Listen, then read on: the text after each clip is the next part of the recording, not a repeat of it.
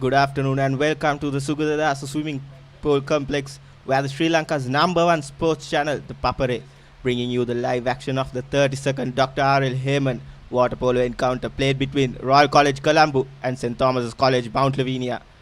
First up, we have the under-13 encounter played for the third successive year, and in the first leg, we had Royal College beating St. Thomas's 14 goals for 10 goals and 15 goals for 10 rather, and St. Thomas's a huge mountain to climb, and Royal College will be hoping to extending their lead in this second leg as well, and the crowd is slowly creeping up, and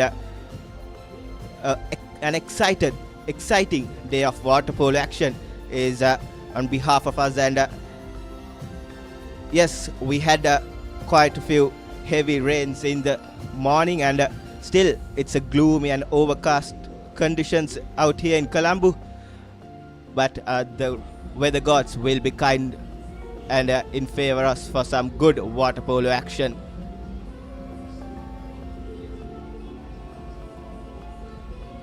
And here's the weather conditions for the day. It's quite cloudy, and the temperature is 29 Celsius degrees, and there's a slight wind across this swimming pool complex to the west of us, and yes, all is set, and everything is set to this all-important second leg of this under-13 Royal Thomaian water polo encounter.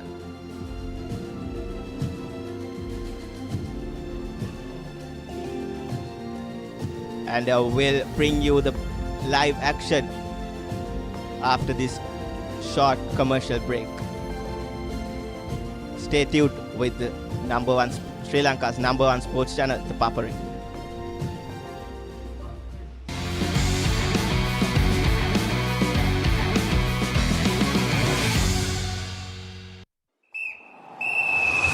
Challenge එකට මරු challenge එකක් බඩගින්නට cool treat එකක් probiotic තිරි අපේ දෙයක් අමතර වේලට magic එකක් sip it sip it sip it sip it and feel it yeah sip it sip it sip it sip it and feel it ha hey Halwatta drinking yogurt refresh your game.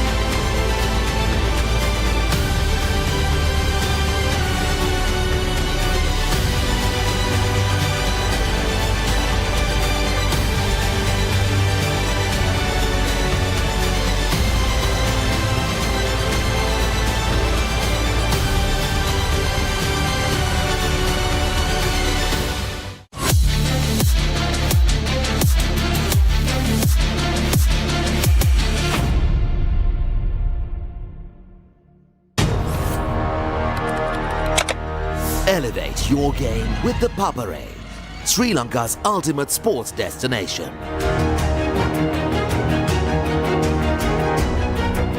Together, we unite a nation through the love of sports. Tune in to the Papare, your home for all things sports. Live the action. Feel the excitement.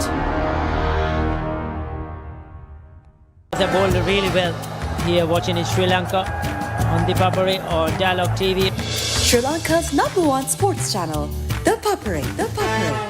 ලස්සන fun ලෝකයේ කොත්තුමි සැර විහිදේ කීර්තික සිත බ්‍රන්දවා කෙරේ ෆයිවන fashion අපේ heat එක වැදේ වටේ hot and spicy guess මත්තේ මේ රසේ Dance එක hit වෙන්නේ, move එක set වෙන්නේ. දිව ගැසේවි දැන්නේ රසේ කොත්තුමි happening මේ රස්තට උඩ යන්නේ hot and spicy විසේ වගේ ප්‍රීමා කොත්තුමි ෆන් තමයි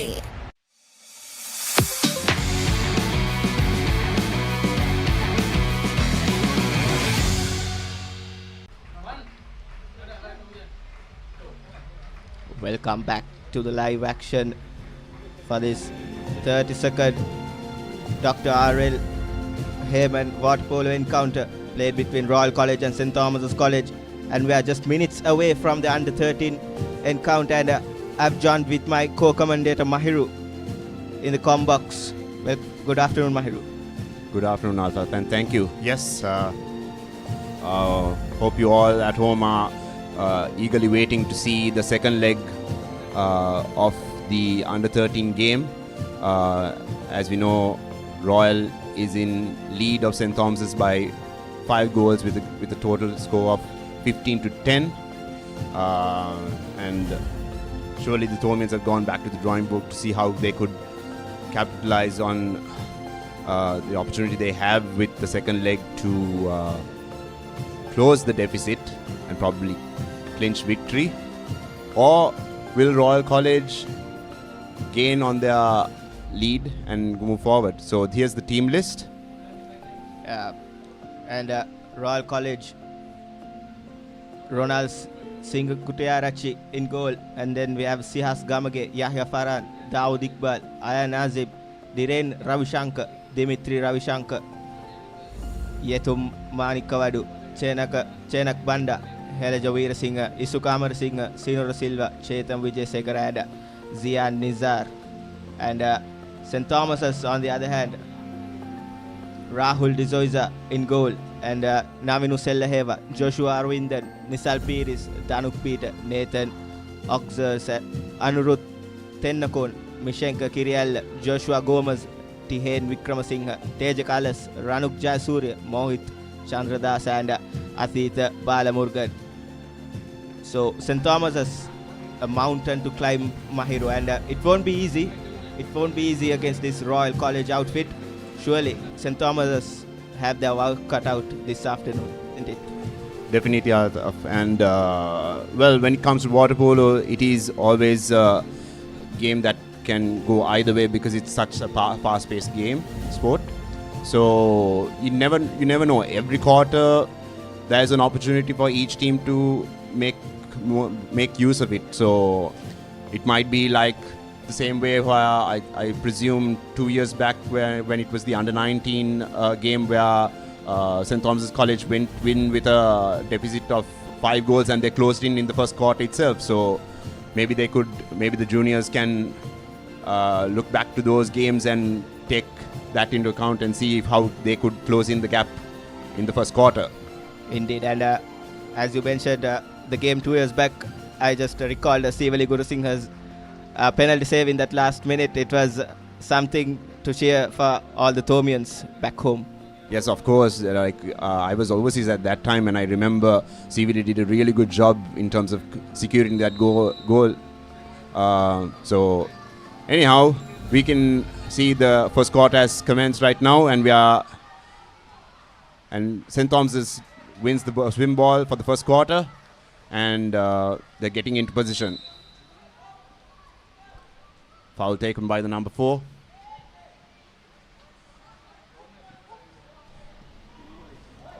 Donald Peter makes a pass to the wing and looks for a foul.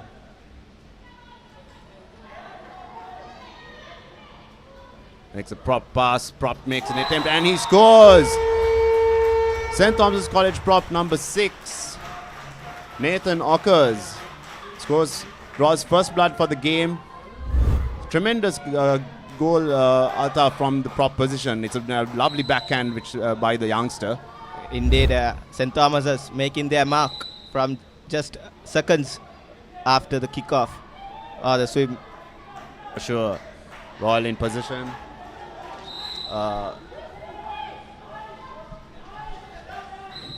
Makes a pass to the left bar. Left bar tries to prop it. And Royal answers with the score from the prop position. And that was from the number 11, Isuka Amarasinghe, who was a dominant player in the first leg.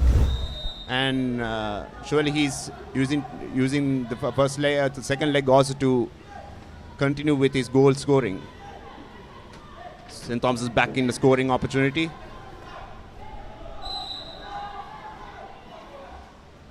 Makes a pass to the prop. And an unfortunate attempt there. Right now in the commentary box, I have my colleague Kiasha Kurukulusurya, who's back. Good afternoon, Kiasha. Good afternoon. The scores are equalized. Royals looking to pass the ball up.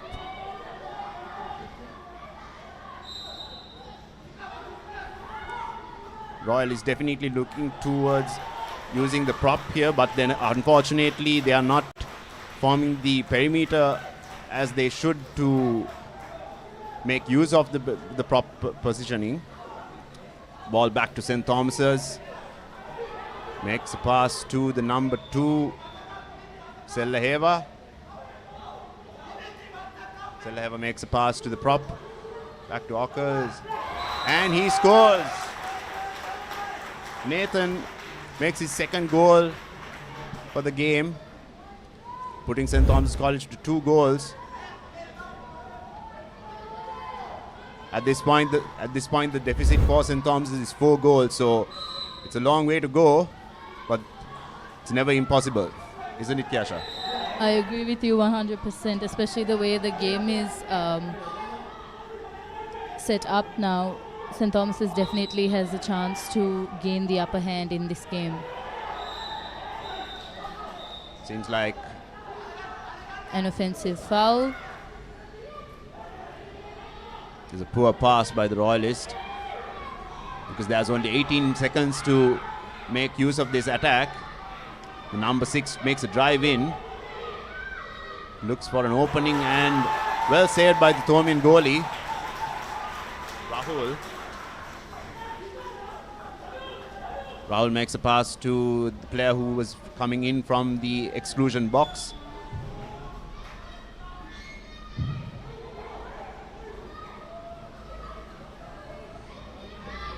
For a tip for the St. Thomas players at the moment is to make the pass rather than swim with the ball so that they could use the time that is given.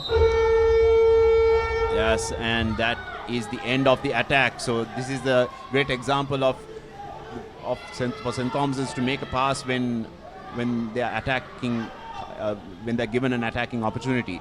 And as you mentioned before, both teams don't seem to be forming their perimeter properly, and that could be affecting their game strategy as well as their goal conversions.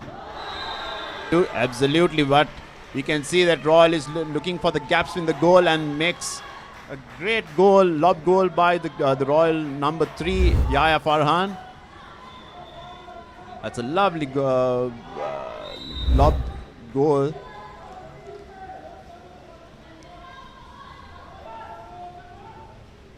St. Thomas is looking to make a pass.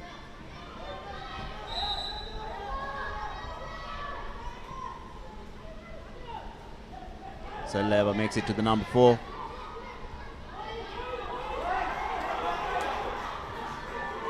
The wing, great save by the Royal goalie.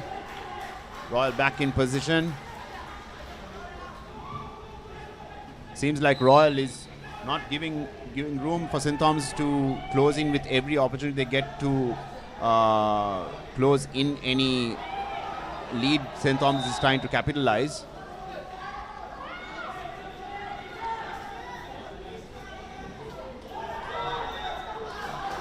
Looks like the referee has given a ball under call, and it's St. Thomas's ball. St. Thomas's has to look for spaces to make pass, and indeed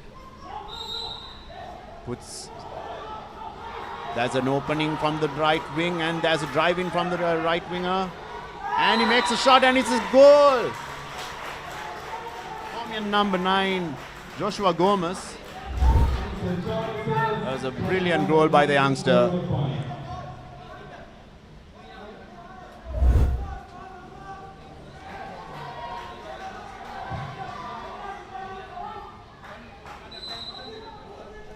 Seems like this is going to be the final attack.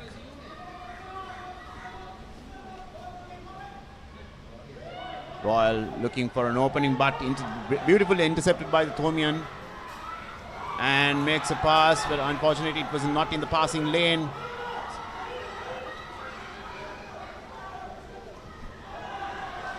Oh, that's very unfortunate.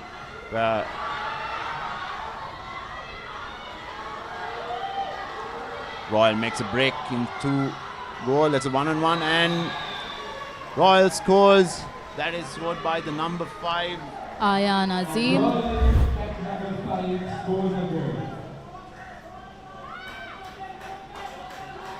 This is where St. Thomas's needs to focus on using every point to probably use the fouls to make the passes to the players who are free. Looks like there was a bit of a ball going up and down, but then that is the end of the first quarter.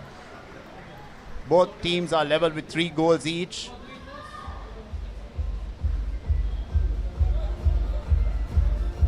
Right now, St. Thomas still is looking for that space to capitalize and gain on those, closing in with on those 5 goals.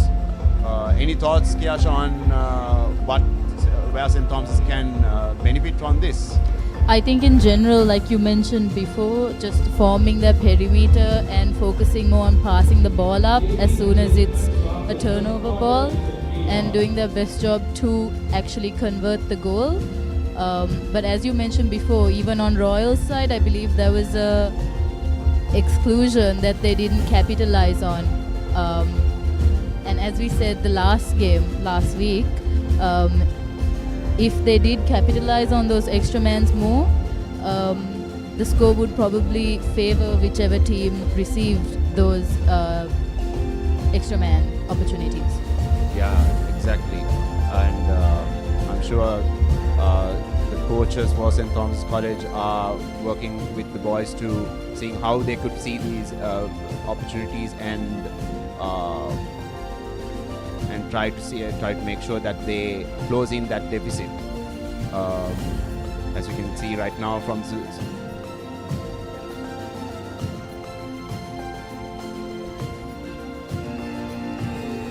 Although overall Royal has the upper hand right now in this game, the scores are equalized, and it only gets more interesting from this quarter onwards, I believe, because as you mentioned, the game could go either way. As we saw in the last bit of that quarter, the ball can easily be stolen, and the advantage can easily switch from one team to the other. Yes, it can be anyone's game for sure.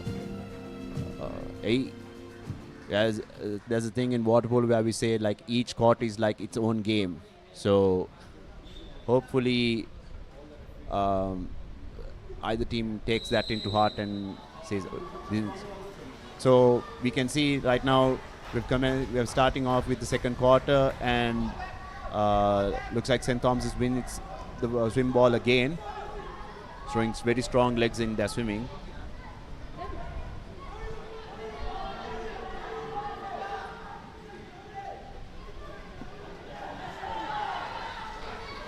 That was an unfortunate turnover for St. Thomas's.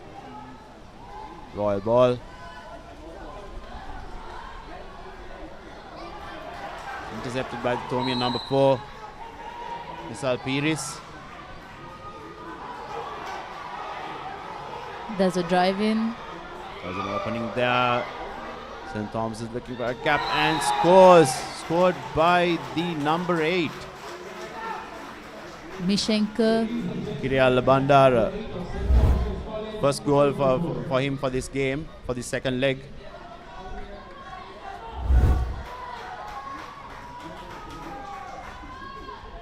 St. Thomas's need to focus on their defense, making sure that, as you can see right now on the scoreboard, the aggregate is 18-14. The Thomians down by 4 goals. The plan should be to secure, to somehow get the ball from Royal and make sure that they don't score, and by tightening their defense. Saved by the Thomian goalie. It seems that Royal has probably gone with a more defensive approach rather than compared to the first leg, where they were more aggressive with the attack. So hopefully their coaches are pushing the boys to use those opportunities. As you can see, Royal has seen that there's a opening, and looks like the referee Bamunu Arachi didn't see that it should have been exclusion there. St. Thomas is looking to get that foul there. St. Thomas's College.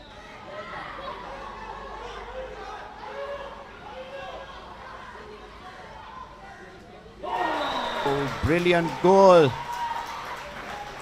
Scored again by cap number 8, Mishenka Kiriel Bandara. His second goal for this game. Again, St. Thomas's College is eager on closing the gap between them and Royal College. Yes, Royal really needs to see if they could keep scoring, because St. Thomas is looking to close in that gap every time. Oh, that should have been taken by the goalie. Oh, what seems to be the call there? Still a little confusion on the There's a deck. bit of confusion going on there, but St. Thomas has given the ball.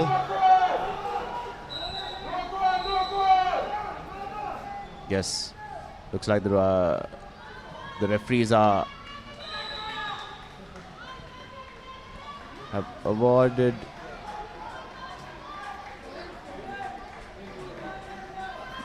The referees have awarded the goal. Yes, looks like the referees have awarded the goal because the full ball was inside the goal. Exactly. Yes. So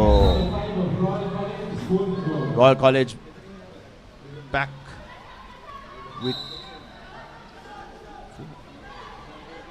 I think the Royal College is now down with 4 goals, and St. Thomas's Arms is back with another goal by its prop position number 6, Nathan Ockers, and I believe that is his 3rd goal of the game for the game.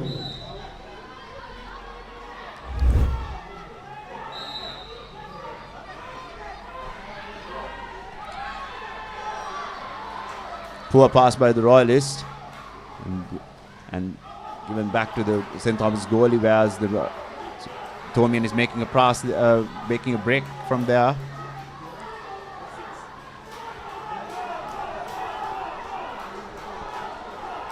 Right now it's down to 15 seconds. 15 seconds for St. Thomas College to score.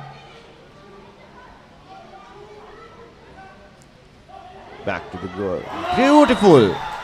Beautiful followed by the Thomian number 5, Danuk Peter, son of Dhananjay Peter, who was the vice captain for St. Thomas College in 1998. Brilliant goal. As you mentioned before, if Royal College wants to maintain their upper hand in this game, they're going to have to focus on their attack a little more, because the Thomian team seems to be attacking very well as refusing to let the Royalists convert or have possession of the ball during their entire attack, somehow finding a way to intercept the ball. Yes, Cash, very evident of that. And that's the end of the Royal attack. And if there's a reset, next pass intercepted by Thomian number 4. St. Thomas's ball.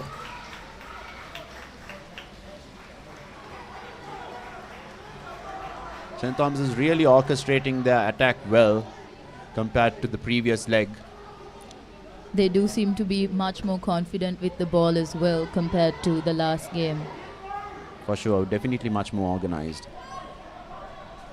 Back to the prop, Nathan occurs, but unfortunately there was a handoff given by the Thomian player. Royal back into an attacking position. Yes.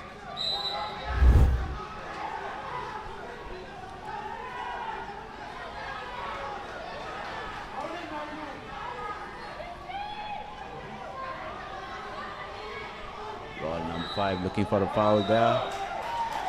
It's a ball under, called by the ref, and yet again a turnover for St. Thomas's College. Some of the Royal players who used to dominate, who were dominant in the first leg, seems to be quite quiet this time, like Yahya Farhan and Ayan Azim. Back to Royal College. Hopefully, those players who are much dominant in the first leg get to show a response to St. Thomas's College. And that's an opening there. Looks like what seems to be the call, and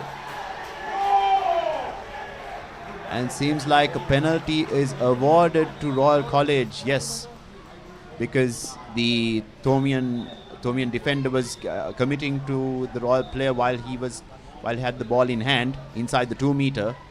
So at that instant, it becomes a penalty is awarded to the attacking team, so that the folks at home would know what's going on.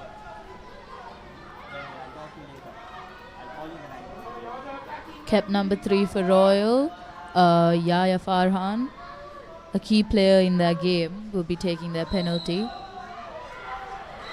Brilliant goal by the youngster. And Royal answers to St. Thomas College, trying to close in the deficit with 5 goals, and with the 5th goal by Yahya Farhan, the number 3.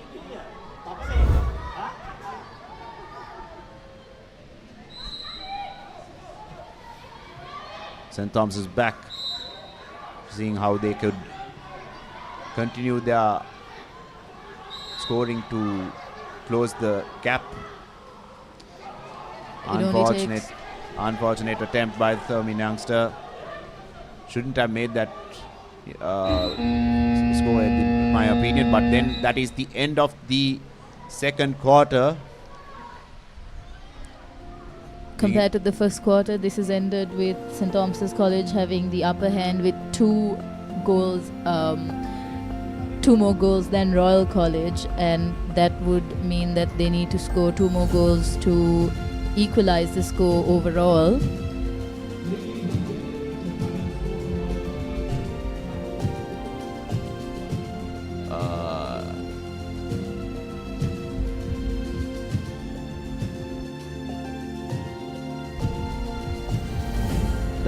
So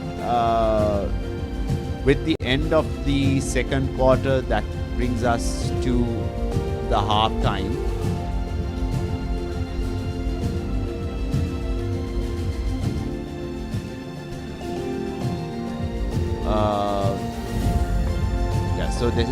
So at the half time, we can see that Thomians and the Royalists are back to figuring out what they could do differently in the third and the fourth quarter. We are looking at back to the highlights. These are the score. that was the unfortunate goal by that St. Thomas couldn't conceal. By the number 5, Tomian number 5. That's Yahya Farhan's penalty. And the total for the second leg has come down to 5-7. Royal 5, St. Thomas's 7. Whereas we can see right now, Tomians and the Royalists did score 3 goals each in the first quarter, and Royal only scored 2, including that, which included the penalty, whereas St. Thomas College scored with 4. So, as you can see, right now, with Tomians having a 2-goal lead at the first half, it can be anyone's game, and we can see the statistics right now. Clearly, St. Thomas's College was playing more of an attacking game. As we can see, St. Thomas's College has taken 7 shots compared to Royal College with 4, of which St. Thomas's College converted 4 of their goals, where Royal missed 20, and their shooting percentage, St. Thomas's College being higher. So far, no teams have converted any exclusions. However, Royal did manage to convert their penalties. Penalty was converted by Yahya Farhan, and props given to Yahya Farhan because the penalty is a one-on-one situation, and those tend to be quite mentally demanding positions to be put in, especially when you're in the pool and your whole team is counting on you to convert that goal to help them win overall. Yes, definitely, Kyasha. And we are back to commencing the third quarter, and both teams are going in for the swing ball. And this time St. Thomas wins the ball again.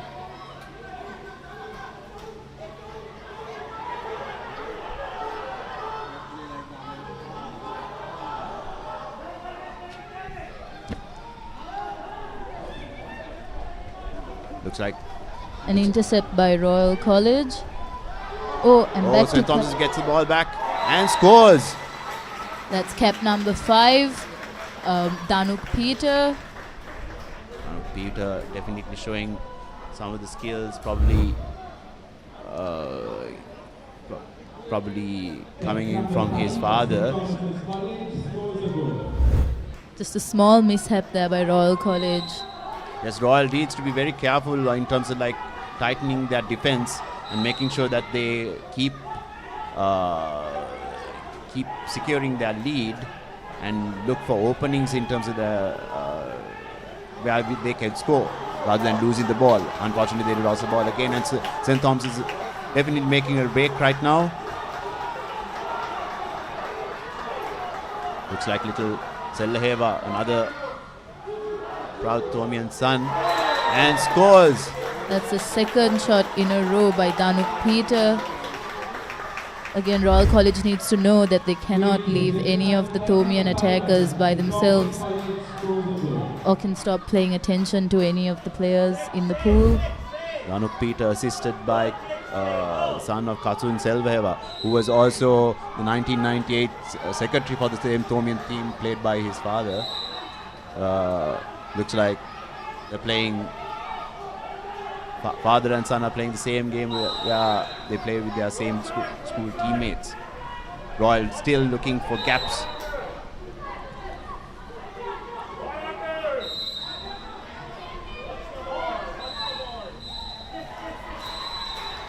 First exclusion of the game. Will Royal use this to secure a goal? And Royal College calls a timeout to plan their extra man. As you mentioned before, if they manage to convert this, it will be very advantageous for them. Yeah, because at the moment the overall deficit has come down to just 1 goal. Yes, that is true. And for Royal to maintain their upper hands. The Royal coach Omira Lokuge and Mihin Vanigasuriya giving some insight for the team to get themselves organized to make sure how they could secure this extra man opportunity, make use of this use of the Thomian players' exclusion.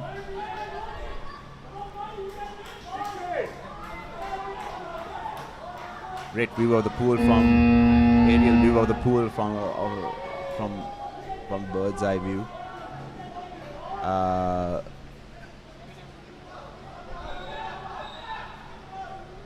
Seems like the attack is about to start.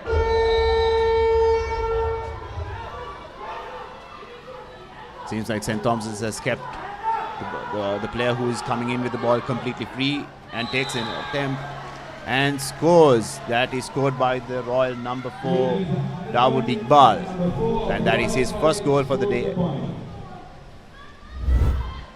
Great job by Royal College on converting that goal for this extra man. Really making use of the advantage.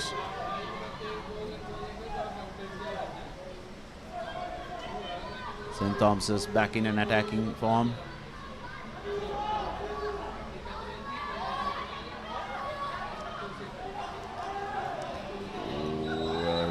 Looks like there's a call for a ball under there from the referee. Ball goes back to Royal. Royal attackers seem to be more active this quarter. I see more people moving up into their attacking half.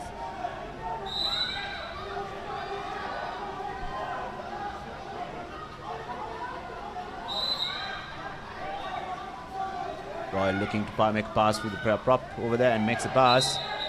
And it seems like the Thomian number 4 has been excluded. Yet again another advantage for Royal College. Foul blown.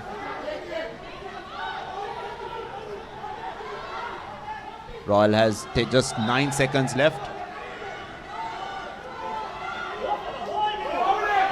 Thomians really putting pressure there, and good pass by the young Royalist from the wing. Makes a pass to the number 11.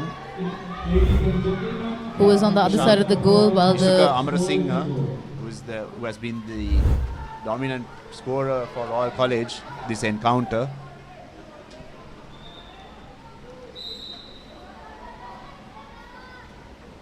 St. Thomas's back to having just a deficit of 3 goals, which has been consistent throughout the first and the second quarter.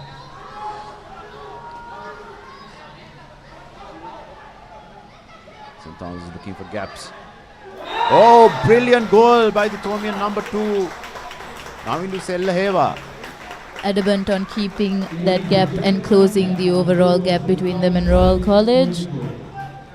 Navindu Sellaheva was showing his presence in this leg, whereas for the previous in the first leg he was much more visible in terms of the previous quarters where he was keeping on scoring, but is really showing that he's back, and seems like that was an unfortunate attempt by the Royalist straight at the goal post. Thomian ball stolen by the Royalist.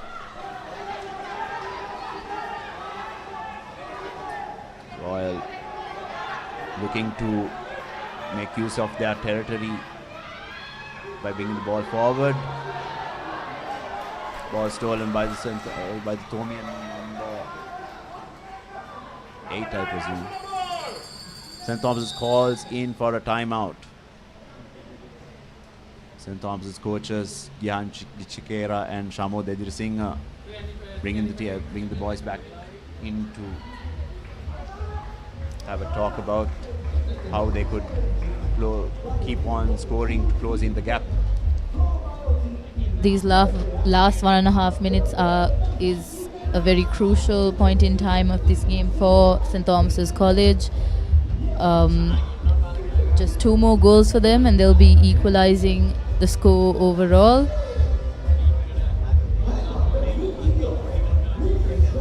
See, the fans are eagerly looking to see what the result would be with this exciting encounter. over.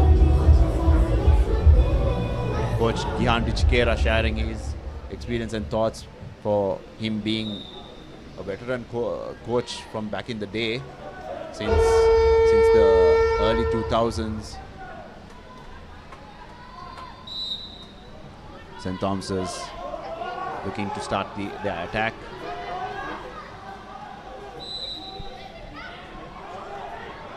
St. Thomas's looking for spaces. Top position is trying to get free. Tomian number 4 makes a pass to Tomian number 2. Naminu gets the... Oh, very unfortunate. And it's back. And he scores. Scored by the Tomian number 6, Nathan Ockers, the Tomian prop.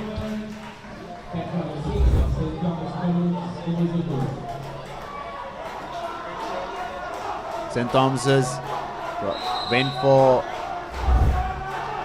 a 2 prop positioning there, which is quite advanced.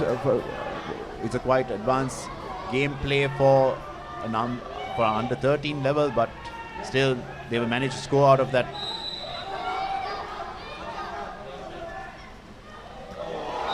And that seems like a great attempt by the Royal number 3, a great lob shot by Yahya Farhan. Yahya Farhan showing his dominance in the game by looking at the gaps where St. Thomas's is giving space.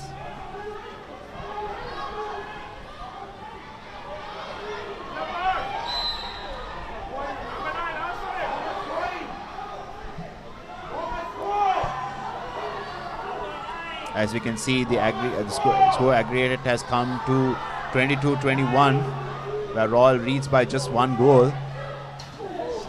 And very unfortunate that St. Thomas's had to give away that ball with a ball under. Royal back into an attacking position.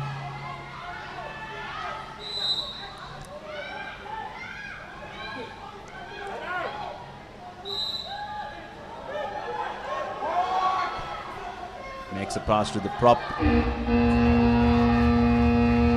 And that concludes the 3rd quarter.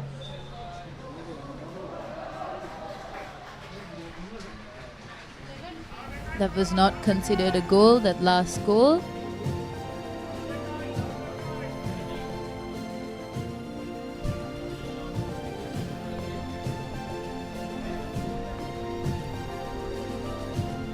Royal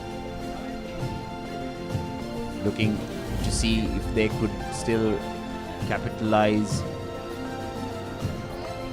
As you can see right now on screen, St. Thomas's is leading by just 3 goals.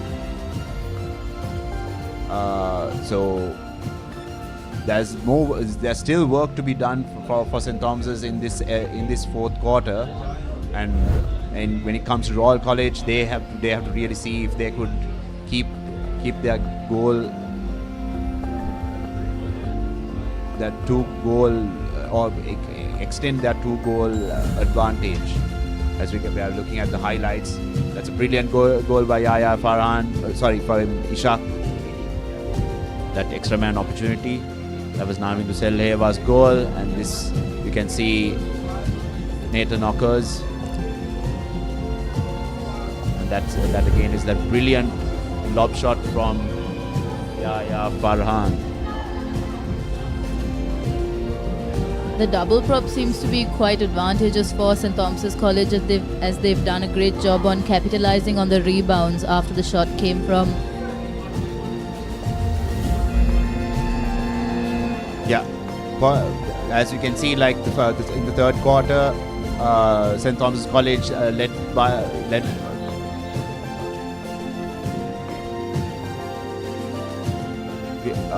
St. Thomas College led the 3rd quarter by 1 goal compared to Royal College, and we can see the statistics right now. Royal College with 100% shooting accuracy. And St. Thomas College 80%. we can see that St. Thomas's has awarded 2 exclusions to Royal College. So I suppose if St. Thomas's looks for exclusions to win some exclusions in this quarter, they definitely have a good chance of securing more goals or extending their the second leg lead right now. We're about to witness the last swim ball for this year's under-13 match. Will St. Thomas's have a record of winning all 8 swim balls? I presume St. Thomas's did win even the first leg as well. And seems like Royal College has chosen to stay back and let St. Thomas's go ahead with their attack. Probably to reserve energy for using that for the next attack.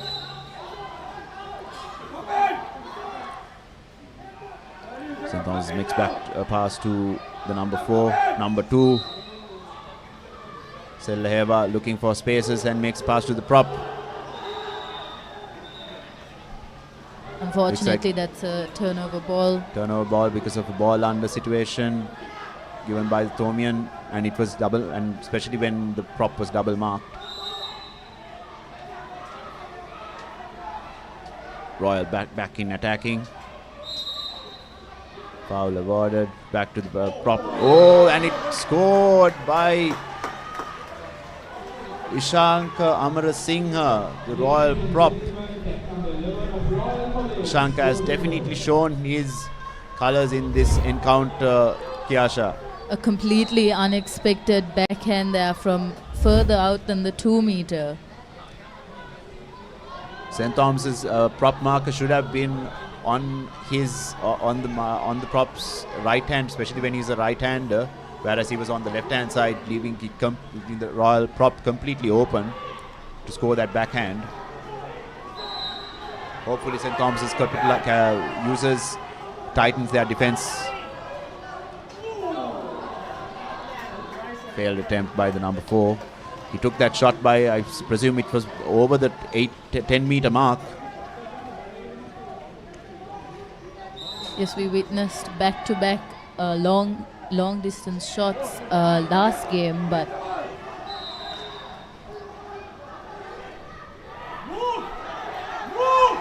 yes, St. Thomas is looking for spaces. Oh, and makes a pass to the open player who was the number 6.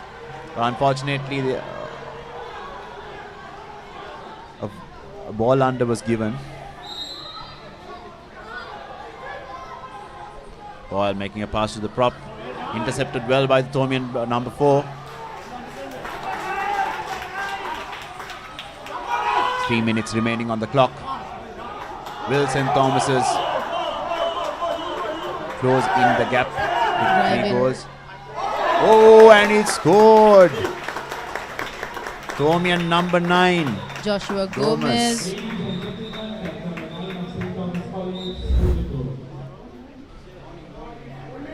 Straight away attempted that from the middle of the goalies. Made an attempt to the middle of the goal.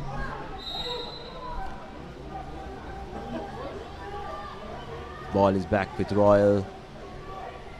Will St. Thomas's tighten the screws to make sure that that Royal doesn't score from this attack.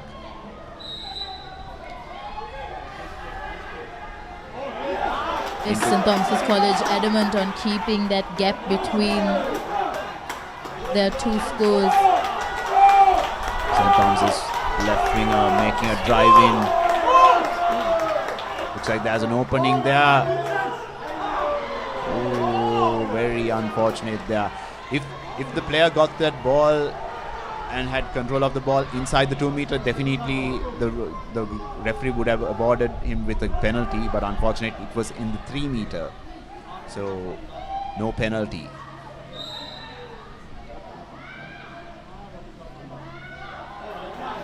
Well intercepted by the Thomian number 6, but poor pass made, and Royal scores by Ishanka Amarasinghe.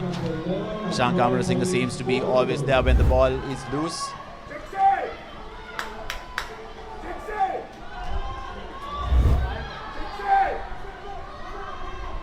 Royal has now put St. Thomas's to a 2-goal lead for this leg, leaving St. Thomas's College with a deficit of 3 goals aggregate.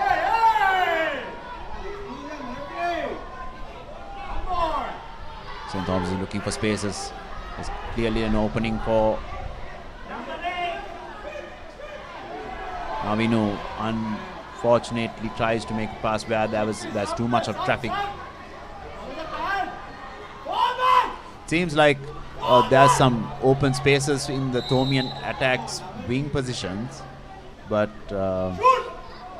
let's see if St. Thomas makes use of them in the next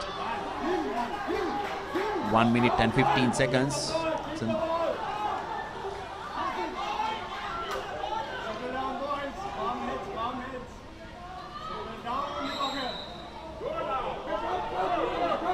Again, St. Thomas's College in possession of the ball.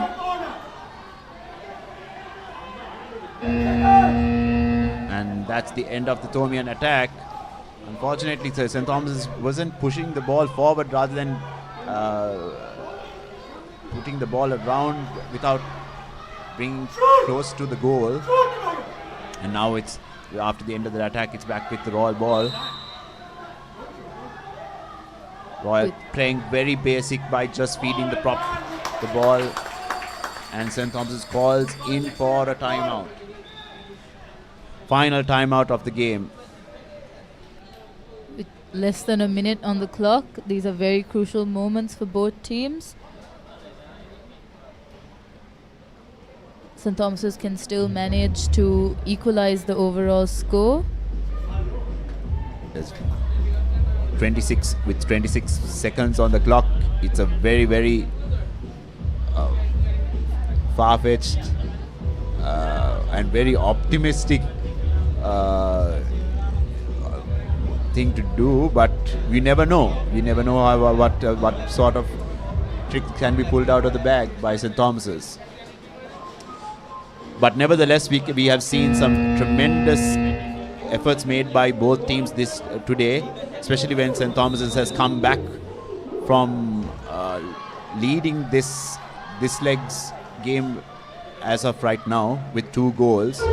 So showing that they have really done a lot of homework, and props to them, as well as for Royal College as well, to putting a great show on the first leg and even in the second leg.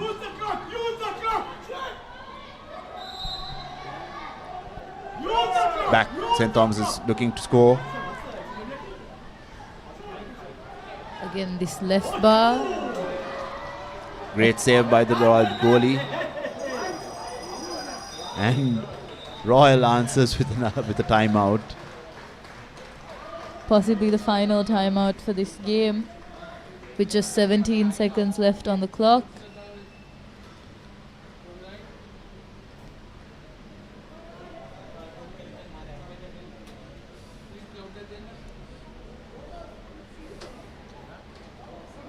Both teams have definitely shown a lot of potential for how they could play in the next under 15 and the 19 games in their water polo careers by putting off a great show in this encounter. We can see the youngsters cheering off the Royal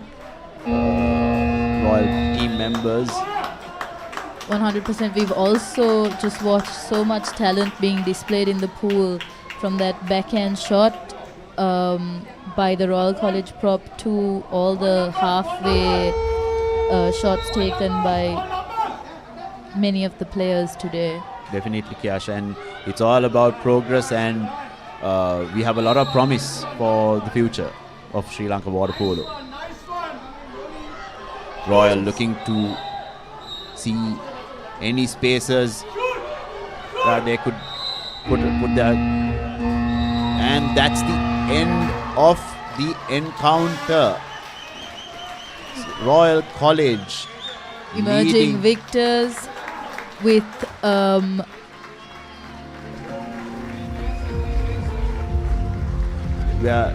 so Royal College win the under 13 Royal Thomian encounter with a goal, with a surplus of 3 goals, where although St. Thomas's College wins the second leg by 10 to 12 goals, the lead Royal College has put up with 15-10 goals in the first leg, secures the encounter as champions of their under-13 encounter. As we can see, the Royal College under-13 team celebrating their victory. A very well deserved one at that. And that concludes the under-13 game for you folks at home. And stay tuned with us to watch the under-15 game, the Mahinda Liyanage Trophy, and we will be back with you.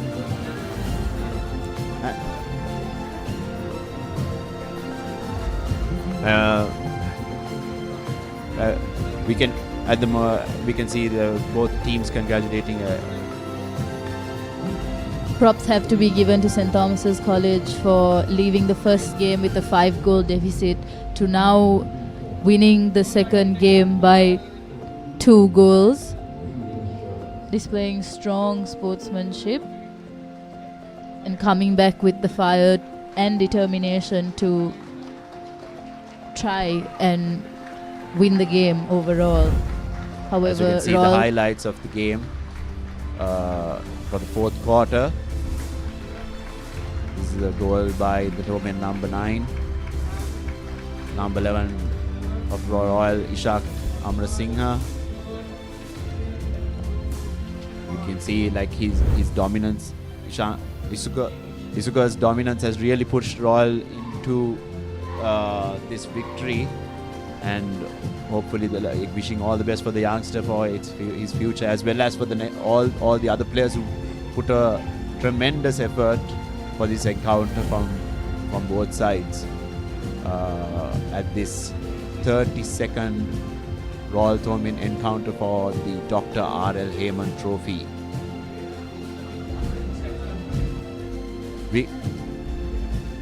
We're back to go through the statistics, and here we are. Seems like Royal College has had 66% of their shots have been secured, as well as 57% from St. Thomas's College. We can see that St. Thomas's definitely still in the fourth quarter didn't get any exclusion. So as I mentioned earlier, like if they did win those exclusions, they could have had a better opportunity. But then again, there's always room for improvement, isn't it, Kyasha? I'd agree with you completely, but from your mentions of capitalizing on the extra mans from the last game, I think they've really absorbed that information, and Royal College really did capitalize on their exclusions this game. And that's the end of the under-13 encounter. So we are going into a commercial break right now, so please stay tuned.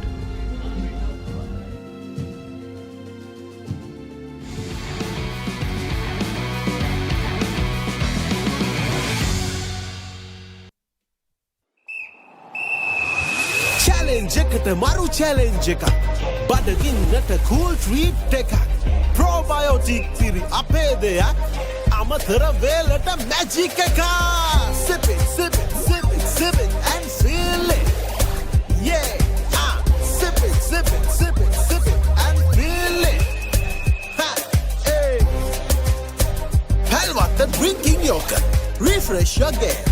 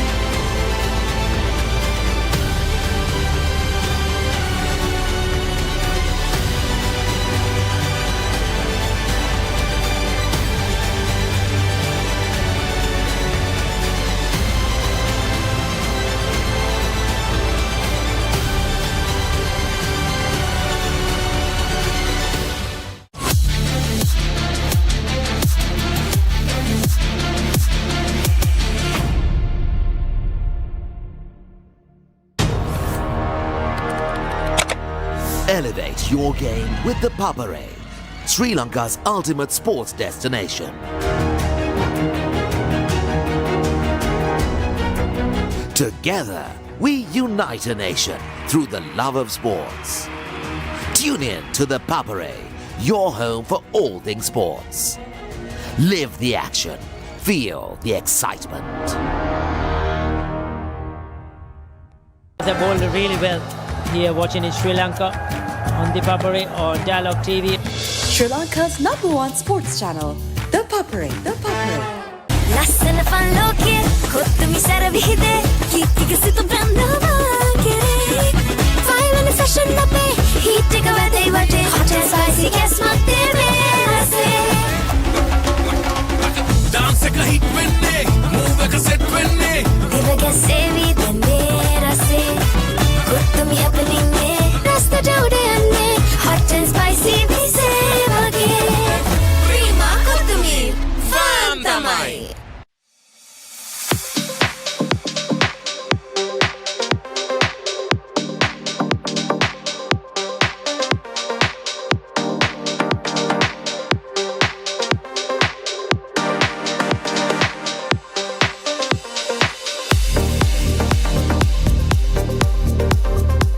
Hi everyone, we are here for the 20th annual LCVB encounter at the Sugathadasa Swimming Complex. Ladies College and Visaka Vidyalaya are ready to take on this match and the crowds are filling in, so let's see how it goes.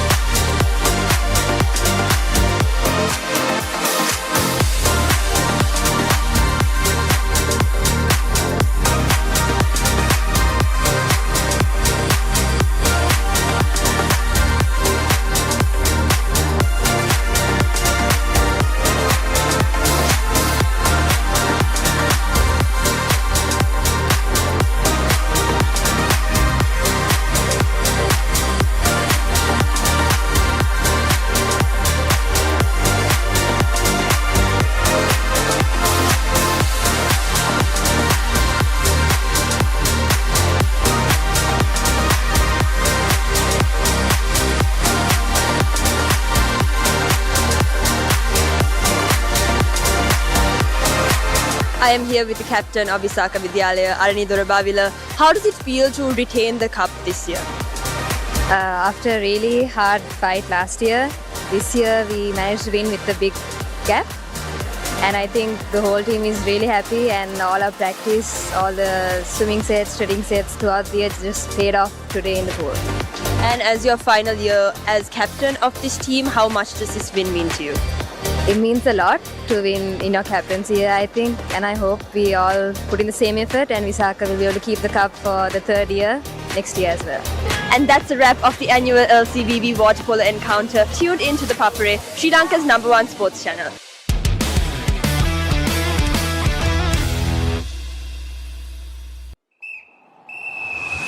challenge එකට මරු challenge එකක් බඩගින්නට cool treat එකක් probiotic තිරි අපේ දෙයක් අමතර වේලට magic එකක් sip it sip it sip it sip it and feel it yeah sip it sip it sip it sip it and feel it ha hey පැල්වත්ත drinking yogurt refresh your game.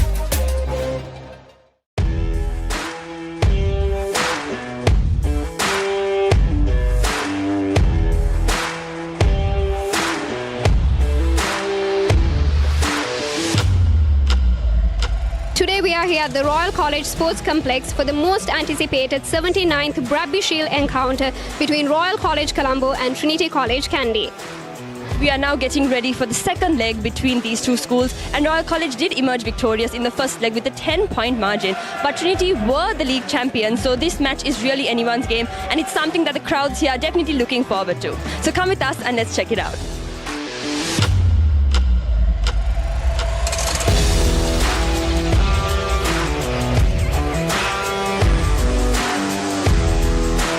Manusha Silva goes to the line and he gets over.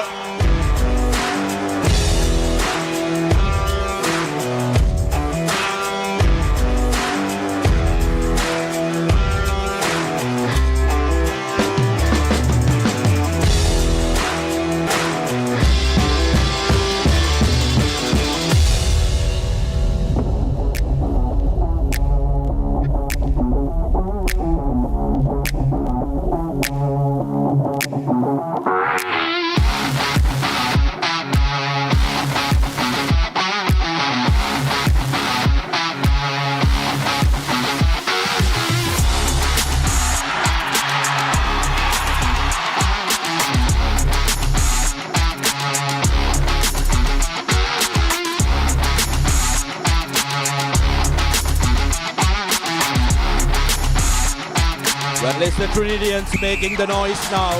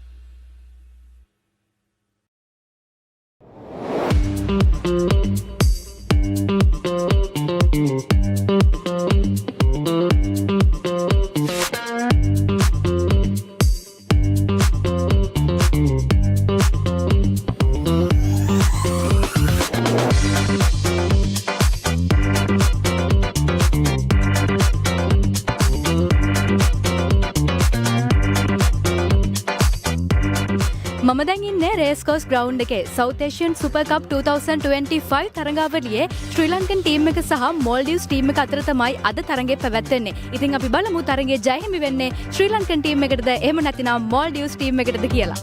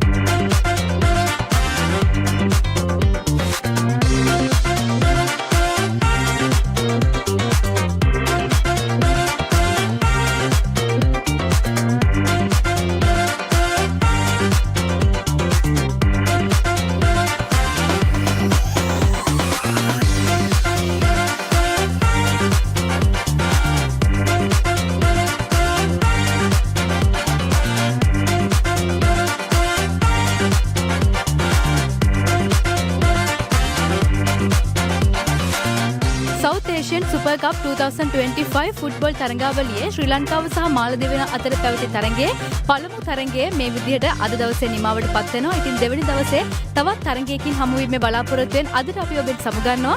මම බුද්ධි නාකන්දල ශ්‍රී ලංකාවේ අංක 1 ක්‍රීඩා නාලිකාව ThePapare සමග.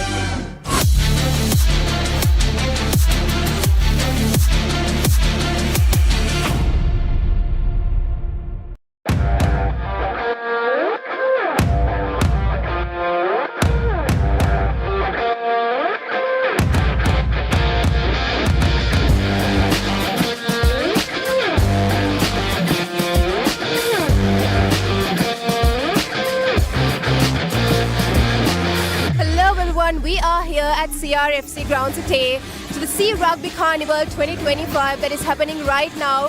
The atmosphere is filled with excitement, joy and energy most of all. And we can see here all the players are excited to win the game today. We'll see who's going to win.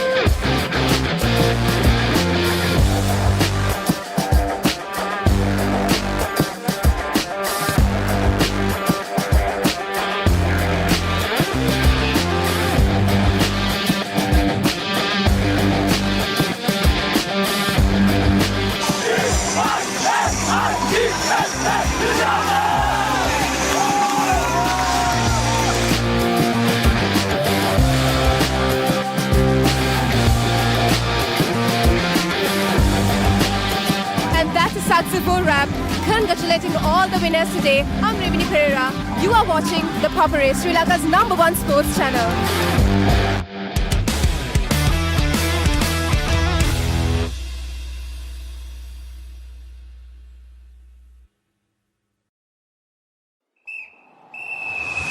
challenge එකට මරු challenge එකක් බඩගින්නට cool treat එකක් probiotic තිරි අපේ දෙයක් අමතර වේලට magic එකක් sip it sip it sip it sip it and feel it yeah sip it sip it sip it sip it and feel it ha hey Halwatta drinking yogurt refresh your game අයිබෝන් මම Nipun Maduranga මාස්ටර්කාඩ් මර්කන්ටයිල් rugby සෙවන්ස් tournament එකත් එක්ක මම ඉන්නේ CRNFC ක්‍රීඩාංගණේ. අපි ගිහින් බලමු මේ සැරේ මාස්ටර්කාඩ් මර්කන්ටයිල් රග්බි සෙවන්ස් ටූර්නමන්ට් එකේ සුවිශේෂී අවස්ථා මොනවද කියලා.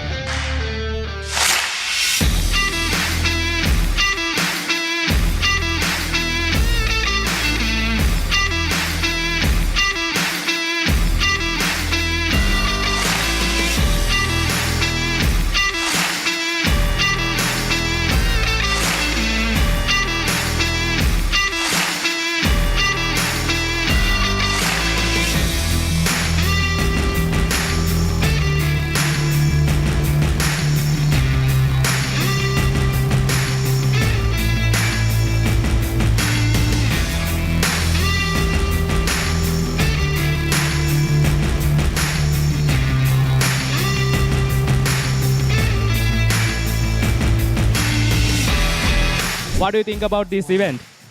Really big event. We don't hear about Sri Lankan rugby in England, so it's surprising to see how many people are here and how many players there are. It's really well organised, yeah. So Dan, any thoughts of level in rugby in Sri Lanka?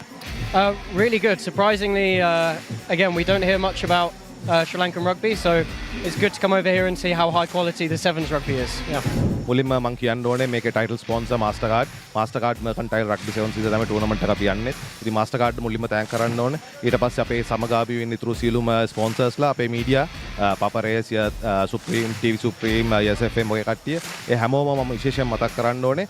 ඒත් එක්කම මේ teams වලට විශේෂයෙන් කියන්න ඕනේ. ඒගොල්ලෝගේ teams එකේ ඒගොල්ලෝගේ participation එක නැත්නම් අපිට ටූර්නමන්ට් එකක් කරන්න විදිහක් නැහැ. ඒතකොට ඒගොල්ලෝ තමයි මේ ඉවෙන්ට් එකේ මේන්ම පාර්ට් එක. So ඒගොල්ලන්ට especially thank කරන්න ඕනේ and my committee.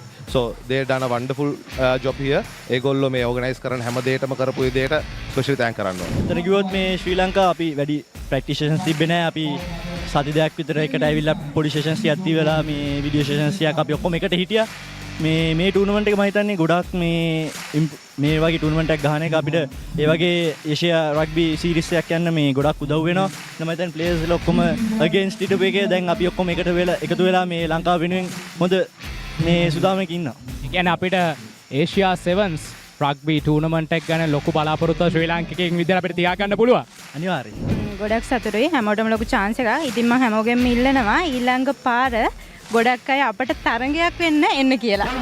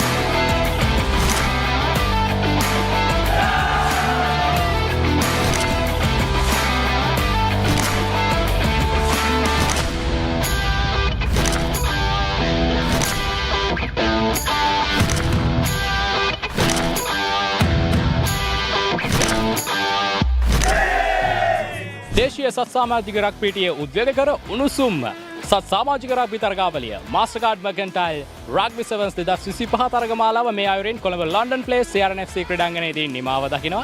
මම ලිපුන් මధుරංග ශ්‍රී ලංකාවේ අංකයේ ක්‍රීඩා නාලිකාව ThePapare සමග.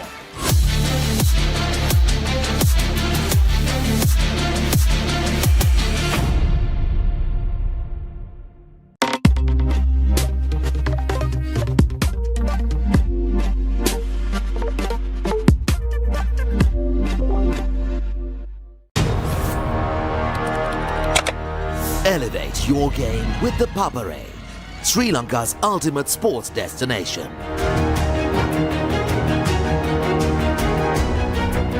Together, we unite a nation through the love of sports. Tune in to the Papare, your home for all things sports. Live the action, feel the excitement. ලස්සන fun ලෝකේ කොත්තුමි සැර විහිදේ කීර්තික සිත බ්‍රන්දවා කෙරේ ෆයිවන ෆැෂන් අපේ හීට් එක වැදේ වටේ hot and spicy gas මත්තේ මේරසේ dance එක hit වෙන්නේ move එක set වෙන්නේ දිව ගැසේවි දැන්නේ රසේ කොත්තුමි happening මේ රස්තට උඩ යන්නේ hot and spicy විසේ වගේ ප්‍රීමා කොත්තුමි ෆන් තමයි challenge එකට මරු challenge එකක් බඩගින්නට cool treat එකක් probiotic තිරි අපේ දෙයක් අමතර වේලට magic එකක් sip it sip it sip it sip it and feel it yeah sip it sip it sip it sip it and feel it ha hey Halwa the drinking yogurt refresh your game ලස්සන fun ලෝකේ කොත්තුමි සැර විහිදේ කීර්තික සිත බ්‍රන්දවා කෙරේ ෆයිවන fashion අපේ heat එක වැදේ වටේ hot and spicy gas මත්තේ මේරසේ dance එක hit වෙන්නේ move එක set වෙන්නේ දිව ගැසේවි දැන්නේ රසේ කොත්තුමි happening මේ රස්තට උඩ යන්නේ hot and spicy විසේ වගේ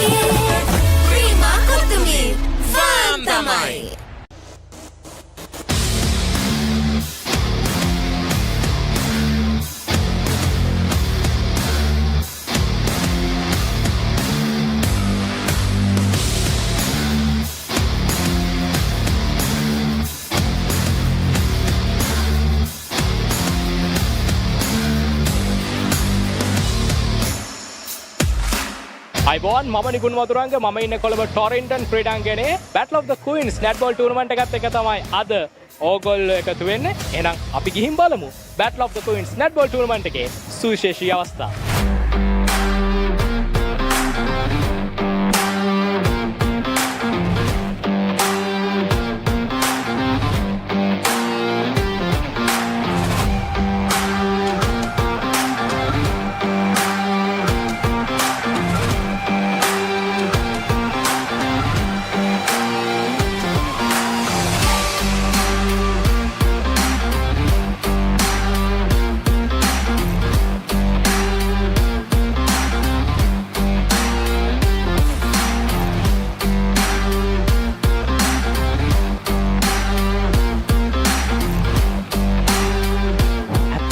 ඇයි මේ වගේ ටූර්නමන්ට් එකක් ලංකාවේ ෆස්ට් ටයිම් ඕගනයිස් කරන්නේ? ඇයි මේ වගේ දෙයක් ඕගනයිස් කළේ? අපි හිතුවා නෙට්බෝල් කියන්නේ ගර්ල්ස්ලා අතර ගොඩක්ම ජනප්‍රිය ක්‍රීඩාවක්. ඉස්කෝලෙන් අයින් වුණා මේ ඔක්කොම ඉන්නේ ඕල් ගර්ල්ස්ලා. අපි හිතුවා ඒ තිබුණු මොමෙන්ටම් එක ආපහු ඉස්සරහට ගෙනියන්න ඕනේ. ඒකෙන් සිස්ටර්හුඩ් එක within the school සිස්ටර්හුඩ් එක ඩෙවලොප් කරන්නයි. young generation එකට මැසේජ් එකක් දෙන්න ඉස්කෝලෙන් අවුට් වුණායින් පස්සෙත් ඉස්කෝලාවත් එක්ක එකහුව වෙලා වැඩ කරන්න ඕනේ කියන එක. මොකද හිතෙන්නේ දැන් එහෙම අක්කලත් එක්ක එකතු වෙලා නංගිලා ටිකක් එක්ක එකතු වෙලා මේ වගේ ටූර්නමන්ට් එකක් ඔයගොල්ලෝගේ ඉස්කෝලෙන්ම ඕගනයිස් කරන්නේ මොන වගේ සතුටක්ද මොන වගේ එක්ස්පීරියන්ස් එකක්ද තියෙන්නේ? මෙතන ගොඩක් ඉන්නේ ලොකු අක්කලා. අපිට හෙනම සතුටුයි අක්කලත් එක්ක මූනේ ෆස්ට් ටයිම්. මොකද ඉස්කෝලෙන් අවුට් වුණේ 24 නේ. ඉතින් කට්ටිය හෙනම ෆ්‍රෙන්ඩ්ලි හෙන උදව් කරනවා. අපි නංගිලා වුණාම අපිට ගොඩක් උදව් කරනවා. හැම පැත්තෙම අපිට ටුවර් එකක් කොහේ ශ්‍රී ලංකන් ප්ලේ කරන්න හම්බුණා ටුවර් එකක් යන්න හම්බුණා අක්කලා අපිට ස්පොන්සර්ස්ලා හොයලා හෙන හෙල්ප් එකක් දෙනවා අපේ ඉස්කෝලේ වෙනුවෙන් අපිට. මේක ඇත්තටම සුන්දර අත්දැකීමක්. මේකේ ඇත්තටම අපි අවුරුදු 45 ඉක්මවලා ගියපු කට්ටිය අපිත් එක්ක ක්‍රීඩාවේ යෙදෙනවා මෙතන අවුරුදු 21 සීමාවේ දරුවොත්. එහෙම බැලුවාම අපේ දරුවෝ මට්ටමේ ඉන්න ක්‍රීඩිකාවොත් එක්ක තමයි අපි සෙල්ලම් කරන්නේ. ඒක මං හිතන්නේ ජයග්‍රහණයට වඩා එතන තියෙන්නේ හරි සුන්දර අත්දැකීමක් කියලා මම විශ්වාස කරනවා. ඇත්තටම සන්තෝෂයි. මොකද අපිට නැත්තම් chance එකක් නෑ මේ වගේ එකහුව වෙලා මේ මොකද ප්‍රැක්ටිස් එකම ඇත්තටම මාර ෆන් එකක් අපිට ගන්නවා. මොකද අපි අම්මලා මේ over 40 අය ගොඩක් අය. ඉතින් ඇත්තටම it's like හොඳ experience එකක් අපිට.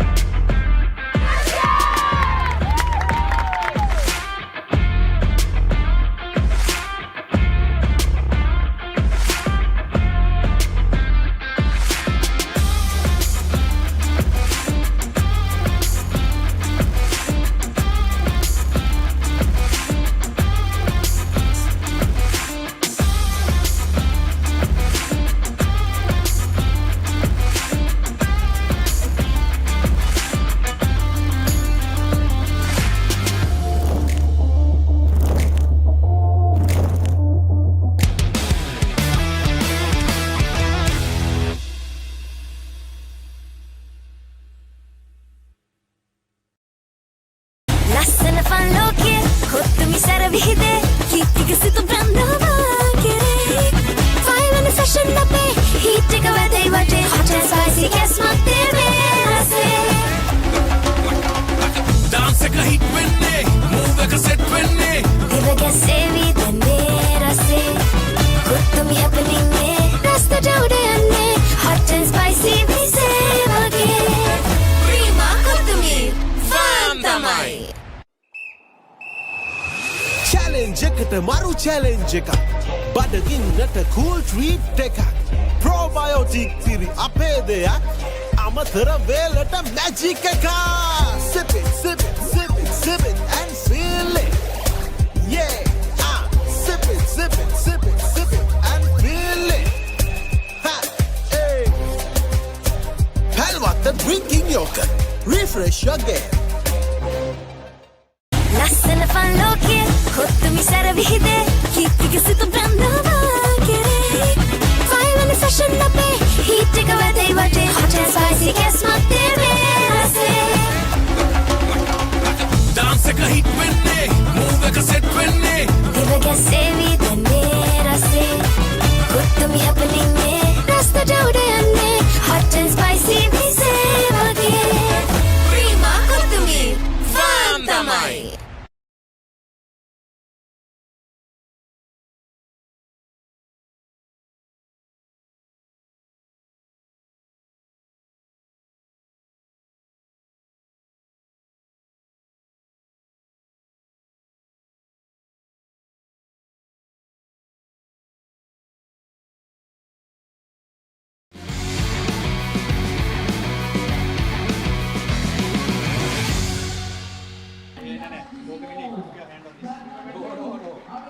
Good afternoon, everyone, and welcome back to the Sugathadasa Swimming Complex. We're all set to begin the under-15 encounter between Royal College and St. Thomas's College. The second leg of the under-15 Royal College versus St. Thomas's College water polo encounter. In that first leg, St. Thomas's College, they managed to get a 4-goal lead. It was 15 goals to 11. It was 9-all at the end of 3 quarters, but in that last quarter, St. Thomas's College, they managed to score 6 goals. And let's see how much an impact those 6 goals will have in this second leg. And joining with me in the com box for the second leg of this under-15 encounter, Thanra Abhivardhana and Dian Ranasinghe. Good afternoon, gentlemen. Good afternoon, Thanra.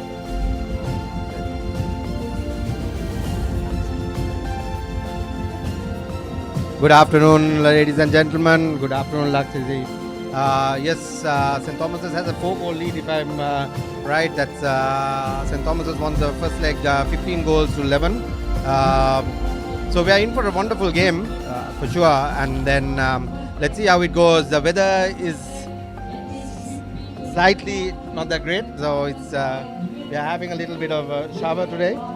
But I don't think that will affect the game at all. So you can see on the screen the Thomian coach talking to the team, making their final words before they get into the pool. And you can see the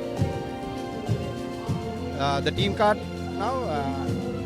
For Royal College, Bill Rodrigo, Janek Piris, Amar Salim, Dimitri Hoyshankar, Ryan Nazim, Tasit Lienage, Chesat Keenawin, Kenul Adhikari, Tusit Lienage, Abdul Karim, Suleiman Shihar, Isuka Amarasinghe, Kinra Disanayak, Shaki Wickramasinghe, and was in Thomas's College, Yash Simon, ThePapare, Kyle Vasiharan, Kavin Pera, Nihilash G, Shakil Rifai, Lisuka Pushpawansha, Aaron Vanikasuria, Inesh Fernando, Randir Amarasekara, Anaka Pereira, Devin Malavarachi, Michael Chandrasena and Navinu Sellaheva. Those are the teams for Royal College, and St. Thomas's College will take the pool for the second leg of this under-15 encounter. A lot at stake for both the teams. St. Thomas's College with a 4-goal lead, they'll definitely want to keep that and win this under-15 encounter, but for all, it's about trying to mount a comeback. Correct, and Royal will definitely change their game plan. They want to bring down the deficit to at least 2 or 3 goals, to 1 goal or 2 goals in the first quarter. But let's see how it goes. Both teams have lined up now. The ball is being put to the center, and in a few seconds, it'll be underway. We also have Dian with us. Dian, what should be the strategy for Royal College? What should be the strategy for Royal College to make sure that they dust off this deficit of 4 goals? I think Thanra is right in saying that the first quarter is critical. They need to bring down deficit to at least 1 or 2 goals minimum. Otherwise, it's going to be a tough uphill task the more the game progresses. The game plan should definitely be attack from the first second. And it's game on in this second leg of the under-15 encounter between Royal College and St. Thomas's College. And Royal wins the first swim ball. That was a good sprint by Suleiman to get the ball, which is quite crucial to close the gap. Well done. Come on, Tora. Once again, the Thomian goalie, just like we saw in the first leg, is a wall in front of that goal and stopping almost all the shots. St. Thomas's College so close, and they get the job done. First goal of the second leg for St. Thomas's College to increase their lead further. By Ines Fernando. There's a time called by the referee. Well, ladies and gentlemen, the first goal for St. Thomas's College was scored by Ines Fernando, ladies and gentlemen, from St. Thomas's College. The referees have stopped the game due to lightning, ladies and gentlemen. And I think there'll be a short break until the weather becomes a bit more clearer and better for to play the game. Viren Penai on screen. His son is number 11 on the squad and his nephew is number 2. Let's hope they come out on top and maintain the father's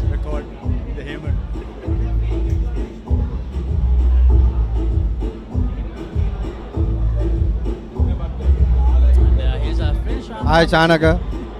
Shanaka, he'll be here in the com box for the Under 19 game, yeah, the RL Hayman Trophy. So we will head to a commercial break and we will be back when the action resumes in this under 15 second leg of this Royal College versus St. Thomas's College waterpolo encounter. Stay tuned to Sri Lanka's number one sports channel, the Papare.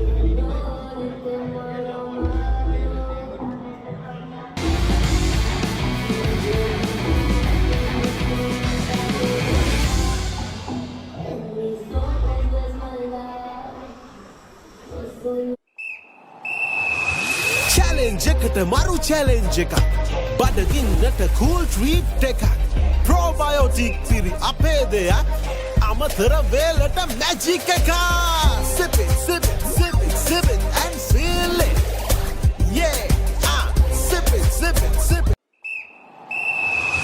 Challenge එකට මරු challenge එකක් බඩගින්නට cool treat එකක් ප්‍රෝබයෝටික් තිරි අපේ දෙයක් අමතර වේලට magic එකක් sip it sip it sip it sip it and feel it yeah sip it sip it sip it sip it and feel it ha hey Halwa the drinking yogurt refresh your game.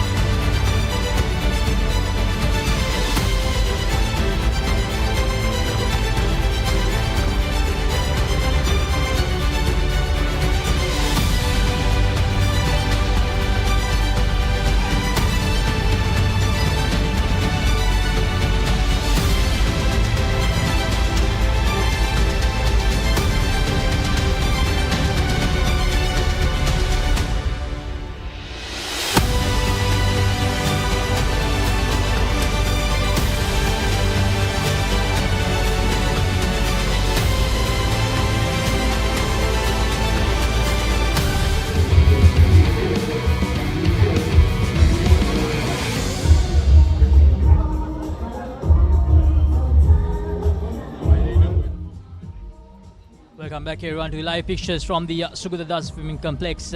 We did begin the under 15 encounter between Royal College and St. Thomas's College, but unfortunately due to the prevailing weather conditions we had to hold things a little bit, but looks like we are back on track to resume the game. We're very fortunate that it was not an extended break. St. Thomas's just scored that first goal and now they have a 5-goal lead. So St. Thomas's, they'll definitely be oozing with confidence as we resume the game after that little break. Yeah, Royal starting with the centre pass now. The referees are just about to start the game, recommence the game.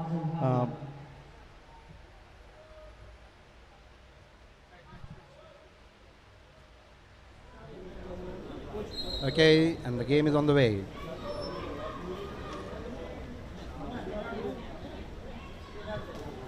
There was some break in the momentum earlier.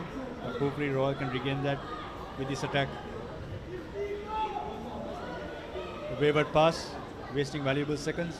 Shot clock down to 10 seconds.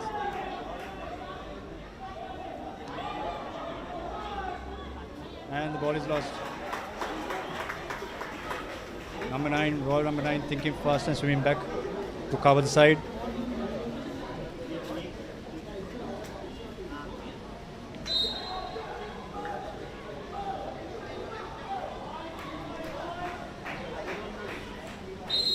Two men seem to have settled to a good set piece arrangement, and they're definitely using some tactics. Oh, nice attempt. Good try, lob cross shot.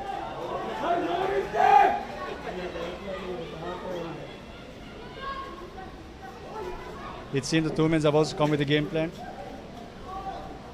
They have created the set piece, they're using the prop, they're using the bars.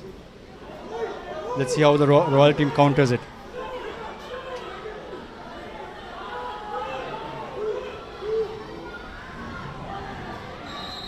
Ball under, turnover.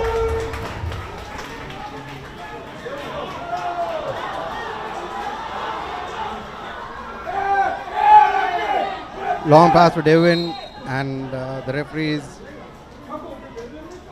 style of refereeing has slightly changed from last week, Dan. But that's quite good because I think it's quite an advantage to the game. The game will move faster.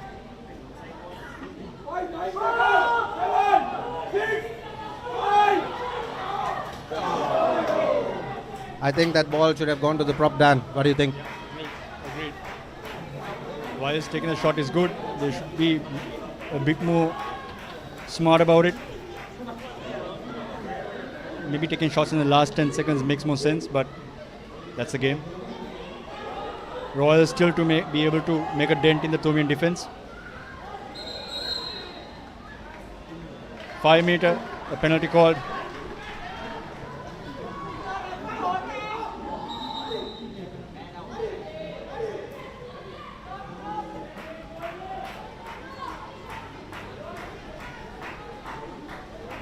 So Royal College with the opportunity now to begin the scoring in the second leg.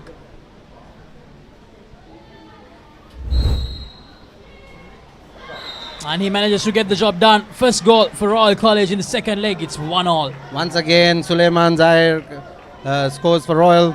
I think he played really well last week. Laksisi, and I think he scored most of the goals for Royal last week as well. Suleiman had a terrific game. Unfortunate to end up on the wrong side of the result, but he had a terrific game in that first leg. St. Thomas's searching for that second one of this second leg, trying to improve their lead once again to 5 goals. It's back to 4 after that penalty from Royal. Exclusion called. Number 10 for Royal is excluded.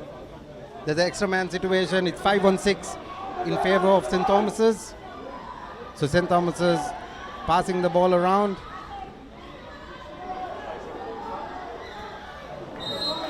What a good shot, and well saved by the goalkeeper for Royal, Dialog Rodrigo. Although St. Thomas's College had the numbers advantage, shot clock was unfortunately not on their side. At just 5 seconds. Another penalty awarded, unsure why. The referee has awarded a penalty. And Neelash G is ready to take that penalty. Number 5 for St. Thomas's.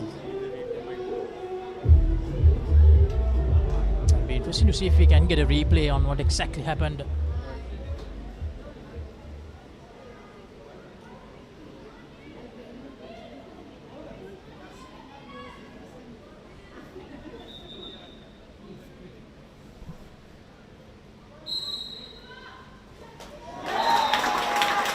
Very well scored by Neela Shi, St. Thomas's number 5. I believe he's the captain for St. Thomas's as well. A second goal for St. Thomas's College. The lead back to 5 goals.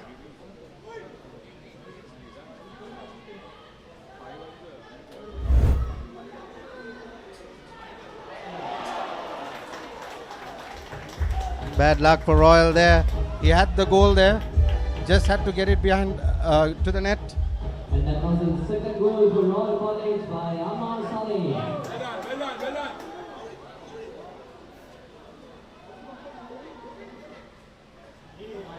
A wayward pass by St. Thomas's number 7, Lisuka.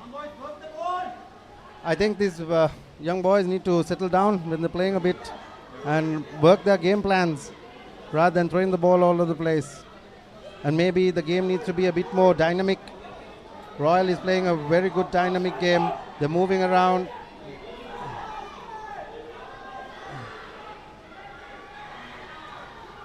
What a goal scored by Royal number 10. As I said, the game has to be quite dynamic. It can't be static, and then Royal is playing a very dynamic game which has resulted in a goal. So it's 2-2 once again in this second leg of this under-15 encounter. For Royal College, they need to try and create a gap here with St. Thomas's, because even if they win the second leg, if they can't catch up with the 4-goal deficit that they have, it won't be the result that Royal College will be looking for at the end of this encounter, even if they win the second leg. St. Thomas's did try to go for a goal, but unfortunately missed out an opportunity for Royal now to get the lead in this encounter for the first time.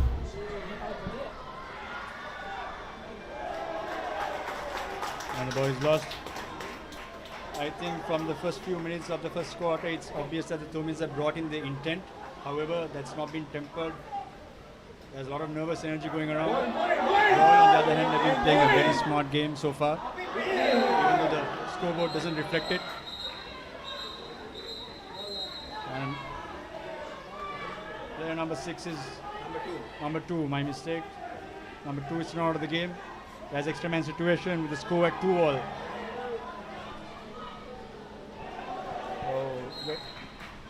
And the ball is lost. Unfortunate situation. A good opportunity for Royal to have taken the lead in the second leg. Gonna miss. 2 minutes left in the first quarter, with the score at two goals each.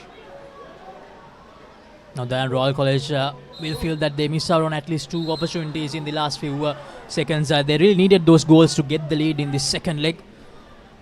Correct, Lakshita. Unnecessary foul there by the offensive player. Number 12, Devin, providing a turnover. And another opportunity to Royal take the lead and bridge the deficit. Oh, a lovely shot by Royal, number 10. Abdul Karim, excellent shot. And finally, the third goal arrives for Royal College. They take the lead in this second leg. Now the deficit, just 3 goals between the two sides. We're still in the first quarter. 1 minute and 30 seconds to go in this first quarter.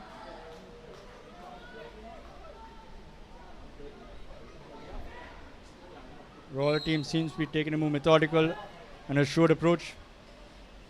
Thomians, whilst bringing the aggression, have to temper it, make sure they're playing to their game plan.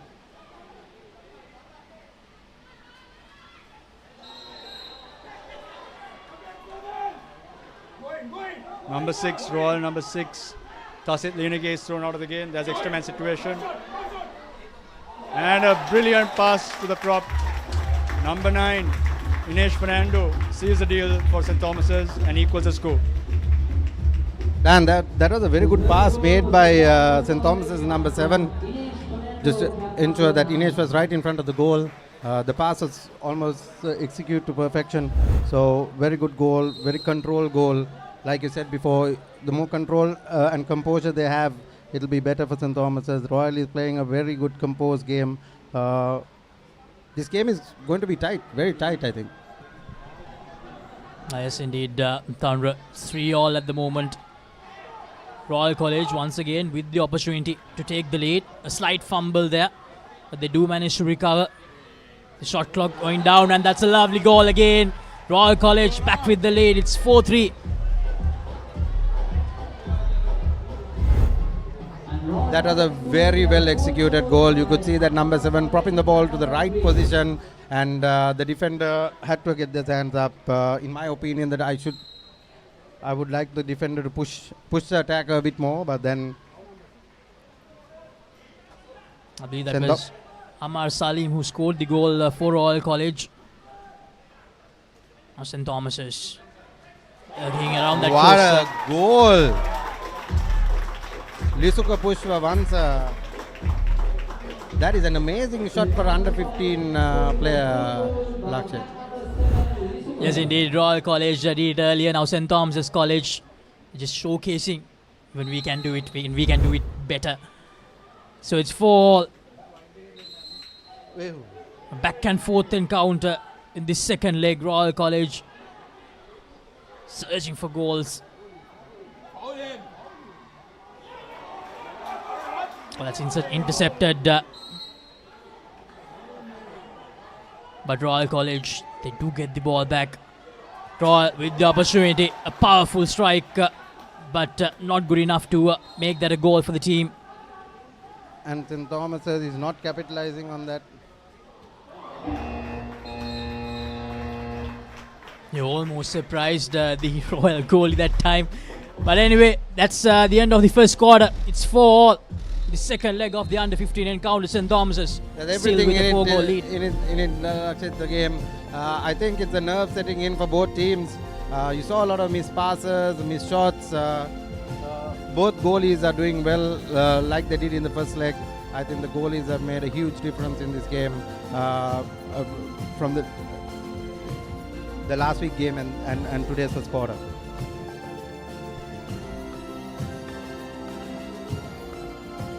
Now we can see the highlights of that first quarter. St. Thomas's College began the scoring, increased their lead up to 5 goals, but then Royal College returned the favour, came back into the game with that penalty, and then Royal College, they had a lot of close moments. There were moments that they really missed out, but this was a terrific setup from St. Thomas's College.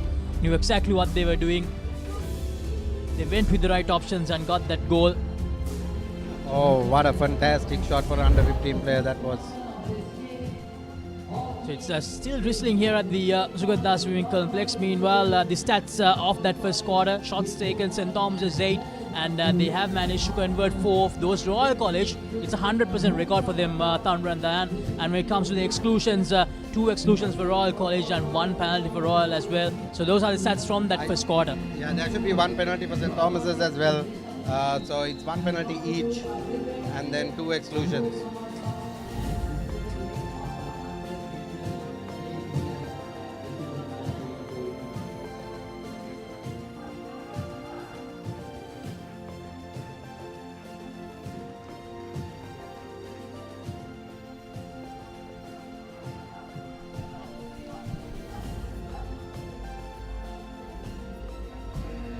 And here we go. The second quarter begins. And both teams are lined up for the symbol. We have Suleiman and Devin who will be racing to get to the ball. There's a small stoppage.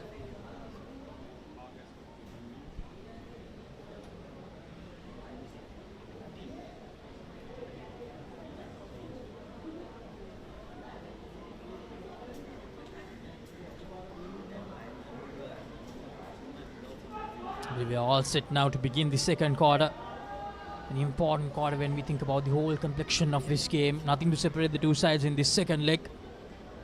Although St. Thomas's do have the 4-goal advantage from that first leg. Here we go.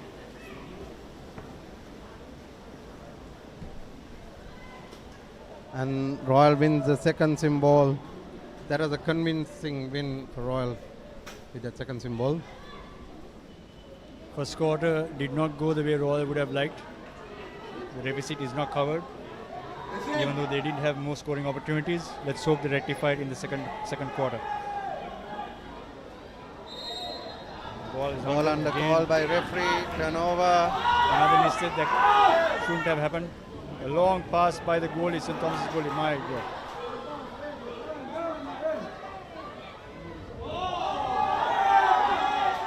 Oh, that's a Superb attempt and What a superb shot. fantastic effort put by that Tomian captain, Neelas G.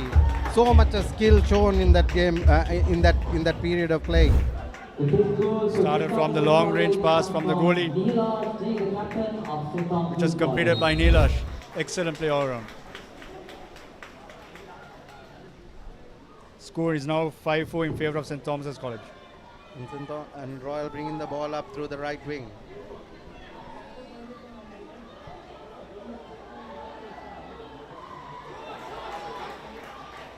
It's very well done from the goalie once again for St. Thomas's College.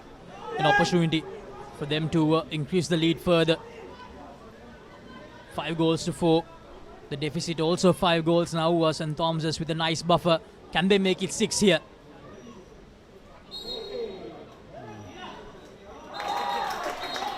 And they do. I think that was an illegal shot because the foul had already been given, Lakshya. So I think the St. Thomas's player need to play to the referee's calls. So Royal bringing the ball up from the right wing, setting it up, and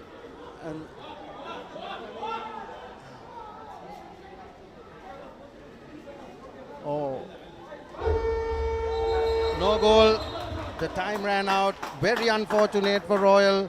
Royal number 3 is working hard. Amar Salim is working really hard. The ball needs to come to him faster. St. Thomas is bringing the ball up from the right wing as well. What a pass. And the horizontal bar of the goal stopping the shot. That is a super pass made by Devwin to Inesh. Ball going, Royal bringing the ball up from the right wing once again. They're setting it up. St. Thomas's defense have held and saved by the goalie. Royal need to come up with a different strategy to bring the ball up and doing all that.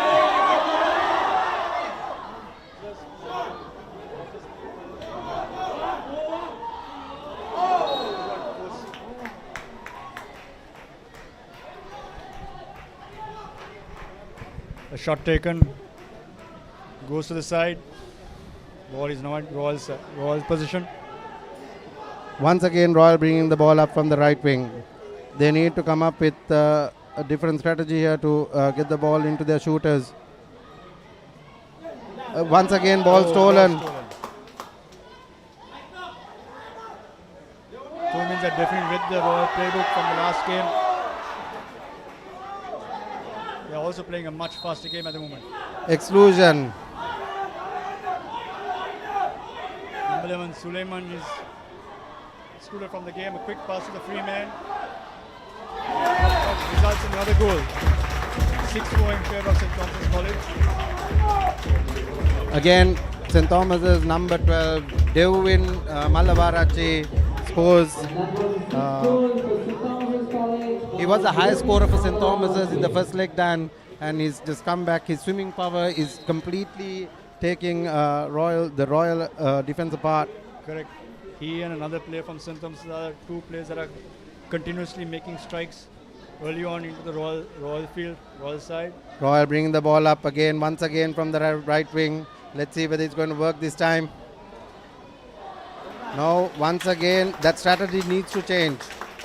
I think Royal's strategy of two props have been studied very well by St. Thomas, and they brought countermeasures in this leg. So far seems to be working in favor of St. Thomas's. The man is free. Number 7, Lisuka Pushpa is free. And it takes a lovely Another shot. goal. This boy, Lisuka Pushpa, once and seems to be a really good player. The way he handles the ball, the way he swims up, the way he sets it up.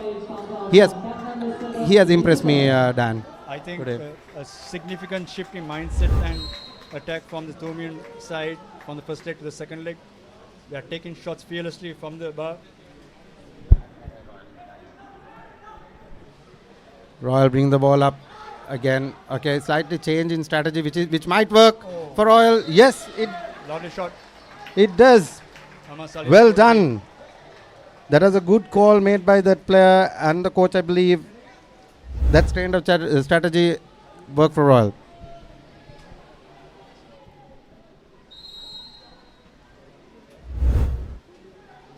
Score reads 7-5 in favour of St. Thomas's. St. Thomas's the 2-goal lead here.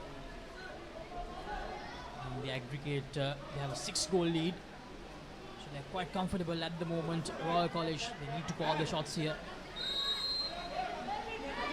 It's 22-16 the aggregate in favour of St. Thomas's at the moment. We're still in the second quarter. Lovely, absolutely lovely.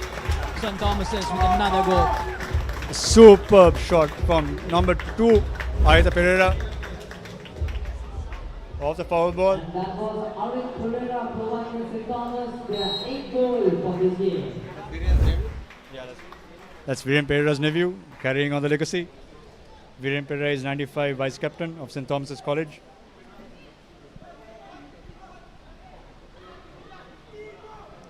A long pass to the wing and a good shot, good attempt. Oh, super recovery from Royal off the bar.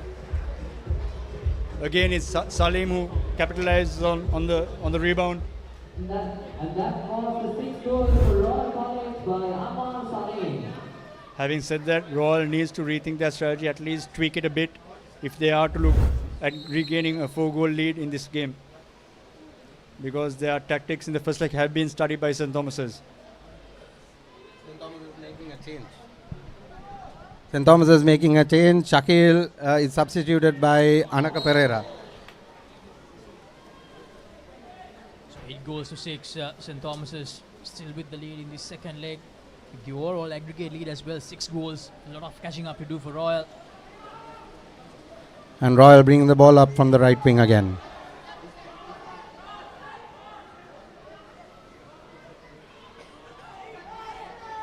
Slightly wavered that time, Royal College, but they do manage to recover. Goes for the shot, but unfortunately misses out. That hit the outside of the post, Lakshit. So then the ball, then it's a goalie ball.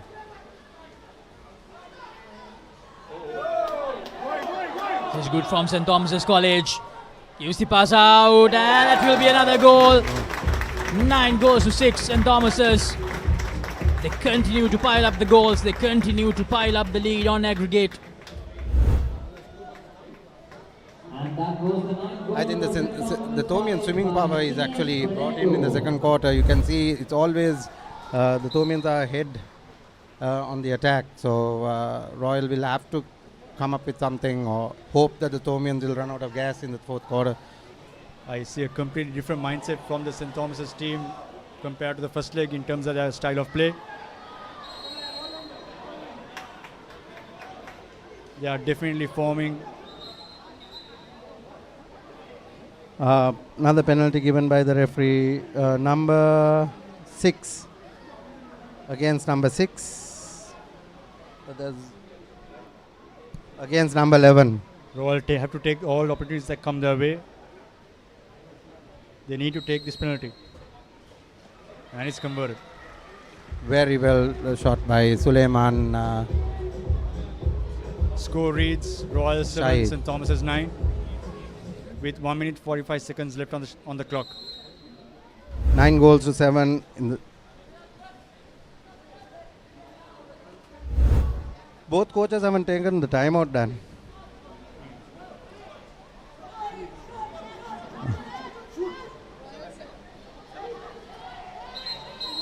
Exclusion. What a pass made by that Thomian number 11 under pressure.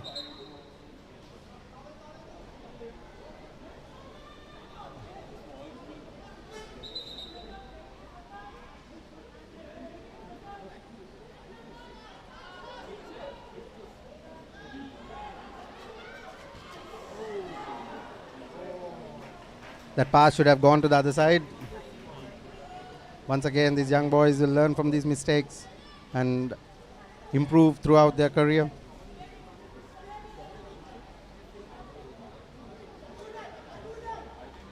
So the ball once again is brought from the, and they're playing double prop again, Dan. What a goal by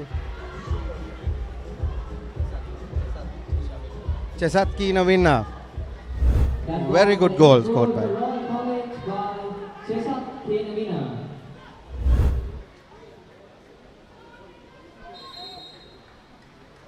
So it's 8 goals to 9 now. Royal College getting 2 back-to-back goals. After the score was 9 goals to 6. Now St. Thomas is searching for that 10th one. Royal still 5 goals behind on aggregate. Yeah, slightly different today than last week. The referees were not too keen in giving that a proper exclusion. Yeah. Absolutely right, Tanra. I think this is something the both under 19 teams need to really look at. Ball lost, unnecessary shot. Once Weak again, shot taken from the bar. Yep, should have gone to that left, the right post. But you're right, Tanra. In terms of style of refereeing, it's somewhat different from the first leg. They are more sensitive in the perimeter and much more sensitive on the prop. Ball being brought up by Royal with a lot of aggression. Yes. And the goal stopped Solid by block. Solid block.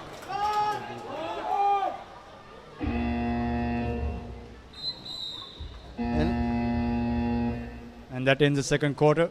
And at half time, the score is 9 goals to 8 in favor of St. Thomas's. And that means Royal College, they're still behind by 5 goals on aggregate. It's 24 goals to 19 at the moment. It was 15-11. During that first leg, here's the halftime score confirmation. St. Thomas's, they lead by 1 goal, 9 goals to 8. Royal College, they have a lot of catching up to do. They need to score 5 more goals to be on equal terms with St. Thomas's in the remaining 2 quarters.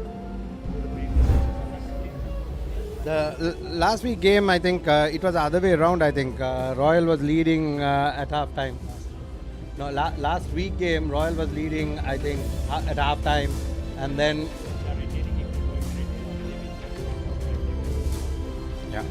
and in the fourth quarter is with St. Thomas's really took it away from Royal Lakshit last week. So Yes, indeed, Tanra. The 6 goals they scored in that last quarter made a huge difference. It was 9-all going into the last quarter, but it was 6-2 in the fourth and final quarter, and St. Thomas's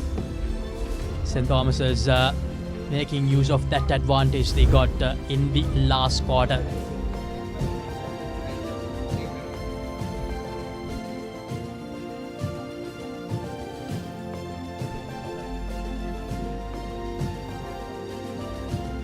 These are the scores from the first 2 quarters. First 4 at the end of the first one. Very similar the second quarter, but St. Thomas's with that 1 extra goal to give them a slight buffer going into the second half or the next 2 quarters of the second leg.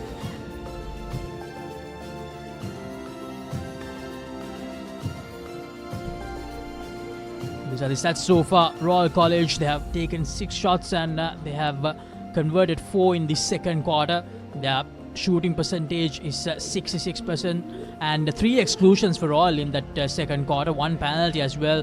For St. Thomas's, they have taken 10 shots and they have managed to convert 5 of them. 50% is the shooting success rate for St. Thomas's College.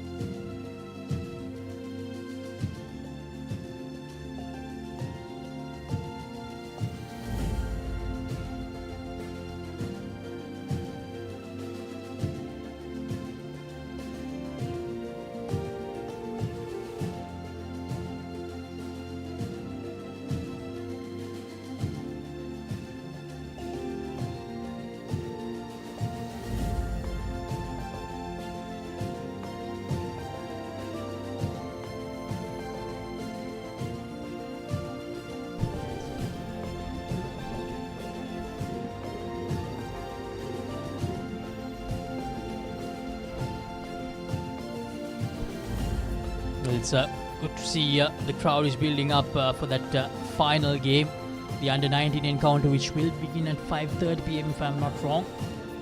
We'll definitely see a lot more people coming in the Sugathadasa Swimming Complex to witness the climax of this whole event. Royal College, of course, with a huge 9-goal lead in that under-19 encounter.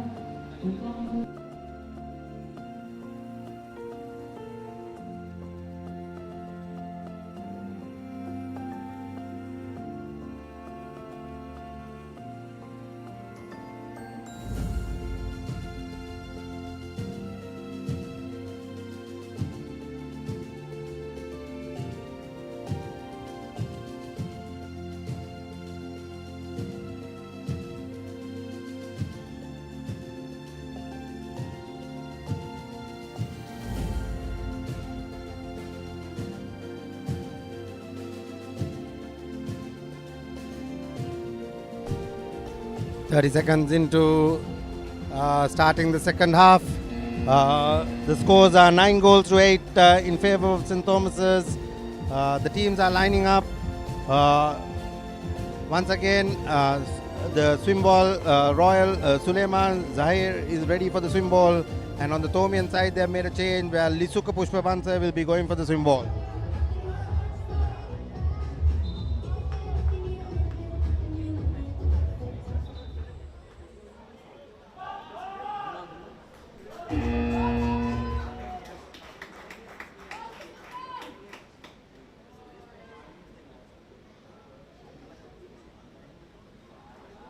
The referees are ready.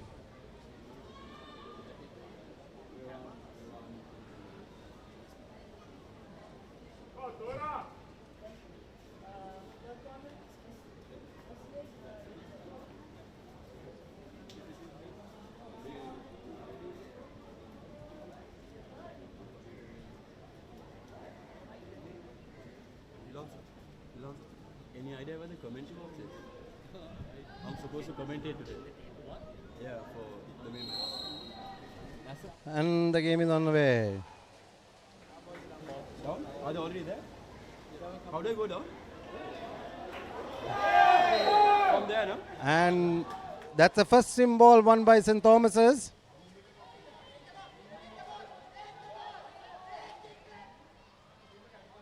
And the game is on the way.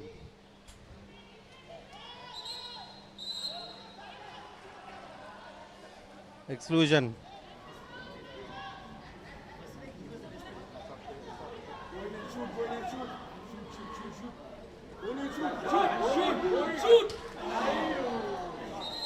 Ball under. Very good call by the referee. And the Royals is on the way. First scoring opportunity for St. Thomas's goes amiss.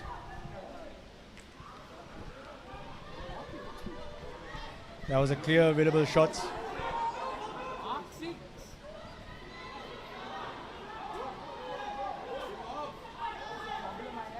Roy looks to be setting up the play.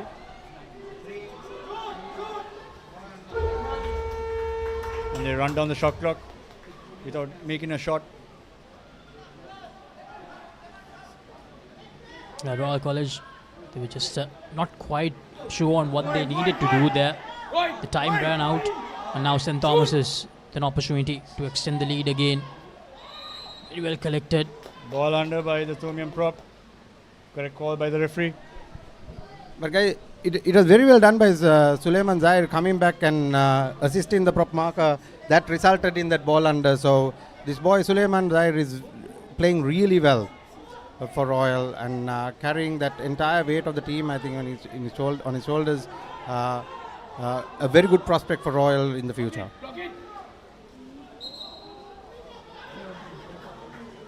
A 2-meter call by the referee and turnover ball.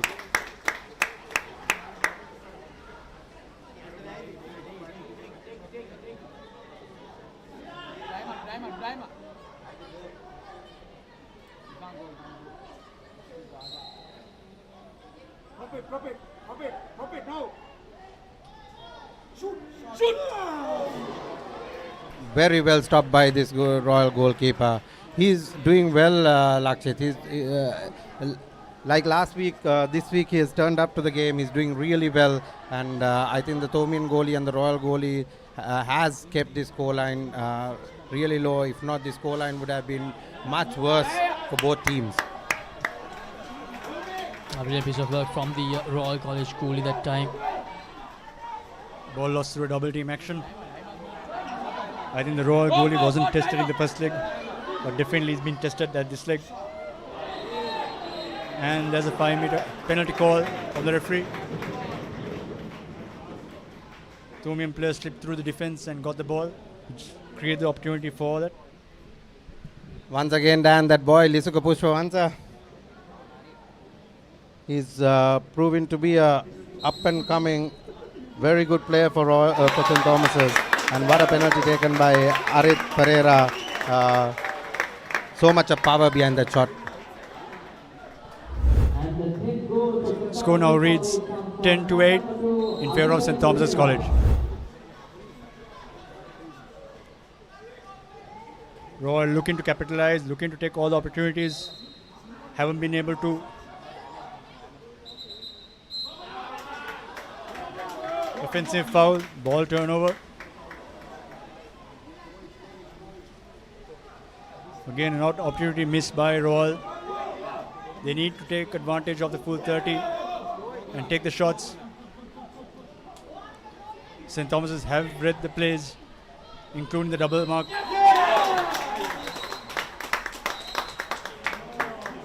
Offensive foul from St. Thomas's.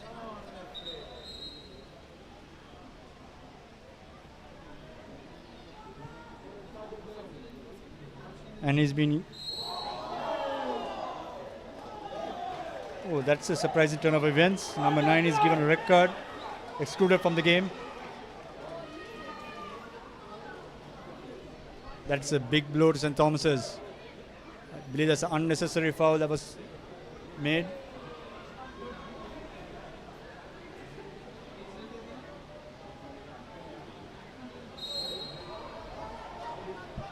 St. Thomas's will have to dig deep into their reserves to replace that player, Ines Fernando.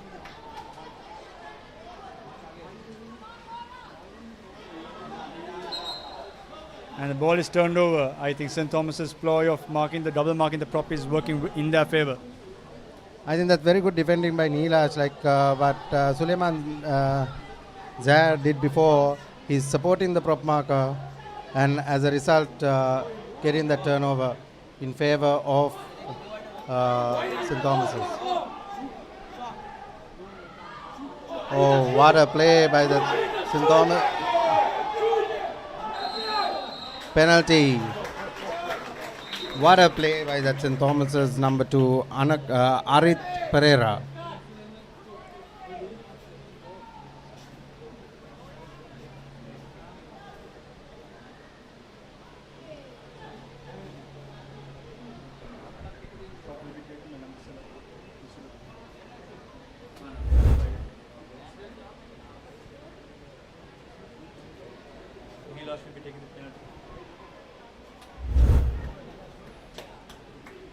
So another penalty for St. Thomas's College. An opportunity to increase the lead back to 3. And that's another goal. 11 goals to 8, St. Thomas's. They continue in their merry way in this second leg. And the aggregate lead is also back to 7 goals for St. Thomas's.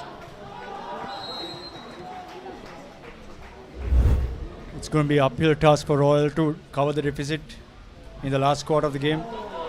They need to at least lead by 2 goals by the end of this quarter if they are to have any chance of taking the trophy.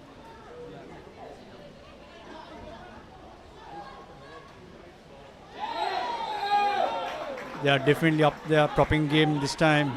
They've got several exclusions as a result of their proper propping technique, and that's a brilliant passing game and resulting in a shot from the wing.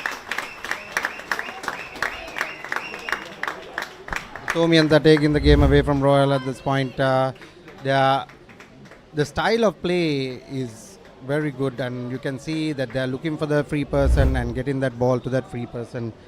Very well done by St. Thomas's in that play. Agreed, Tanra. I think the main change here is the intent. They've come to play, and the results are showing it.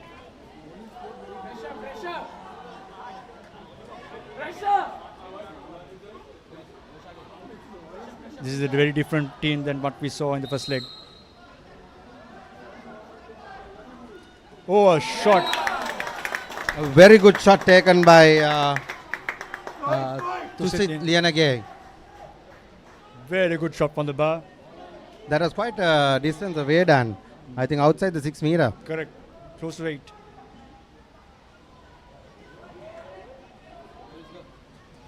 Again, another good shot. Prop is fighting for the ball. Oh, good follow-up by Royal, resulting in a score. It has super teamwork, resilience, and that number 9, Tisat Lianage, once again stays for that rebound and then converts it to a goal. Yeah, he stayed back to support his prop and was in a good position to take advantage of the rebound. Score reads 12-9 in favor of St. Thomas's with 3 minutes to go in the third quarter.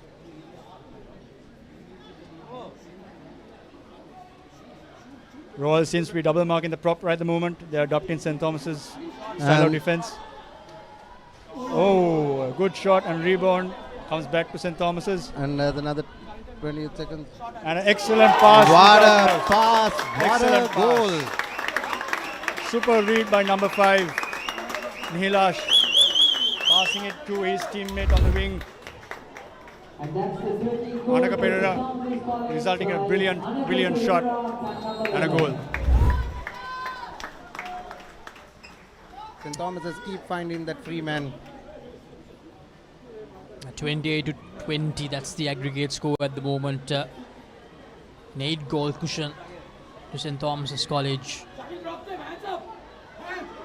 Royal College. And we would expect Royal number 3 to take a shot. Oh, that was a wayward shot. I think these young boys need to compose themselves.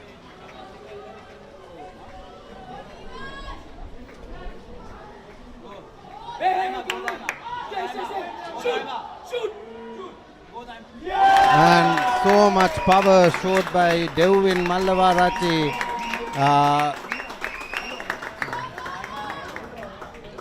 Tasit Lianage had no chance there because there's so much power shown by Devin Mallavarachi going in with the ball and scoring that goal. And the scoreline is 14 goals to 9 with 1 minute 50 seconds in this quarter.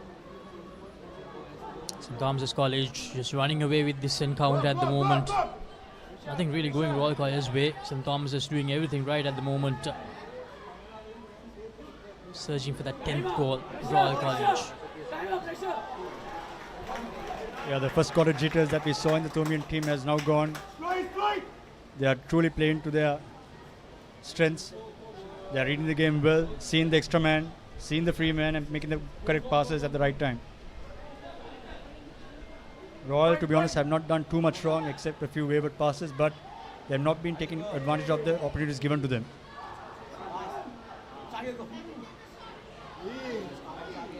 Ball is lost. Royal recovers it. Less than a minute left on the clock. They have maybe two more plays left in this quarter.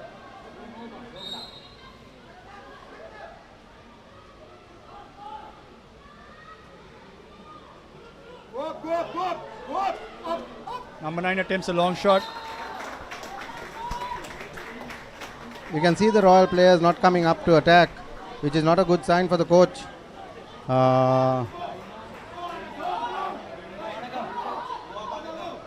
They need to go up and attack, if not it's going to be trouble for them.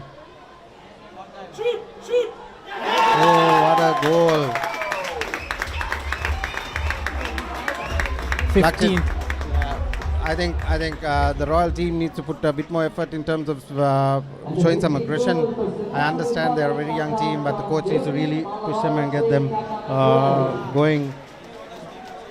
You can see that number 7 of Royal, Tesat Keenawin, pushing the team forward, trying to get them up. If there's a goal that goes in, I think they can reignite that fire that they had in the first 2 quarters. 59. What a goal! Suleiman Zahir. Once again.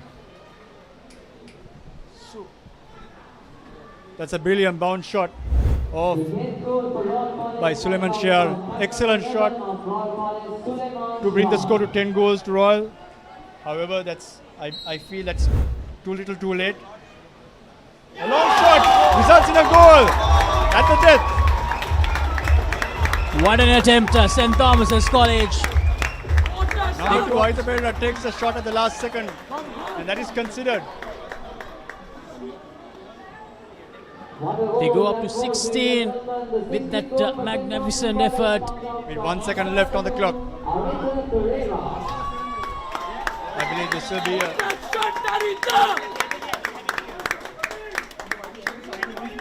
I do not believe there will be time enough for all to take a shot, but it is blocked. Excellent shot from the halfway point. And that ends the quarter, the third quarter. St. Thomas is leading 16 goals to 10, with the overall cumulative score standing at 27 goals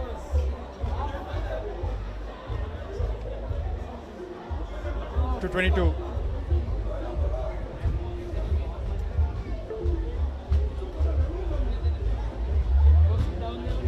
Abdullah. So we have Abdullah in the commentary box. What do you think of this game, Abdullah? Did you get the chance to watch it, or did you just arrive? Yes, I just managed to get a glimpse of that third quarter, and what a third quarter performance it was by the Thomians. Royal just had their moments on a couple of occasions, but the skill level of this Thomian under-15 team has been absolutely fabulous, as we can see by the quality of the goals which they have scored. In that previously, for the first leg, I think it just came down to that final quarter before the Thomians ran away with it. But as you can see, the Thomians' dominance gradually just building up throughout this quarter, and I think that just Long shot sums everything. Yeah, that just put icing on the cake for that wonderful performance. So I think the tie as a whole, you'd have to say, is pretty much in favor of the Thomians. They'll probably take away the Mahinda Liyanage trophy, but from Royal's point of view, they'll just want to play for pride. At least, at the very least, it's yet going to be an uphill task, but at least try and get a win of this leg. I know. What Royal needs to do is now they need to try to win this quarter. So that should be that take-home message for them for the next Mahinda Liyanage trophy. But saying that, Abdullah, we never know how the game goes. We already had a red card with one of the main Thomian players out, so we never know how the game is going to go. There's 8 minutes for both teams to play, and I don't think any team should take this for granted. If you can see the statistics, 9 shots taken, 7 shots goals in for St. Thomas's, and 10 shots taken, only 20% for Royal College. Yes, that probably shows the accuracy and the way the Thomians have managed to create space for themselves when they have got into the vicinity of the Thomian goal area. As we're just about to commence the fourth quarter, the swim ball is underway. It's a tight contest and looks like the Thomians have won it. So that's 2 goals, 2 swim balls apiece for this leg of the Hayman. So Thomians will have the first bite of the bullet, as it say. They're on the attack, just looking for the options, feeding the prop. And turnover called by the referee. So Royal, it's imperative that they try and get the first score of this fourth quarter. Already chasing the game 6 goals down. Pass to that right wing. All feeling, but that's a good read by the Thomian goalie, you'd have to say.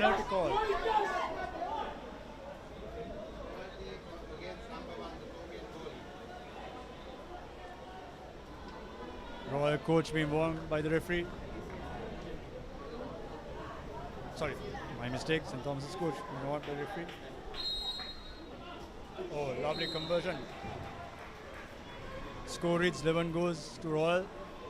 Yes, and I think it's Tasid Liyanage who is the goal scorer. So a good start by Royal in this final quarter. Oh, pardon me, it's Suleiman Shihar, number 11. So, Abdullah, as I said before, now I think the Thomian goalkeeper has got 2 penalty exclusions, if I'm right. So one more penalty exclusion will cost him the game. So we never know how this game is going to go at this point. the refereeing style is slightly different. It's slightly different than last week. The referees are giving a lot more exclusions, which is speeding up the game quite a bit. A good attempt there by the Thomians, just striking the right bar. So a turnover for Royal. Just looking for the options, sending it end to end, and that's a wonderful save by the Thomian goalie. You'd have to say, got a hand on it at the critical moment. Yes. Yash Di Simon. Brilliant work by... but what a shot taken by that young Royal number 6, Tasit Lianage. That was a wonderful shot. Perfect timing, but the Thomian goalie is slightly better in terms of covering those angles. So the Thomians on the attack. Royal desperately trying to hold on.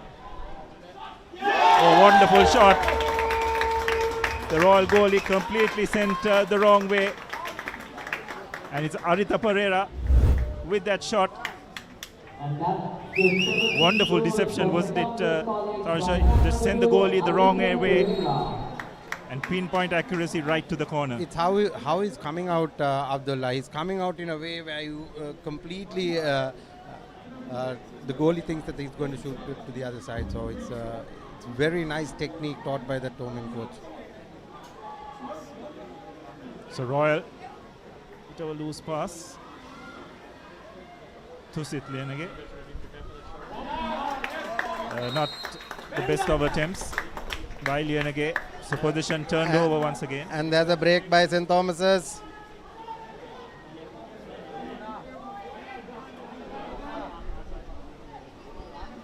They're looking for a man to pass. What a goal by Neelash.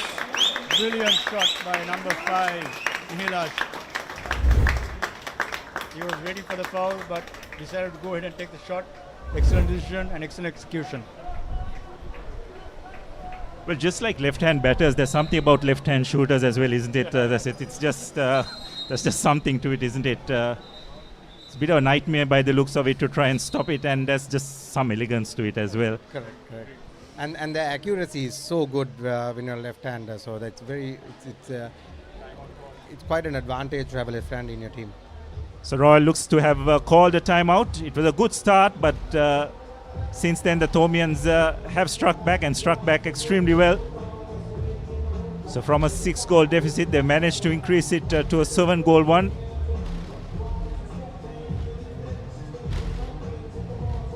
And also one thing that's visible, probably a difference between both teams, is the power the Thomians generate from their shots compared to the Royalists, isn't it, Tarusha? I think, Abdul, it comes down to technique, and I think the Thomians have a far superior technique in shooting. And but you can see that from Suleiman Zahir as well. You can see that similar technique coming from Suleiman Zahir as well. That's the reason why he's scoring most of the goals for Royal. Yes, and I guess that's the difference. Probably the Thomians have more threats around the park. It's probably a bit similar to what we saw in the under-19 game last week as well, isn't it? Royal dependent on one or two players, while the Thomians have so many attacking threats. So an opportunity here for Royal. Again, a loose pass.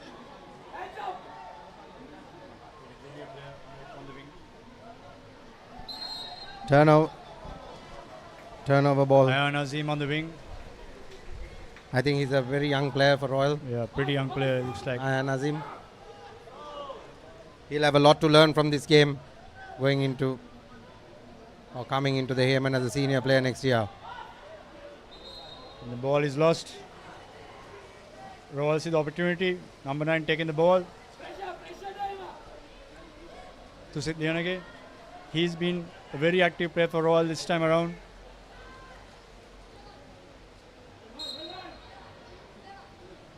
Several Royal players have stepped up to the game this leg. And an excellent shot. Chesat, Kina Vinna converting. I think they decided to change tactics in terms of changing props as well. I would like to see the prop marker putting a bit more effort rather than just getting their hands up. I think these referees are playing slightly different style to Sri Lanka, so they are allowing you to contest the prop legally. So I think the prop markers need to put more effort in terms of stopping the prop. Correct, Anura. Having said that, I think they've learned their lesson from the first leg in terms of losing their main prop marker in the second quarter, if I'm not mistaken. Yeah, so they're not taking any chances. What they're trying to do is to cover his pass in the first place. Yeah, they're playing a zone defense for sure. Correct. So, but they need people to feed in. Agreed. So Royal bring the ball up. Oh, Very another well. pass, another super pass to Royal prop. He's fighting. Oh, the ball is lost. This is what I say. If the prop marker puts a bit more effort, it will be rewarded with these referees. Slightly different style, but that's how consistent they have been throughout the two legs. So, okay. Tom is looking to capitalize on the turnover. Oh, takes a shot. But the goalie blocks it. Looks like the players are tired out. Some players staying back on both sides. This is what you see. Oh, lovely break and lovely swim by the Royalist defender very well. But rightfully called a penalty. The defender was behind. The defender was actually napping when the player swam in with the ball. So an opportunity for Royal to narrow this lead. They give it to their go-to man, Suleiman Shihar.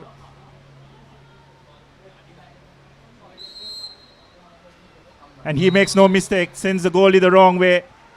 So that's the 13th goal for Royal. That's what I said, Abdullah. So when you come up so much, the goalie has to make a decision whether he's going to the right or the left. So 50-50 chance. And most of the time, the shooter wins that battle. So what does it take to leave the water to such a height? Is it the lower body strength? Is it the core? It's conditioning. It's core, lower body. It's a lot of conditioning work done during off season and in season. So the players with a lot of leg strength are the players who play well in water polo.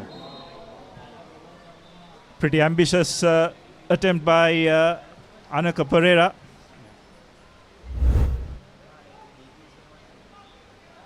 Harmlessly going over the crossbar. So just entered the final 3 minutes of this game. St. Thomas's ahead comfortably by 6 goals. Royal looking to make amends, but unfortunately just striking the sidebar. And position will be turned over. Yash Dissimon just looking at his options available. None of the Thomians seem to be wanting for the ball. Goalie looking for options to pass. Finally finds number 5. Oh, that's an excellent shot. Excellent shot by Arita Pereira. Yes, a wonderful skill. If you can just look at that again, how he left the water, isn't it? Tarsha, that's what it's all about, isn't it? And as you very correctly said, he just kept the goalie guessing. He didn't know which way it's going to go, and by the time he reacted, it was way too late. So that's the aggregate. You can see the Thomians 11 goals ahead, so they will definitely take the Mahinda Liyanage trophy this year. Royal just playing for a little bit of pride. Good save by Simon once again.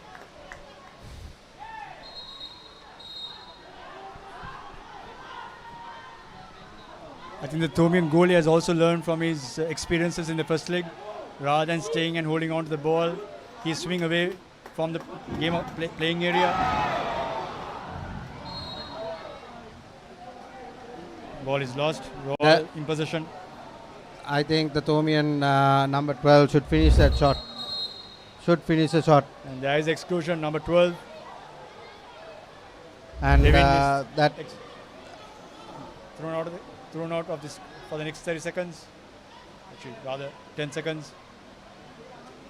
Oh, excellent anticipated pass by the goalie. Excellent anticipation. Saves the goal, a sure goal. And I Rain coming down very strong at the moment. 1 minute left on the clock.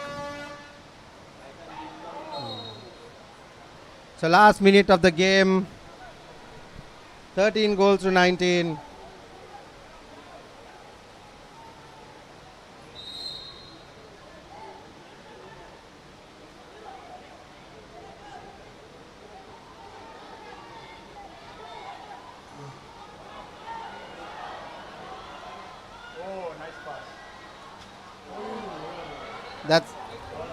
That's sheer bad luck. That's sheer bad luck, Abdullah, if you can see. The goal was it was right in front of the goal. You can see it was sheer bad luck. Yes, I think there was a block by Tomi and Anaka Pereira.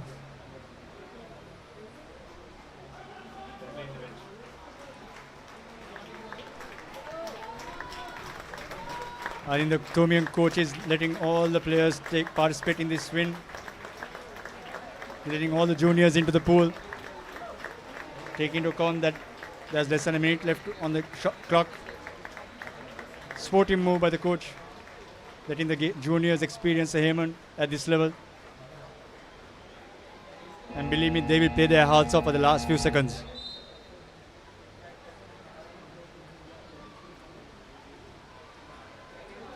Let's hope the Royalists take this opportunity to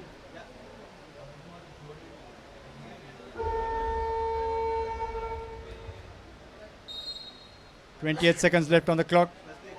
Let's hope the Royalists take this opportunity to try and score a goal, create a turnover and score a goal, pressure the youngsters.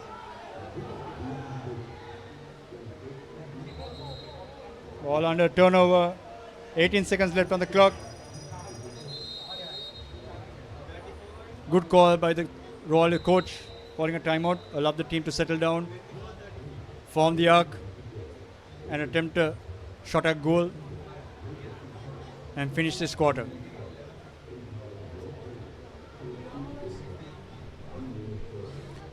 Yes, on the whole, what a dominant performance by the Tomian under-15s.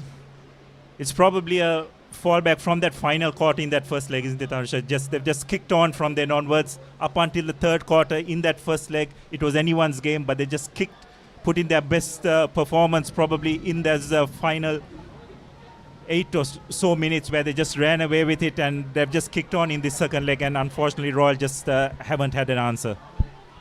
Correct, Abdullah. And today's first quarter, there was a little bit of jitters you could see from both teams. And after the first quarter, I think the Tomians just pounced on their strengths and just ensured that the game was sealed by the third quarter of the game. So just the final 11 seconds remaining. Will Royal be able to just add a little bit of respectability to the scoreboard? Have an opportunity. Tomians guarding their goal as well, but Royal managed to put the finishing touches. Tasit Lianage. So just 3 seconds remaining. So some consolation. Royal will have the final say of this second leg. It's a good shot by Lianage.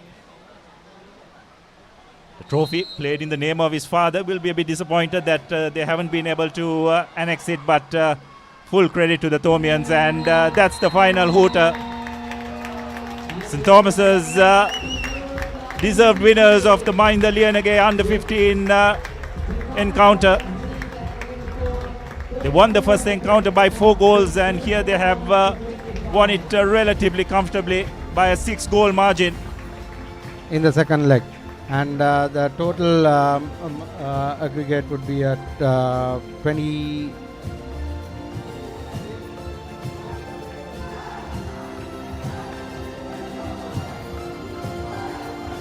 So 25 goals to 35, is it? Yeah, 25 goals to 35.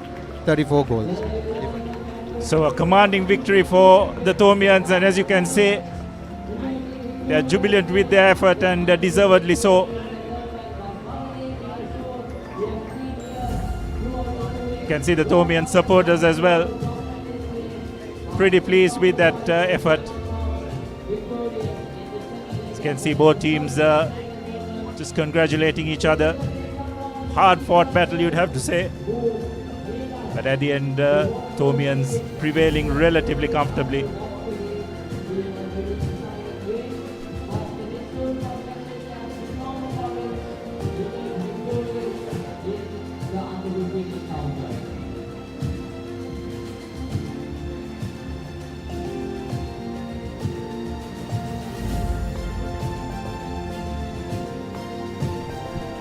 So that's how it stands at the end of the game.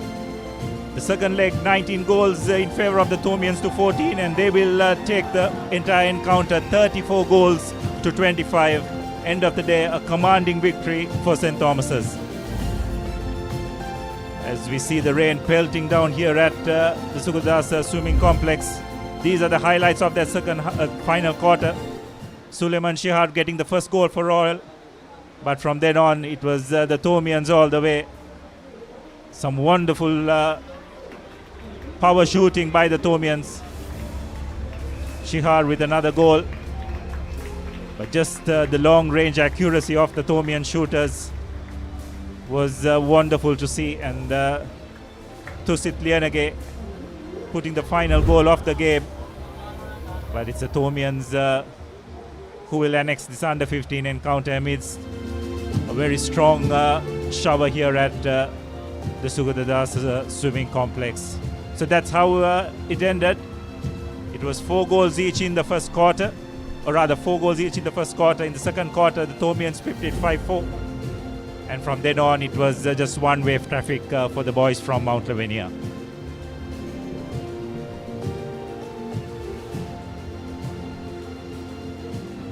So these are the statistics, and you can see, I think the statistics is for the entire game.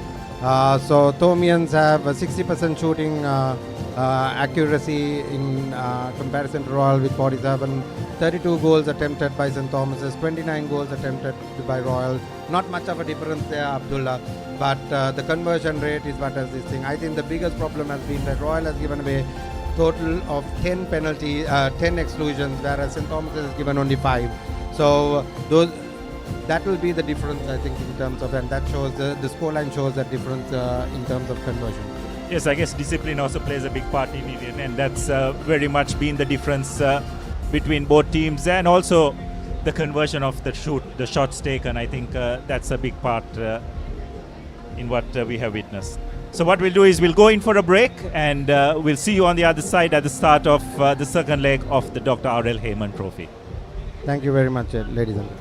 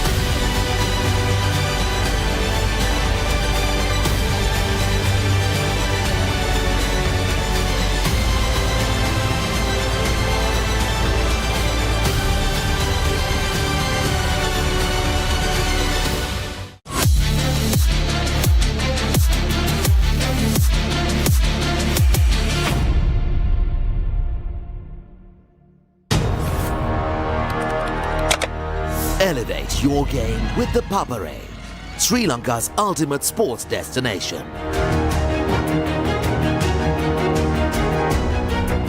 Together, we unite a nation through the love of sports. Tune in to the Papare, your home for all things sports. Live the action. Feel the excitement. They bowled really well here watching in Sri Lanka on the Papare or Dialog TV. Sri Lanka's #1 sports channel, The Papare. The Papare.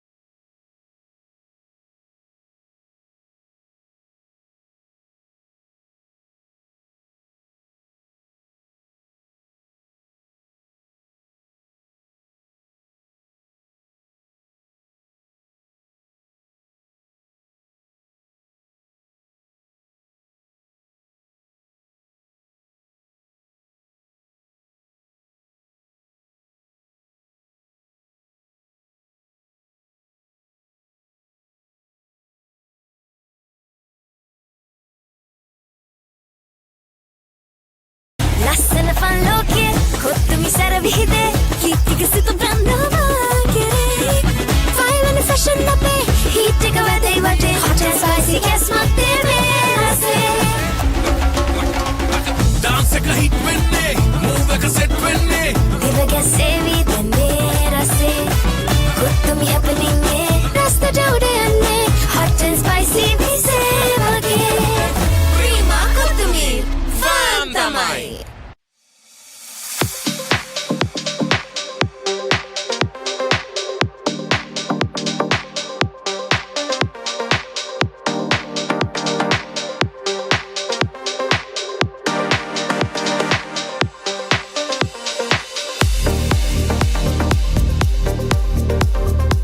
Hi everyone, we are here for the 20th annual LCVB encounter at the Sugathadasa Swimming Complex. Ladies College and Visaka Vidyalaya are ready to take on this match and the crowds are filling in, so let's see how it goes.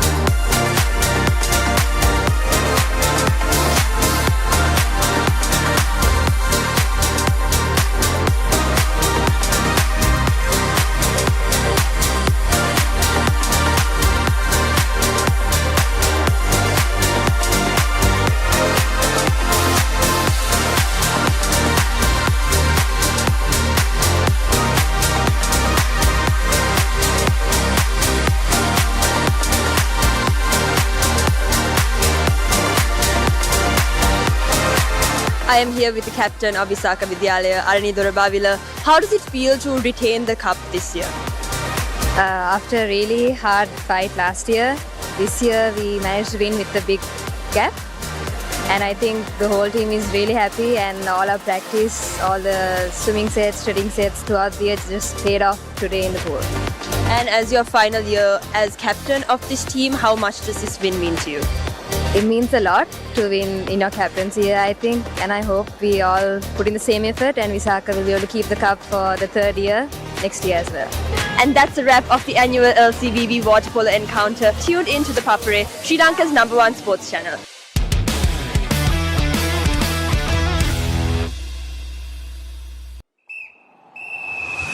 challenge එකට මරු challenge එකක් බඩගින්නට cool treat එකක් probiotic තිරි අපේ දෙයක් අමතර වේලට magic එකක් sip it sip it sip it sip it and feel it yeah sip it sip it sip it sip it and feel it ha hey Halwatta drinking yogurt refresh your game.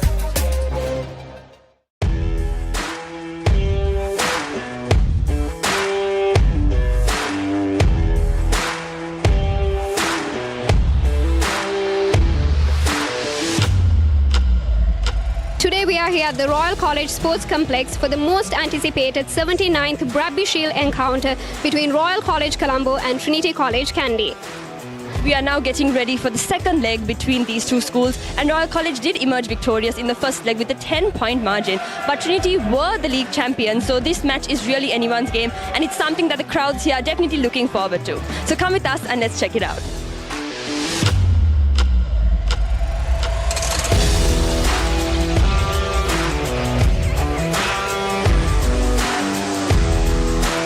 Manusha Silva goes to the line and he gets over.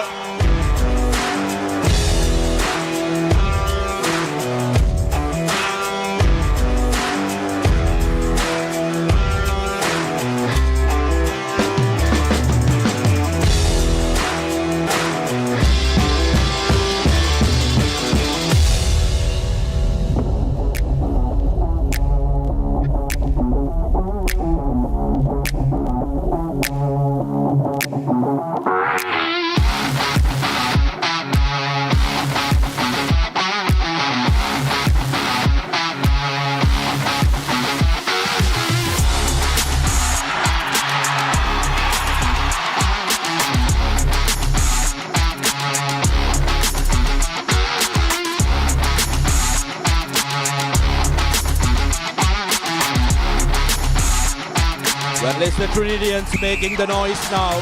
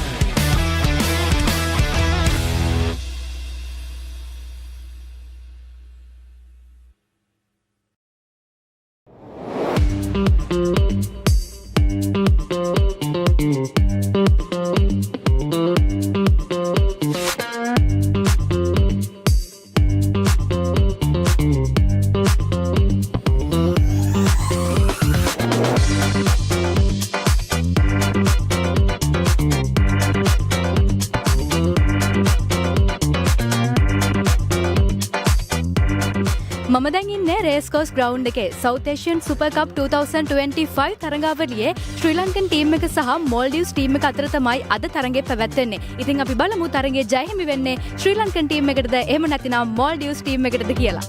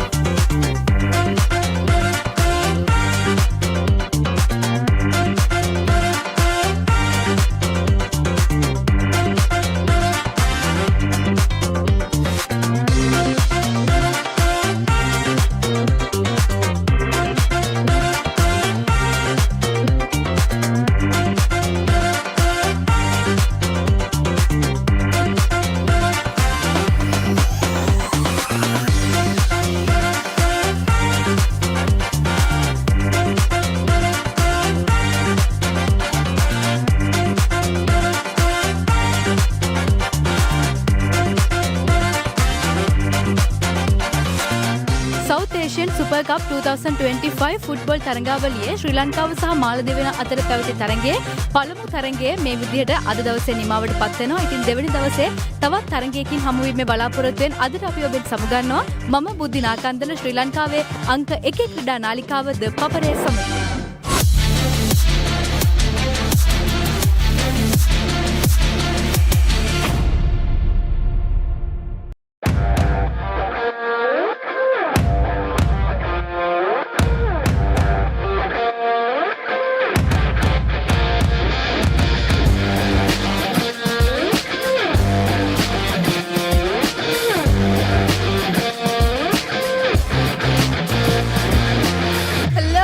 We are here at CRFC ground today to the Sea Rugby Carnival 2025 that is happening right now. The atmosphere is filled with excitement, joy and energy most of all. And we can see here all the players are excited to win the game today. We'll see who's going to win.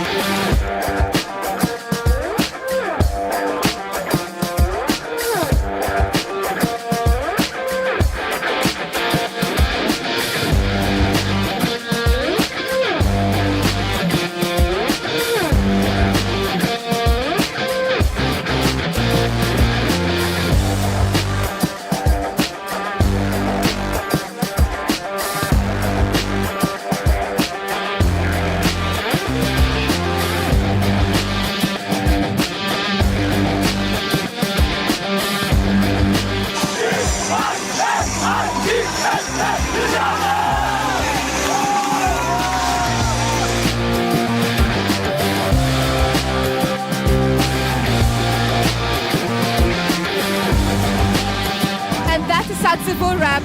Congratulating all the winners today. I'm Revini Pereira. You are watching ThePapare, Sri Lanka's #1 sports channel.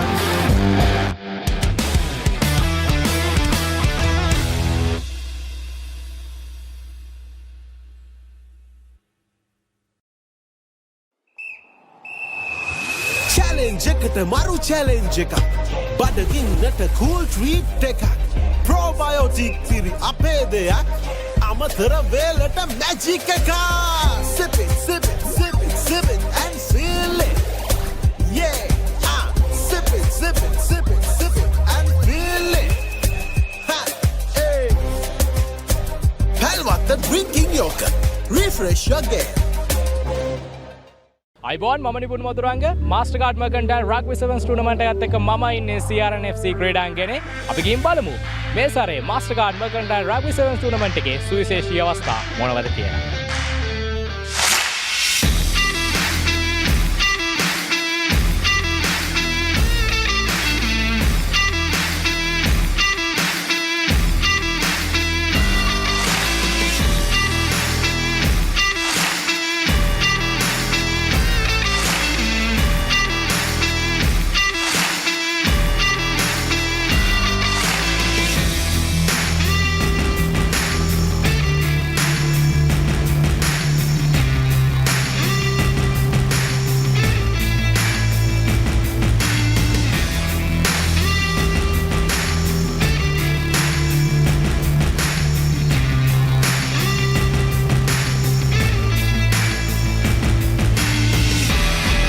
What do you think about this event?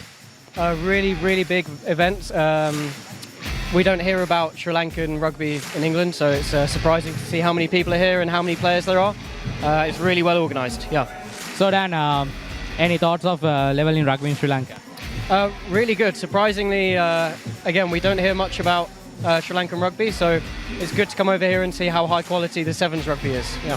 මුලින්ම මම කියන්න ඕනේ මේකේ title sponsor Mastercard Mercantile Rugby 7 season තමයි tournament එක අපි යන්නේ. ඉතින් Mastercard මුලින්ම තෑන්ක් කරන්න ඕනේ. ඊට පස්සේ අපේ සමගාමී වෙන්න ඉතුරු සියලුම ස්පොන්සර්ස්ලා අපේ media Papare Supreme TV Supreme SFM වගේ කට්ටිය ඒ හැමෝම මම විශේෂයෙන් මතක් කරන්න ඕනේ. ඒත් එක්කම මේ ටීම්ස් වලට විශේෂයෙන් කියන්න ඕනේ. ඒගොල්ලෝගේ ටීම්ස් එක ඒගොල්ලෝගේ පාර්ටිසිපේෂන් එක නැත්නම් අපිට ටූර්නමන්ට් එකක් කරන්න විදිහක් නැහැ. ඒතකොට ඒගොල්ලෝ තමයි මේ ඉවෙන්ට් එකේ මේන්ම පාර්ට් එක. So ඒගොල්ලන්ට especially thank කරන්න ඕනේ and my committee. So they done a wonderful job here. ඒගොල්ලෝ මේ organize කරන හැම දෙයකම කරපු විදිහට especially thank කරන්න ඕනේ. එතන කිව්වොත් මේ ශ්‍රී ලංකාව අපි වැඩි practice sessions තිබ්බේ නැහැ. අපි සති දෙකක් විතර එකට ඇවිල්ලා පොඩි sessions ටිකක් තියලා මේ video sessions ටිකක් අපි ඔක්කොම එකට හිටියා. මේ ටූර්නමන්ට් එක මම හිතන්නේ ගොඩක් මේ වගේ ටූර්නමන්ට් එකක් ගහන එක අපිට ඒ වගේ ඒෂියා රග්බි සීරීස් එකක් යන්න මේ ගොඩක් උදව් වෙනවා. මම හිතන්නේ ප්ලේයර්ස් ලා ඔක්කොම අගේන්ස්ට් හිටපු එකේ දැන් අපි ඔක්කොම එකතු වෙලා මේ ලංකාව වෙනුවෙන් හොඳ මේ සුදාමයක ඉන්නවා. ඒ කියන්නේ අපිට ඒෂියා 7s රග්බි ටූර්නමන්ට් එක ගැන ලොකු බලාපොරොත්තුවක් ශ්‍රී ලාංකිකයින් විදිහට අපිට තියාගන්න පුළුවන්. අනිවාර්යයෙන්. ගොඩක් සතුටුයි හැමෝටම ලොකු chance එකක්. ඉතින් මම හැමෝගෙම ඉල්ලනවා ඊළඟ පාර ගොඩක් අය අපට තරගයක් වෙන්න එන්න කියලා.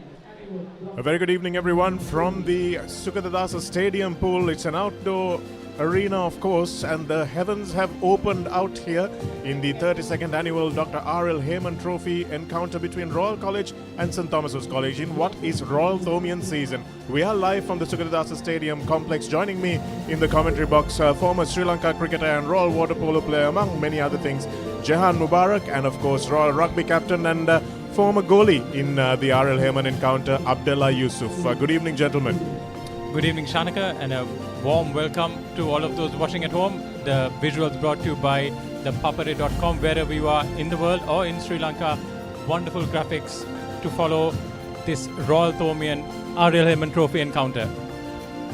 The Royal Stewards out in force, of course. They will be expecting a big win. 18 points to 9 is the deficit that the Thomians need to bridge, and I must say that if they manage to do that, if they manage to bridge a 9-goal gap, it will be unprecedented in the history of this 32-year encounter. It's a tall ask, of course, because the first leg was completely dominated by the Royalists in their blue and gold and of course their yellow and white caps, but St. Thomas's will be out for pride, at least trying to win at least a leg to make sure that they have some pride to talk about. The anthems are on, and we'll come back to the commentary box in a moment.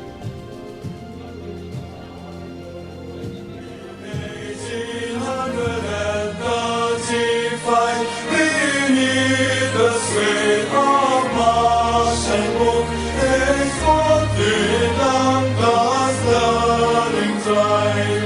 So that our fathers learned the way before us, learned of books and learned of men through the waves of the sea.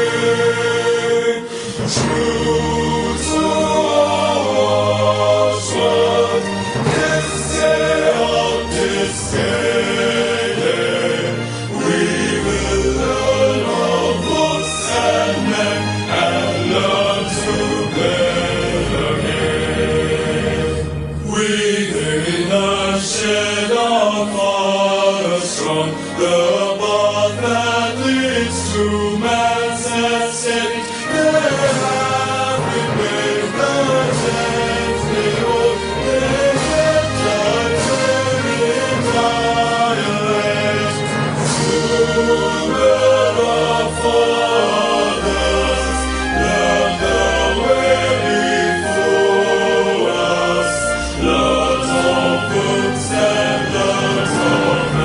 To be with all the same.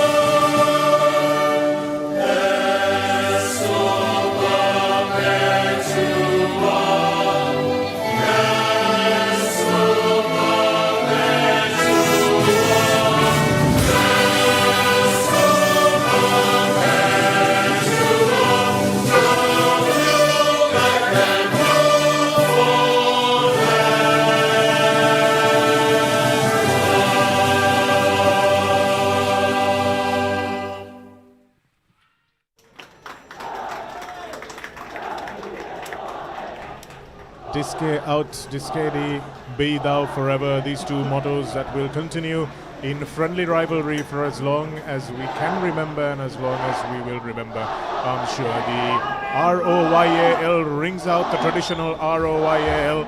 Jahan, can you count the number of times you might have heard this cheer? Many times, and especially as there are more and more Royal Thomond encounters. It used to be just the cricket and then the rugby. Now we've got water polo, swimming, sailing, rowing, football, you name it. There's so many reasons for an ROYL. THORA as well, of course, as the flares are out.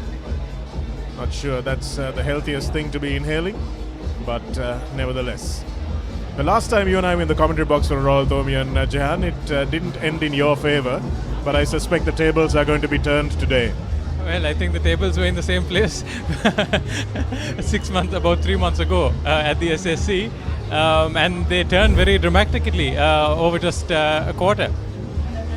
Certainly did, and that's all that was needed last week. Royal in the second quarter completely pulling away from St Thomas's. It was a pretty good start for the Thomians. Dialog ViU scoring an excellent technical goal.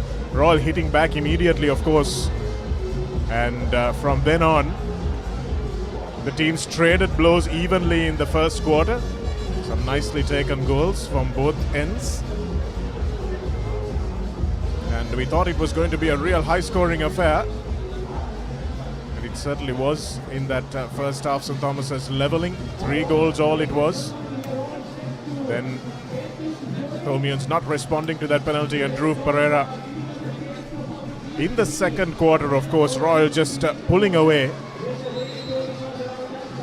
St Thomas's had no answer to Ramiro Aludge in the number 9 cap for Royal, who really was destructive. And some really good shooting as well, as we see the teams exchanging pleasantries before they will be exchanging much more underwater, of course. And many of you watching who haven't played water polo, it's a jungle out there. And this is the Thomian team from Salgado in at centre, Gunawardena, Senthikumaran, Wickramasinghe at prop, the centre forward, Nawaz, the vice captain on the left wing, and Pereira on the right wing. And Dhruv Pereira will start in the number 13 cap in goal for St Thomas's.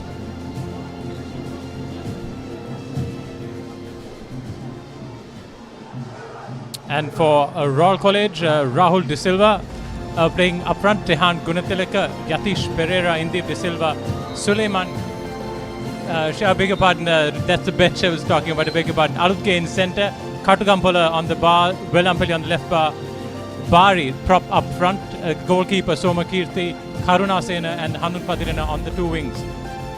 The clear difference in quality, of course, to take nothing away from Dhruv Pereira, is Somakirti in goal for Royal. Jahan is a very experienced player and has been outstanding in all the Hayman encounters he's played. He's been the difference between the win and the loss for Royal, and you expect him to come up trumps today. It gives so much cushion for your defense when you know that you can leave the goal unguarded, that the goalie doesn't need a backup to support him, and he can go and attack the attacking player a little bit more. The refereeing was a subject of a little bit of controversy in the first weekend, of course, and Ko Hyang Kukan and Alvin Lim Zikwan from Malaysia, both of them taking charge of the under-15 encounter. St Thomas's sweeping the junior age groups, 12-10 in a closely fought encounter in the under-13s, and a big win for the Thomians in the under-15s as well. Really good technical encounters, both of those. Good to see junior water polo becoming what it was. Abdullah, your introduction to water polo was at a junior stage, and it's come a long way since then, hasn't it? Yeah, absolutely, and it's great to see now they have football that they play at under 9 and under 11 levels as well. So the exposure these lads get at a young age is absolutely brilliant, and just expect the standards to keep rising as the years go on. Key man for St Thomas's in the number 5 cap on your screen there, Dialog ViU. Father was head prefect, uncle was rugby captain, and he would be expected to maybe lead the charge in what would be a historic, unprecedented recovery in the 32nd annual Hayman. But there's a lot of water polo to be played before that. St Thomas's winning the first swim ball, and Arit Salgado will control at the back. looking to get the ball into Vikramasinghe, but Royal really pressing. St. Thomas's not really recovering from that press last week. It's a nice pass, but just beyond the head of Vikramasinghe, and Somakirti recovers quickly. Yeah, there was a nice idea. Got the defender on the wrong side of the goal, but just couldn't execute that pass. First offence for Royal, drawing the foul outside, and this is danger times for St. Thomas's because he's way open, the left hander on the bar. Looking for the pass to the wing. That ball goes right across the face of goal, and the shot clock runs out. Yeah, Royal College trying to do a little bit too much there. Starting off with the two props. St. Thomas's now with the counter on the fast break. Shehran Nawaz bearing down on goal. Does he have the pass? Yes, he does. But unfortunately not able to control it was the Thomian number 8, Michael Gunawardena, their left-hander. I thought the shot was on. He was wide in front of goal. No defenders on him. Choose to go outside. It just took a bit too long.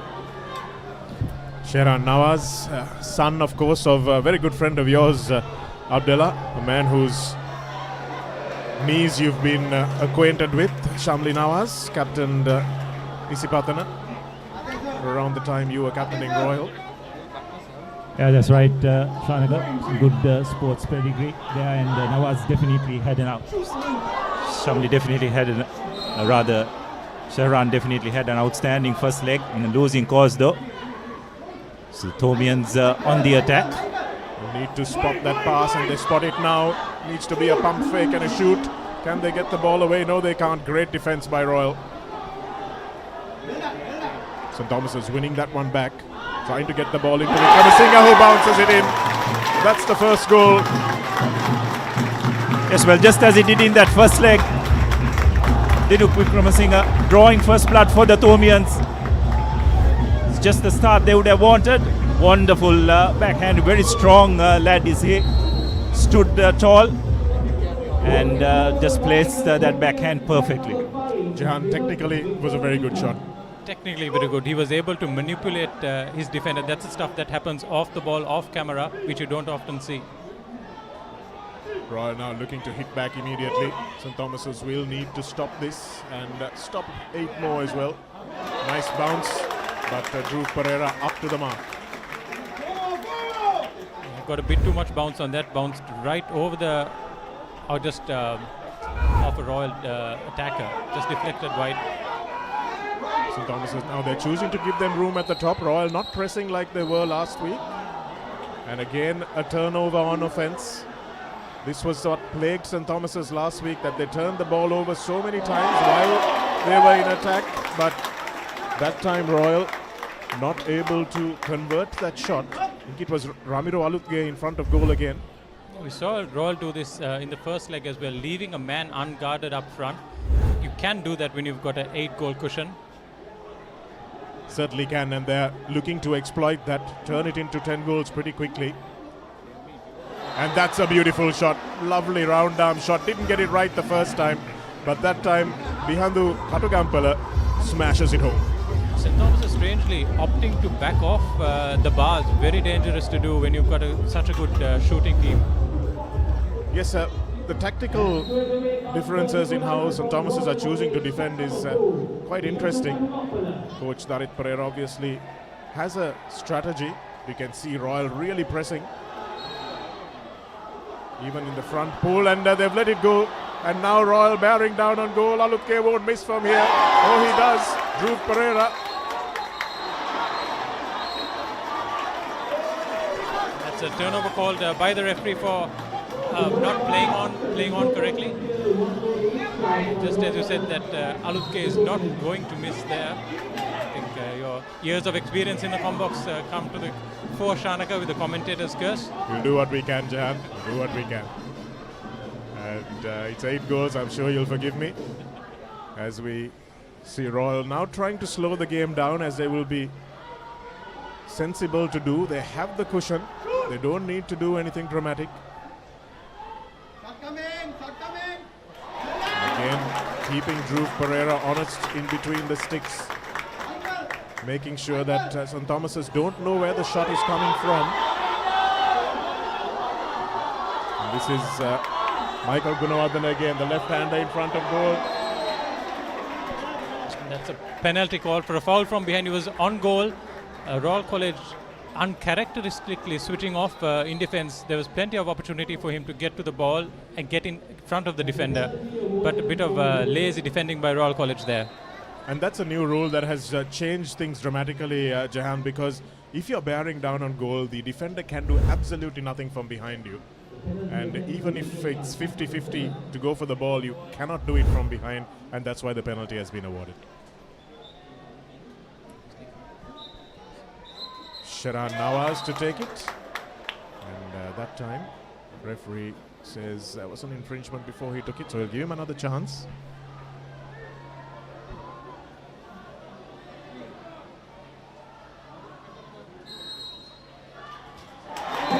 Converts easily, does Sharan Nawaz, restoring the advantage. St. Thomas's will want to play this out over 4 quarters, Shanaka. Try and win each quarter. And it's not too much, it is too much to think that an 8-goal deficit cannot be bridged. But if you start winning 2 quarters by 2 goals each, you're halfway there. Absolutely, Jahan, and I think the Thomians are aware of that. They know that they're not going to win a 9-0 or a 10-1 first quarter.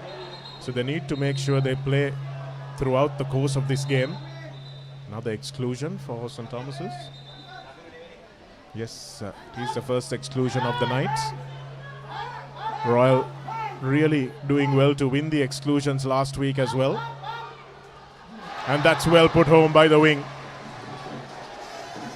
One of the strategies of Royal is to throw the 2 props in there. That's number 5 for Royal College, Lithum Karunasena. Nothing much the goalie or the defenders can do in there, but with the 2 props in there, getting an exclusion, I think that's the game plan there. Throw them in. The referees tend to give a lot more advantage to props because they're right in front of goal. St. Thomas's will want to maintain that lead. He has now trying to get it back into Dinuk Wickramasinghe, but the defense was excellent on him. Getting ball side of that pass was the Royal defender. We'll tell you who it was in a moment. And Royal now on the counter. Spotting the free man on the right wing. This time it's turned over. This time an offensive foul called against Royal. Not something that we saw too much of last week, and Nawaz now bearing down on goal, needs to look for the shot, and well done by Somakirti. Reads those angles so well. Again, well done by the defender. And now Royal College with an advantage, and there it is. For the first time, Royal College lead in this second leg through number 8. It's Talal Bari, the centre forward, who scores. Again, Royal College reaping the benefits of having that man up there. Again, you can do that, 8 goals up. And Royal really capitalizing on that, forcing St. Thomas's to attack just with 4, so that they're committing just 4 guys in attack. And this is where Royal have been relentless. They've put St. Thomas's under pressure. Even in their own half, they've just not allowed a free pass. And the Thomians have had to really fight for everything. Gunawardena tries to get it into Dinuk Wickramasinghe, but he's been submerged there. Yeah, there was a loose pass. There was a moment there where the Thomian attacker was free, but that pass just delayed a fraction longer, allowed the Royal defender to get in front of him. Royal is now with the lead.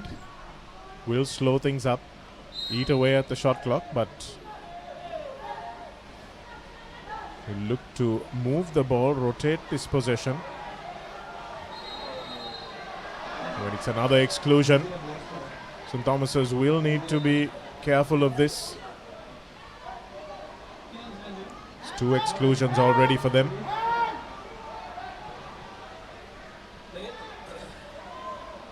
It's a left-hander. Smashing it home. That's a good shot. That's an excellent shot from the right bar. And once again, it's Lithum Karunasena who does the damage. Yeah, one from the left bar, one from the right bar, found the perfect gap. There wasn't much to aim for. and chose to bounce it under the arms of the goalkeeper and the defender. Abdullah, you've played in goal. It's impossible to mark the whole goal as just one goalkeeper. You need your defenders to make sure they cover the angles for you. Yeah, that's right. There is a saying sometimes the goalkeeper is only as good as the defenders around him. It's a case in water polo as in any other sport, as well as the Thomians trying to mount an attack. Again, a loose pass. Somakirti up to it. I think one problem Shanaka the Thomians have is that the Royalists know they have just two main attacking threats. It's Dinuk Vikramasinghe and Sheran Nawaz. And I think as soon as they know that if they can just deny them of room and possession, then they will be good. Absolutely right, Jehan. And that's another penalty coming. Yeah, absolutely right, Abdullah, rather. And it's another penalty coming. So Royal really exploiting St. Thomas's defensively. And the strategy defensively also has been a little difficult to fathom from St. Thomas's. I think Royal's been good. They've not been throwing the same attack. They've gone in with two props. They've sat wide and had drivers in from the bars and from the wings. So St. Thomas has been a bit unsure on how to defend, whether it should be a man-on-man or a zonal defense. And that's Royal College's fourth goal. Emphatic bounce shot by number 6. It's Dinal Velapilli. Getting on the score sheet for the first time in this second leg. Coming right up. Those are really hard to guard, aren't they? Abdul, you've been in goal. Tell us about defending a bounce shot. Yes, well, it's not much fun, that's for sure. As the Thomians now on the attack.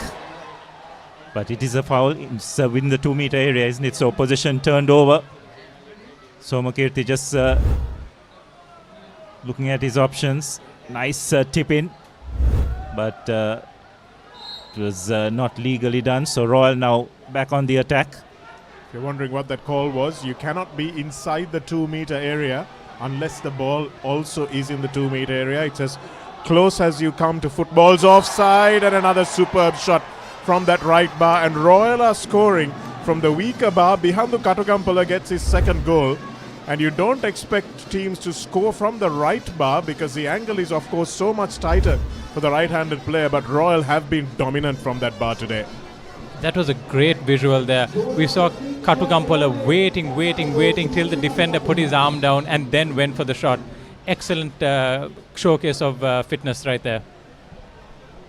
So, tend to forget, of course, that these players have nothing solid to stand on. They've got to stay up there. Sometimes 5-10 seconds at a time. And once again, Dinuk Vikramasinghe gets one back from that favoured backhand of his.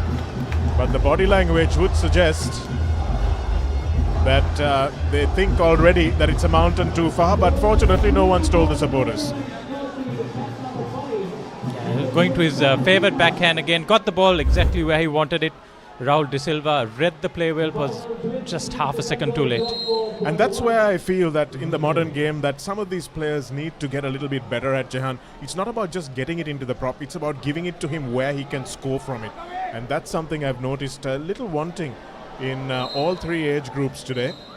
Not really sure exactly where to give the ball to the prop, where he's manipulated his defender to. So that's an aspect of the game that maybe being overcoached, I feel. As we have Somakirti trying to score end to end. It would have been spectacular if he did. Abdullah, do you think you could have got that range? Have you tried a goal to goal while you were playing? Well, I haven't even thought of that really. It's up to under 15 levels, so never quite had the power to do so. But what a court it's been. Royal taking a commanding 6-3 lead. A bit of a slow start, but as that quarter progressed, Royal just got better and better. And they'll be pretty happy with the way how that period ended, and to go in with a 6-3 lead, I think they'll feel pretty comfortable. This is the main danger for them, Dinuk Vikramasinghe. But Royal, after that initial goal, some good power shots being taken. Nawaz pulling one back for the Thomians, but then about 3 unanswered goals by Royal. Some wonderful technique, few breakaway goals as well. Litum Karnasena just identifying the gap. Dinal Velapuli putting the finishing touches from the penalty spot. And Litum Karnasena again just biding his time. Radhirus Katugampola.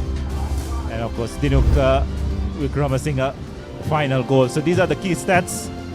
10 shots to 6 taken. Thomians putting in 3 of those while to Royal 6. Shooting accuracy, Royal just ahead 60% as against the Thomians 50.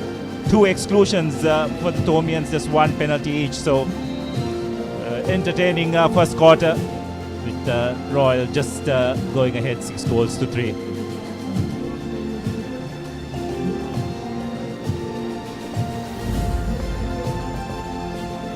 Big crowd turned out regardless of the rain, of course. Some of the ladies' college water polo players. Of course, this is the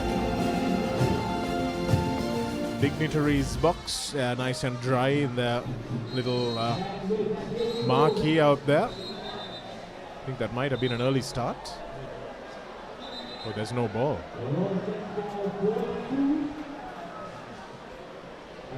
I haven't seen that happen before in the water polo. No one picked that up. 15 players in the, or 16 players in the pool, 2 referees. I always used to hate that, Shanaka. You've just finished the quarter, you're tired, you just want to go and hang on the lane rope, get some fresh air, but someone's got to go and put the ball back in the ring. Yeah, you always hope the referee doesn't catch your eye. Stay underwater as much as possible and hope it's somebody else's problem, but you've all been called upon to do it. Nawaz easily the first man to the ball. The vice captain for St. Thomas's. I think St. Thomas's can do better getting some perimeter threat, drawing defenders away from the prop. Oh, just like that. That's exactly what St. Thomas's need to do. Drew a man out onto the 5 meter, opened up the pass to Dinuk Wickramasinghe, and unfortunately could not convert. Well, once again, it's Somakirti making himself big, isn't it? Wickramasinghe knows that anything other than a really good shot to the corner is probably going to be saved. So he's got that in the back of his mind all the time. And this is why a goalie's reputation is worth as much as his actual playing on the day. But looks like there's been a turnover. The call is for going under, like swimming under, which again, you're not allowed to do. Nawaz needs to get the shot away, but that time it's not on target. Just coming back to that point, Shanak, I believe the rule is that you cannot make any movements under the water where your defender cannot be in play. Royal College setting up very wide this time, still with the 2 props. It's a corner ball coming straight off the Thomian defender. Nice save by Adruf, but a really nice save. In fact, it might be Rumi in the number 1 cap. Royal College coming away with the ball, with the rebound, still having possession. Wonder if Fina were watching our good friend Dian Ranasinghe, Jan, who commentated the under 15 game, who you played against. Used to make that underwater steal a habit. His long arms, he's always had a limb where no one expected it to be. That's a bit of a pot call in the kettle black, Jan. And here's Bihandu Katugampula. Sorry, this is Arit Salgado, who's looking for the exclusion and getting it. St. Thomas's with the power play now will need to make it count, get within the 2 goals and then attack. Arit Salgado can't see a shot. St. Thomas's may be overplaying this a little bit. They need to take a shot and it's straight off the hand. Good defense from Royal. Didn't get sucked into St. Thomas's trying to move the ball on the perimeter, stuck to their tasks and defended beautifully. Again, they made it a little bit hard for themselves by having just 1 shooter in front. It was a bit easy to defend. Have the 2 guys on the bars gives the defender and the goalkeeper a little bit more to think about. But even if you've got that one shooter, you've got to back yourself, don't you, Jahan? The guy in front of goal needs to think that he's got the number of the goalkeeper. He can rabbit it in, hopefully. It's good defense from St. Thomas's, but it's been a shot clock violation, so the Thomians will get the ball back. But not without another hassle from Royal, and this is what Royal have been really good at. They've been pressing, hassling St. Thomas's and getting them in real fluster, as it were. Vikramasinghe trying to wrestle his way to a good position, but falling foul of the referees on that occasion. Somakirti the first to the ball. Good distribution from the goalie. It's strange, isn't it, Shanak and Abdullah? Once a referee gets a feel for who's got preference in a position, dominating that position, they tend to keep making the same calls. Certainly do. And this is where you've got to really, even at the expense of maybe a goal, you've got to paint a good picture for the referees. You see international rugby players talking about that all the time, don't you, Abdullah? Another turnover. Not sure what that was about. Ball under is the call. So another third turnover for St. Thomas's while they were hot on attack. Royal College breaking from deep this time, opening up the prop. That was an ambitious pass. St. Thomas is doing well to front the Royal College prop on that occasion. Pereira has changed caps. It looks like it is still him. He's talking about painting pictures, Abdullah. Rugby players, international rugby players say it all the time, how to paint a picture for the refs. And that's a handoff called on Dinuk Vikramasinghe.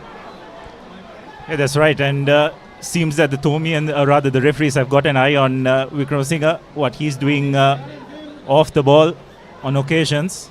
So now it's Royal on the attack, but again, another loose pass, turning position over. It's interesting to watch that battle at the centre position when Vikramasinghe is up against, I think it's Talal Bari. There's a lot of pushing, nudging, hanging on, going in there. Royal adamant to not give Vikramasinghe any room whatsoever. Oh, that's a good shot, and just going into the goal. Coming off the side bar. And that was Michael Gunawardena, the left-hander. They expected a lot from him in the first leg. Didn't see him attacking goal often enough from that right-hand bar. And having the left-hander on the right bar, always such an advantage for teams. And finally, Michael Gunawardena has taken the invitation. So Thomians pulling one back, 6-4.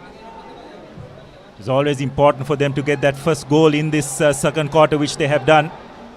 Now Royal back on the attack. Nice round arm attempt from the right hand post. At that time not coming good for Royal. But again, as Jehan, you were saying, the goals have come from everywhere from Royal, and they're not just adopting one strategy. They've gone first to Dinuk Vikramasinghe, but once again he's crowded out by good Royal defence. Yeah, they were trying to give him space to for the ball to be fed in, but Royal College not being sucked into that, doubling back, supporting the defender, and referees always give an advantage when they've got a 2-on-1 defensive situation.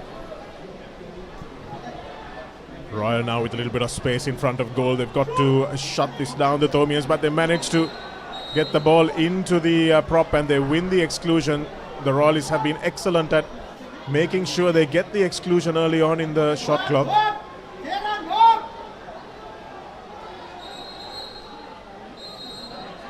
Ooh, that's a double exclusion. We haven't seen this in a long time. Holding on is the call. And Royal with 2 men extra now. Surely they must go, and they do. It's Lithum Karunasena from the left wing. And that's the other thing. You see the Royal players in different positions. So they're matching themselves up against different defenders. It's hard for the defender to get a read on the player. And I was just going to say that that's perhaps something that Vikramasinghe can do. Rather than driving straight, perhaps driving from the bars or the wings, take a different defender in with you. Absolutely. So also something interesting. Probably Royal's best player in that first leg was Ramiro Aludge. I thought he was brilliant in that first leg, but the Thomians have managed to thus far shut him out. But I guess what that has done is it has opened opportunities for some of the other players to take hold of position and just keep that scoreboard ticking. So that's the difference, I guess, between both teams, isn't it? Royal have so many much more attacking threats in their lineup as against the Thomians, who probably just have the couple. Sign of a good team, isn't it, when you have plenty of goal scorers rather than just one player who's dominant. You know that the threats are all around the pool. Atisha, who manages to get free of his man, needs to shoot, but again Somakirti watches it safely into his hands. He times his jump really, really well, makes himself big, gives the attacker very little to aim at, and always creates a counter-attack opportunity. That always happens every time a shot is taken and the goalie gets the ball. The defense has to rush back, and often with their heads down, hard to pick up the play. And once again, St. Thomas was going all the way back when they had a player free in front. Can see that's a sign of a team that's not quite sure of itself, isn't it, Jahan? Not having the confidence to pour forward. They're completely missing his unmarked man. St. Thomas is missing a trick or two, going to their set players. Turnover ball means an easy shot for Royal College. That's number 5. Number 5 once again, Lithum Karunasena. That's his third goal. Royal College racing away in this second leg, leading by 9 goals to 4. Yes, 8 goals to 4. It has been a dominant second quarter performance once again from Royal, and this seems to be a pattern that they're building up. And you have to ask what it is that allows them to pull away in the second quarter. Is it purely fitness? Is it a mental issue? Have they changed their strategy? And it looks like they are attacking or pressing more in this second quarter than they were in the first. Again, Dinuk Wickramasinghe is cordoned off by 2 defenders and the goalie, and Abdullah, as you said, they've really shut down St. Thomas's only threat. Atisha has no one to pass to once again. But once again, Royal College so quick on reacting to that turnover. They had the ball with them. Within a second, they'd gone from attack into defense. Well, that was silly from Wickramasinghe. He did hold back his player. It was, even if it didn't happen, it looked like very much like it did. And the conceding the turnover. Pereira does well. Bravely takes that off his shoulder, but that was a scoring opportunity for all money. Couple of good saves from Pereira. Make sure that it's only 4 goals and not 6 between him and Royal. That's half time. It's been a dominant half for Royal. 8 goals to 4 is how this story stands. So it's 26 goals to 12 at the moment, which doesn't make for happy reading if you're a Thomian fan wherever you're watching. And Ramiro Aludge, the prop, hasn't even got on the score sheet yet. Yes, that was a much better second quarter by Royal compared to the first quarter. 8 goals to 4 ahead.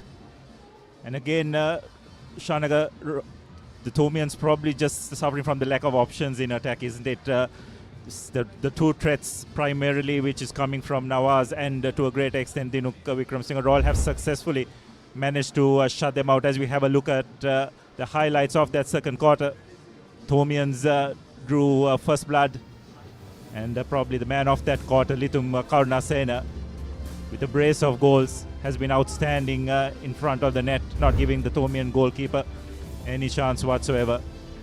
So at the halfway mark of this second leg of the Dr. R.L. Hayman Trophy, it's the Royalists who are leading 8 goals to 4.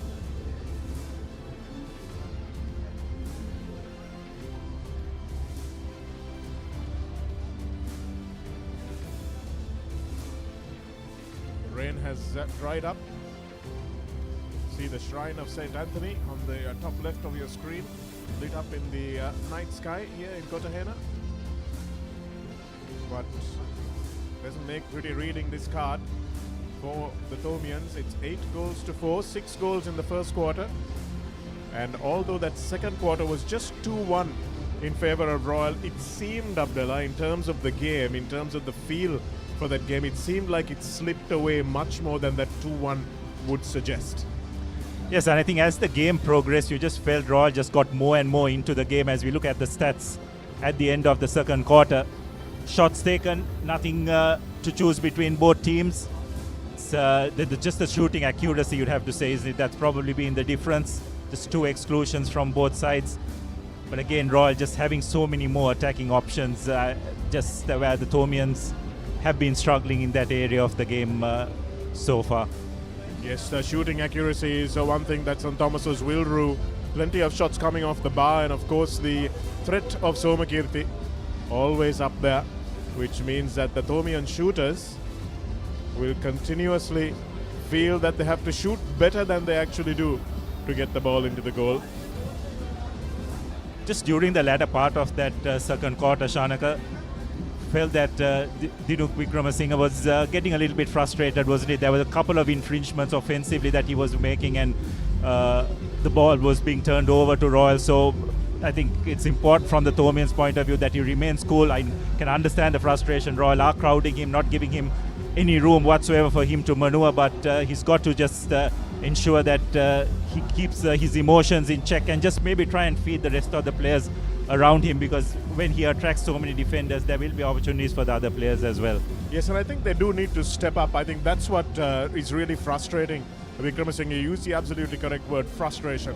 And you can see that there's no one stepping up to the plate for St. Thomas's. Yes, Dinuk Wickramasinghe is being marked. Yes, Shehran Nawaz is being marked. But you need one of the other players to say, give me the ball, I'll get this job done. And that's where St. Thomas's have maybe taken a step back from Royal. They seem to be a little intimidated, A, by the scoreline, and B, by the physicality of this Royal team and the intensity of this Royal team. They seem to have really taken a step back in terms of confidence. I think that's where the coaching comes in, especially in the halftime. You're looking at a scorecard that doesn't give you much hope. And the crowds come in, your fans are coming. How do you motivate your boys to turn up for this third and fourth quarter? Yes, it really is a tall ask for the coaches. Jahan, you've coached at the highest level. You've coached school kids, and you're now coaching at national level, of course. How do you keep a team motivated in this kind of a situation? I think you just got to focus, keep them focused on the process, winning the little battles in the pool, not focusing on the scoreline. Try and win the one-on-ones, try and dominate your positions, win the swim balls. They've done that successfully in the both quarters. Well, Ashanti Zuhair there, mother of Akil Zuhair, fortunately had only the one son and one daughter. Should have had another younger son who might have been able to do the job Akil Zuhair did in 2022. The slew of goals, and Thomas's could do with a few of those in the next half, as we're joined by Reza Ghani, former Royal College goalkeeper and godfather of water polo currently. We're lucky it's you, Reza, given some of the previous incumbents in that position.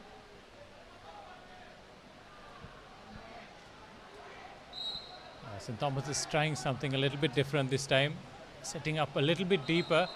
They've realized that Royal have been fronting Dinuk Wickramasinghe, pushing him up, creating space between him and the goalkeeper, drawing the exclusion. That's good from St. Thomas's. It's a good start. They've shown that they are reacting to what's in front of them. And that's a good goal. Really nicely taken round arm shot there. Yes, thank you, Shanaka, and welcome to everyone to this all-important third quarter in the second leg, as we have St. Thomas's setting it up beautifully. They needed that early goal to set momentum back in their favour. And I've just been in the crowd, and I tell you what, it's an electric atmosphere out there, gentlemen. It is really, really good to be in this crowd, see the sport so well supported by both schools. Atisha with an important goal to start off that second half for the Thomians.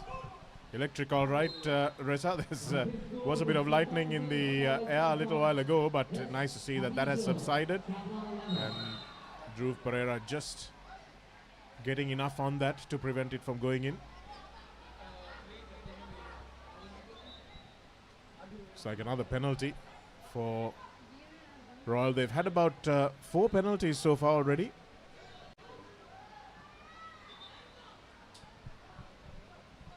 Royal have also been very good on the ball, always presenting the ball. It's very well converted again by that Talal Bari, our penalty taker. Dinal Velapilli, I beg your pardon. Yes, wonderful load up by Dinal Velapilli, treating us to some very, very exciting water polo in the evening. We just witnessed the under-15 match as well at the Sugathadasa, and what talent we saw from St. Thomas's College. They are technically very sound players coming through, so a lot of things to look forward to in the coming years as well over this encounter.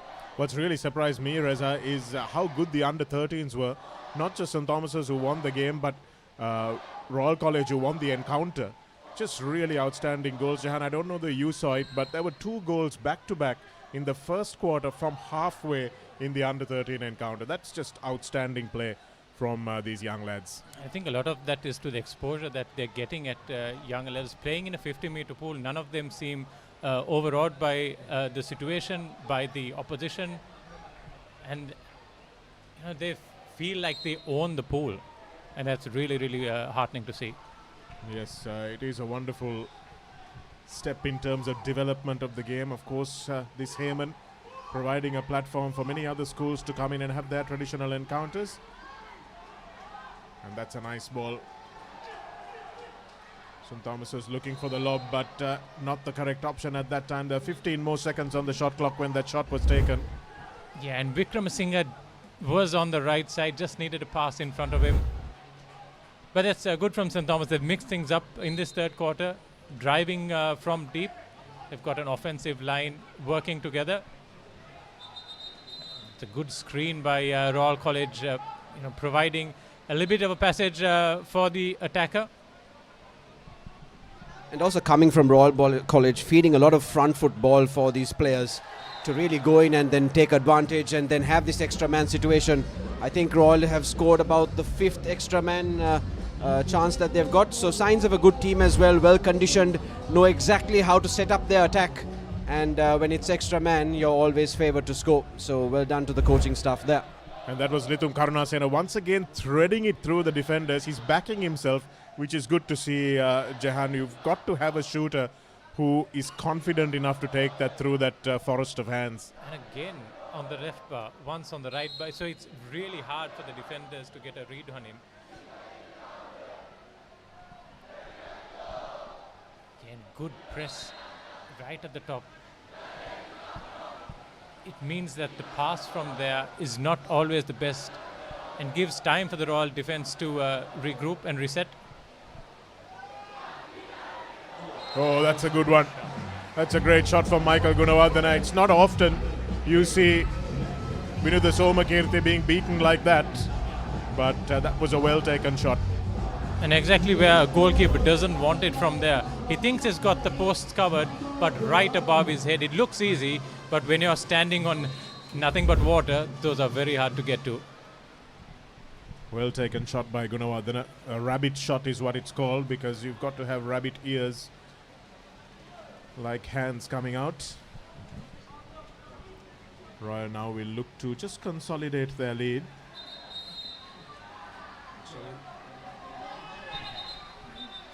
Again, another exclusion. It's getting a little bit too easy for Royal. Certainly is, and smashed home again by Lithum Karunasena. He's having a field day. I don't know, Jahan, can you say field day when they're in the pool? We'll have to come up with a term for that. I'll think about something. I'll get back to you. But Karunasena has been absolutely dominant. St. Thomas's have been reluctant to defend him, and he has needed no second invitation. Yes, the day going swimming really well, I guess, if you pardon the pun. And Lithum Karunasena is just in the right place of the pool all the time. The shot looks easy from up here, but it's the positioning and the awareness and knowing when to recall the ball as well. So again, coming from playing in this setup for a long time, these boys have been playing the under 17 category, a new age group that we've introduced into water polo, and most of the under 19 development is coming through there as well, just like rugby was before with the under 18s. So we find that as a really important age group going into the... What a stunning shot. Talal Bari, it is from the centre back position. He's been doing a number on Dinuk Wickramasinghe, preventing him from scoring. And this time he smashes the ball in from a good 10 metres out. Yeah, he deserves that. Often defenders don't get that opportunity to take a shot on goal. You do all the hard work without much spotlight. But this time gets into a situation, shows what a good shot he has. And again, it gives the Stormian defenders something to think about, because everyone can now shoot and score from anywhere in the pool. The new rules really have opened the game out. It's not nearly as physical as it used to be a few years ago. It's much faster as well, which means the players have to be in peak physical condition, which of course both these teams are. That's a good shot as well from St. Thomas's. The second goal for Atisha in this half. Yes, picture postcard shot from the Thomian captain. Needs that one, needs something to spark this team and bring them to life in this third and the fourth quarter, because it's not over yet. The scoreline can disappear in front of you very, very quickly. I have to excuse myself, Reza. I was listening to the first leg. You were commentating and saying this is not over. Royal College had a 8-goal lead by then. We have a 14-goal lead by now. At what point is this actually going to be over? Thanks, Jahan. I couldn't bring myself to accuse him of that myself, but luckily it's come from a Royalist, so...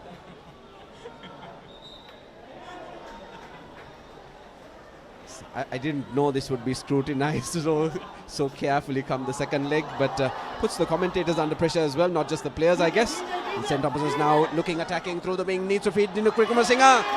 Nicely done. Oh, it just didn't float in.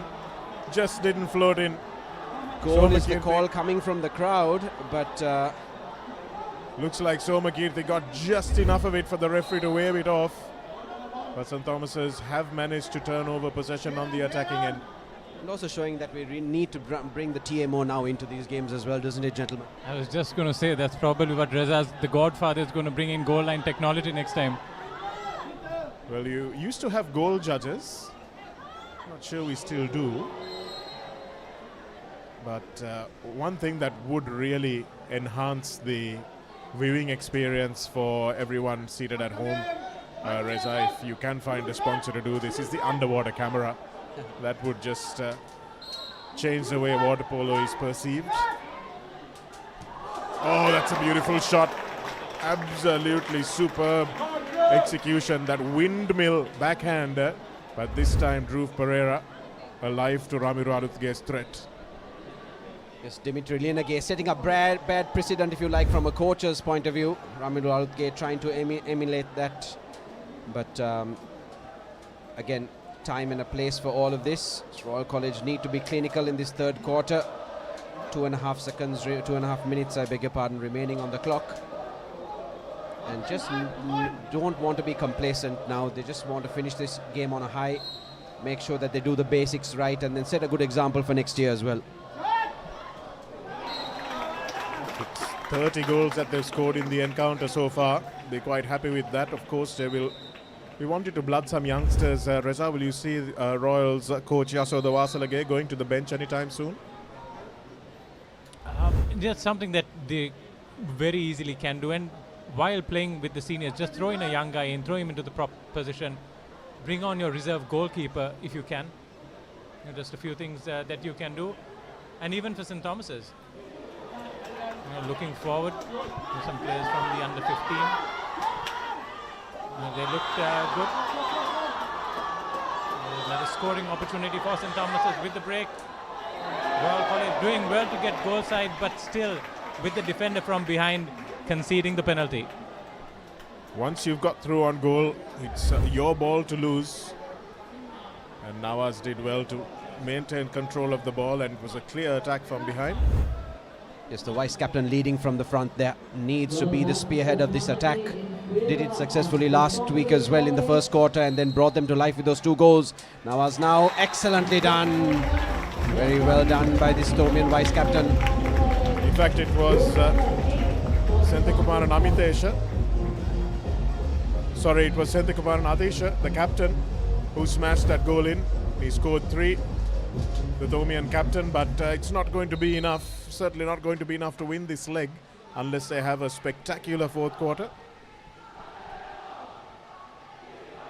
I still think that the teams can make, St. Thomas's particularly, can make a good account for themselves even in the fourth quarter.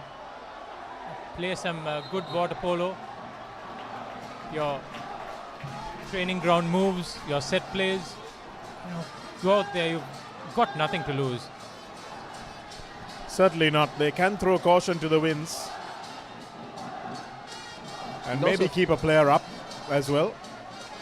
And also feeding the props has been high quality from both teams, just knowing when to feed their centre forwards and then make the most of those exclusions as well. Corner ball coming up for St. Thomas's. Set play time with 18 seconds on the shot clock. Nawaz with that shot, Karunasena getting a fingertip to it. Sorry, Somakirtha getting a fingertip to it. And St. Thomas is once again turning the ball over. It has been a criminal waste, the number of times they've turned the ball over in attack.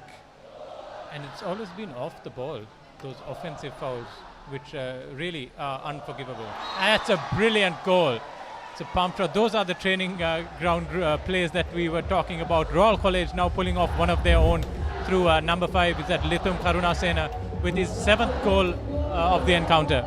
Well, that's a nicely taken goal indeed. And he enjoyed that one. He scored a few today, but he enjoyed that one.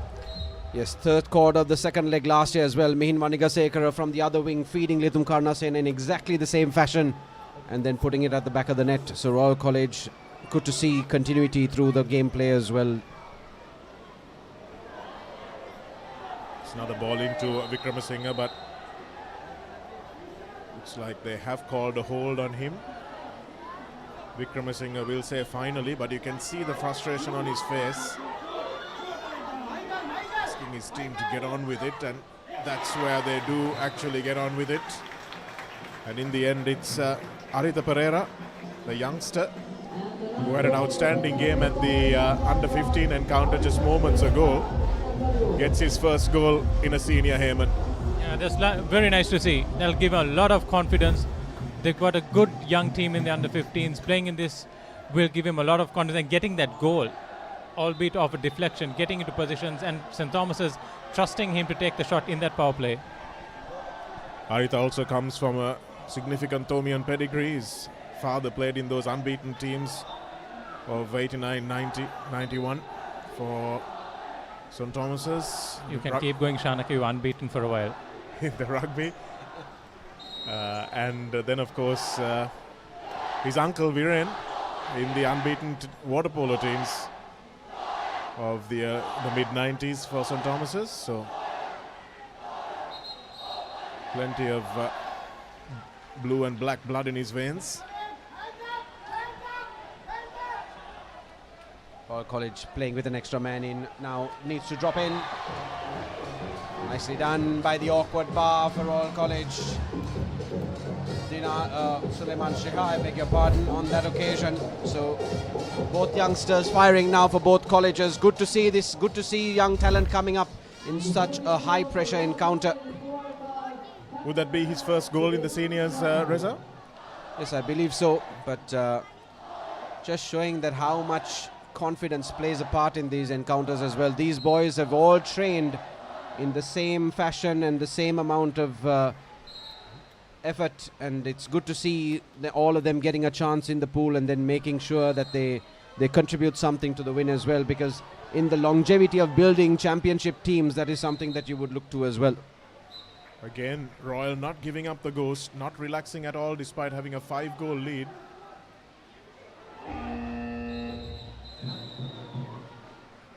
And that's the end of the third quarter. It's 14 goals to 9. Royal lead by 5 in this match and 14 in the encounter. And you can be pretty sure that Vasalage and Chandula Fernando are going to empty their bench But for St. Thomas's, do they have what it takes with a miracle fourth quarter to at least try and get close to Royal, if not to try and draw or win this game? It's just 5 goals. Can it be done? Will Royal succumb to the pressure of blooding their youngsters, or will they want to make sure that they close this one out and go for a record score? And the highlights of that third quarter, a couple of good shots. St. Thomas is doing very well to mix things up from that set plays that they were using in the first 2 quarters, getting some of those perimeter shots away. Royal College capitalizing on those numerous exclusions. And that's the youngster Pereira getting on the score sheet. This is the training book play which we were talking about. I beg your pardon, this is Pereira with his first goal of this second leg. Royal College having the final say though, going into a 14-9 lead at the end of the third quarter. Well, it's the closest quarter yet in this game, 6-5 in favour of Royal. And St. Thomas's will take some heart from that. Let's see if they can maybe get close, win at least a quarter. That will be something that Coach Darit Pereira is telling them. 11 shots taken by both teams, 6-5. And again, the shooting accuracy is something that Royal have been consistently in front on throughout all 7 of the quarters that we played in this encounter. Because most of the shots have been taken in an extra man situation, in a power play situation. Converting those situations have been a lot easier. And there's been a lack of penalties in the last quarter, Jahan, which is the first half where St. Thomas has conceded all those penalties. So it looks like they have learned something from the halftime talk.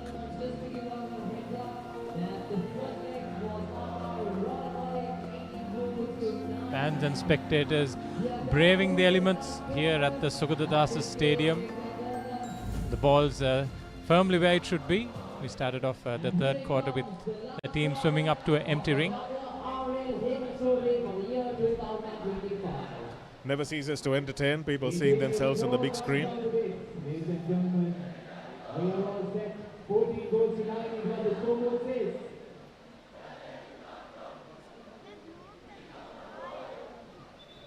Don't know if you can hear the cheering in the background on our mics, but that's a Royal Thomian that St. Thomas's is never going to win. The number of stewards.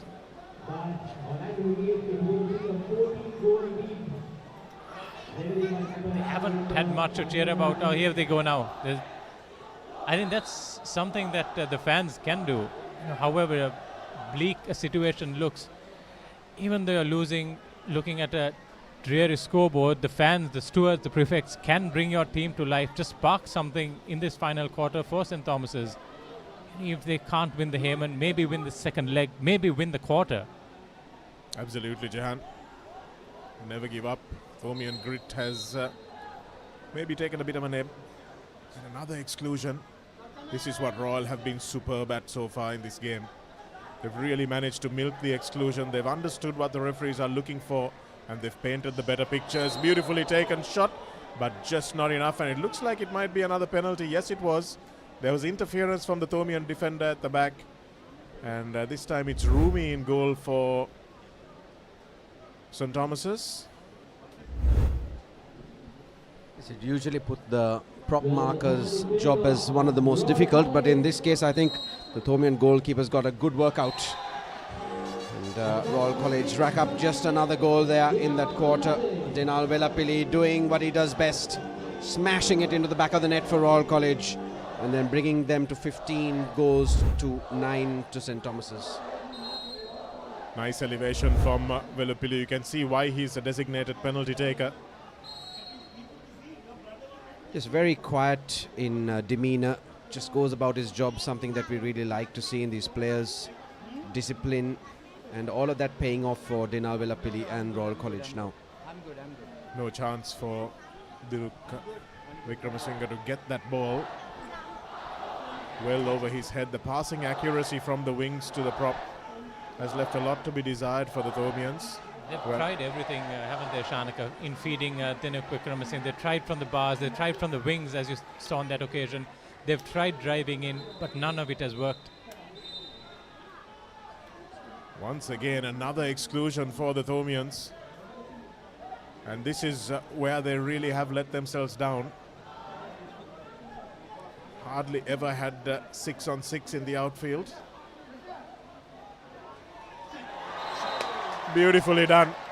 That is a very, very well taken goal from Katugampala. He held them up, he held them up, he held them up. The Thomian defenders stayed up for as long as they could and just lobbing it over. Beautifully done. You could see Rumi's eyes just absolutely devastated as he realized what happened. And Katugampala takes a well-deserved rest after his hat-trick.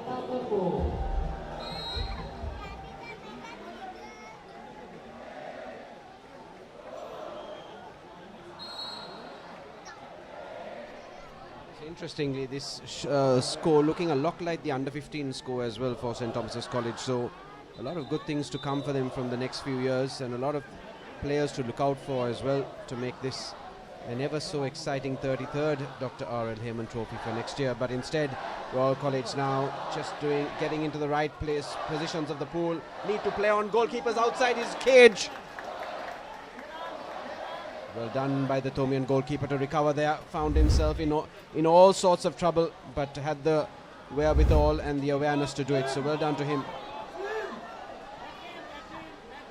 Made himself big, stayed in the fight, did Rumi. This is where Senthikumara needs to shoot. Oh, that's a pretty flagrant foul, but again Somakirti just covering the angle so well. And this is what it's about, isn't it, Jahan? Even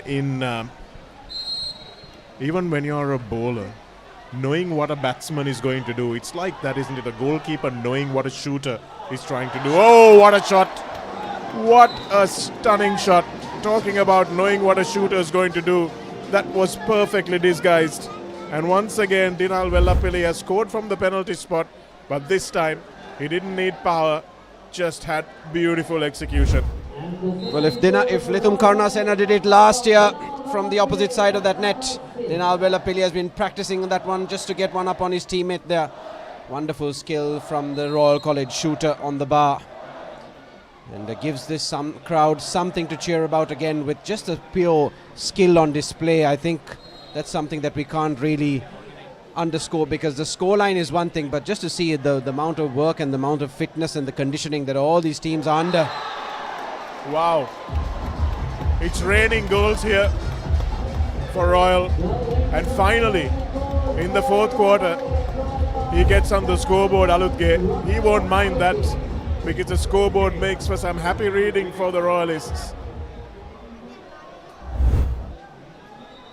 Yes, the fresher definitely having a Hayman to remember, but also playing in that position will be very different to when he plays in his final year as well, because then the pressure is really on you, and then that is when it tells the test of character, and that will remain to be seen. But St. Thomas is now looking to one up Ramiro Alutge. Excellently done, wonderful swim in, but loses it this time, and there's a Bilal Hassan-like break there from Ramiro Alutge. Now needs to have front foot ball so that he can make the most of the clear water he has in front of him. Nigama's shot well saved again by Somakirti. 4.5 minutes. It's an identical scoreline to the first quarter, but now that's been broken. 19 points to 9, and Alutge scores back to back. This just looks simple, isn't it? Free man, earn the exclusions and then play through it. But how much of conditioning and how much of work you need to put into the whiteboard sessions, how much of gameplay these boys need to understand to be able to make the most of it. Training is one thing, executing is completely something different.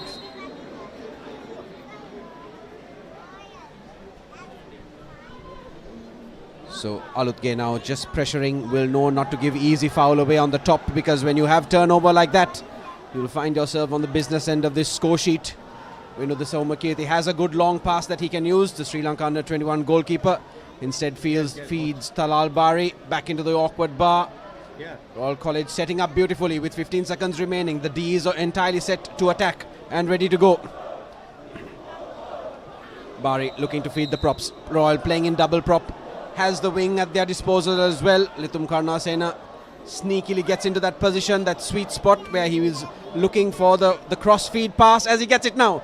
Wonderfully done. Wing open for the taking. And that's a record-breaking goal. 20 goals for Royal, making it 38 goals in all. And that is a record for the 32nd annual Dr. R.L. Hayman encounter. Sees the highest aggregate from a team. 38 goals scored. That's a wonderful attacking performance from Royal. They're bettering St. Thomas's in 2022, who had 37 in aggregate.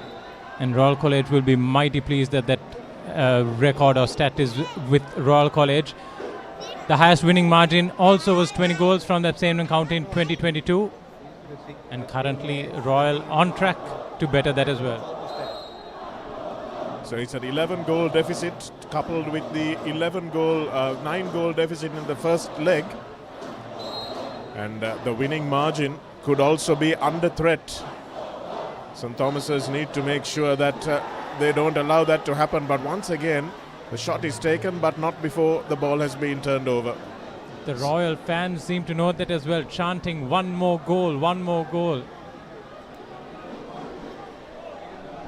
Well, that's a turnover forced by the Thomians. Haven't seen many of those today.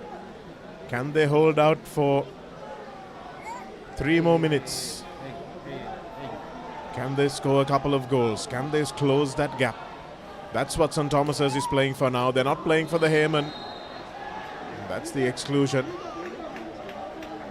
It's Senthikumaran who's gone into the prop position and has finally managed to win an exclusion. Wickramasinghe had very little joy trying to get an exclusion. Gunavardhana, and it's gone off. Somakirthi. It's just a bit of indecision there, isn't it? You'd expect crisp passing from a Thomian outfit. The two bar players are so key there. Just one good pass and the snapshot to the other side of the goal would have done the trick. Royal College also substituting in their second goalkeeper. So confidence is sky high for Royal College this evening. And as we have, I think the last time out, is it, gentlemen, for this game taken by Royal College? I believe St. Thomas's have a couple of timeouts unutilized. But it was good to see St. Thomas's mixing it up for the first time, seeing someone else other than Wickramasinghe in that prop position. And you saw as soon as that happened, perhaps with a different defender, St. Thomas's able to draw the exclusion, unable to convert. But they've gone one better than they had all that time.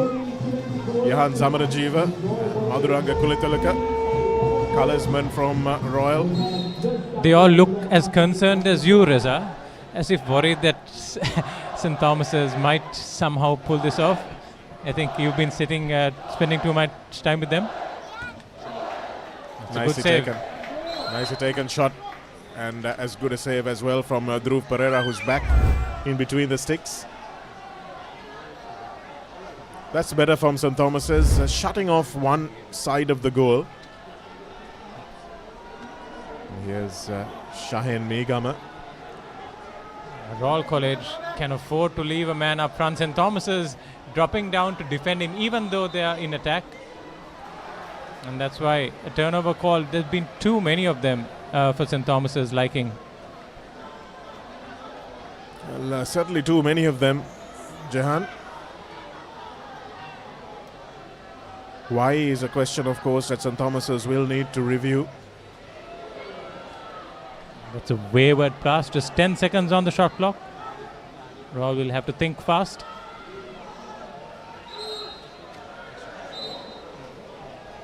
Ball under is the call, and gone underwater as well.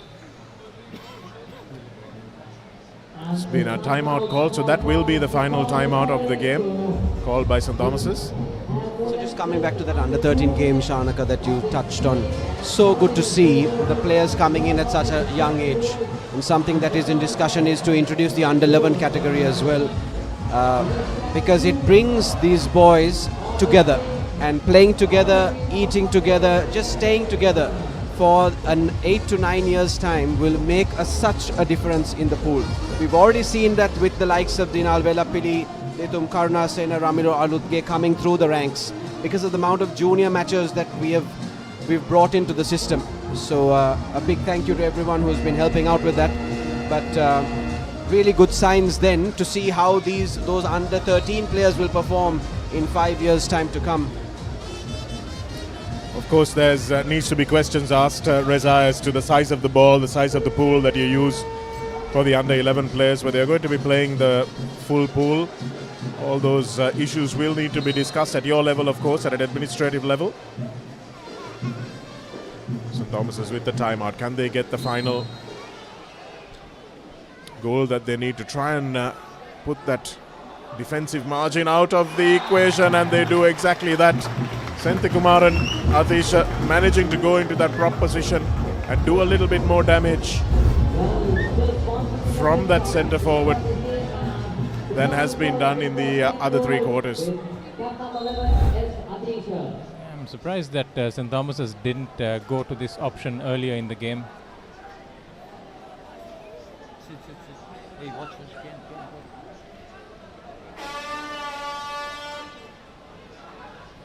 Royal College trying to set up a little bit unsure, a little bit uncoordinated with a couple of the younger players in the pool. Just 6 seconds left on the shot clock. They'll have to take a shot from far, and that is a good shot. Dhruv Pereira does well. Interestingly enough, this Tomin captain Atisha Senthikumaran, I think, has only been playing water polo for about 3 years, if my information is correct. So good to see even a player at a older age coming into the game and taking on these high pressure situations. Shows that you can enter the sport at any point if you are conditioned well enough, and if you've got that mind for playing in 4D that we say in water polo, then you can always make it right to the top. And a test of character as well for those two gentlemen, Nawaz and Senthikumaran. It's always easy to lead sides that are doing well, but bouncing back, making sure they put the right discipline and the basics back in to the system, so that there is continuity in then. And that is where the rebuilding started. It started for Royal College in 2016 under Bilal Hassan, and you can see how far that program has come in. But little things, that go on behind the scenes that people don't see. It's away from the glamour of this encounter and the scoreboard. But I think a huge congratulations to those two gentlemen as well for keeping the team together and making sure that they fight until the last whistle is blown. And you can see that from the performance of the juniors as well, can't you, Reza? Under 13 and 15 both winning their encounters. So they will be looking to their seniors and saying, we see what you guys are doing and we're going to do it a little bit better than you in our times. So it's good to inspire the youngsters, not always with just victories and big margins. Potentially the last play of the game. Just 17 seconds left on the game clock. Royal College looking to get to that 20-goal margin. St. Thomas is desperately trying to avoid an unwanted record.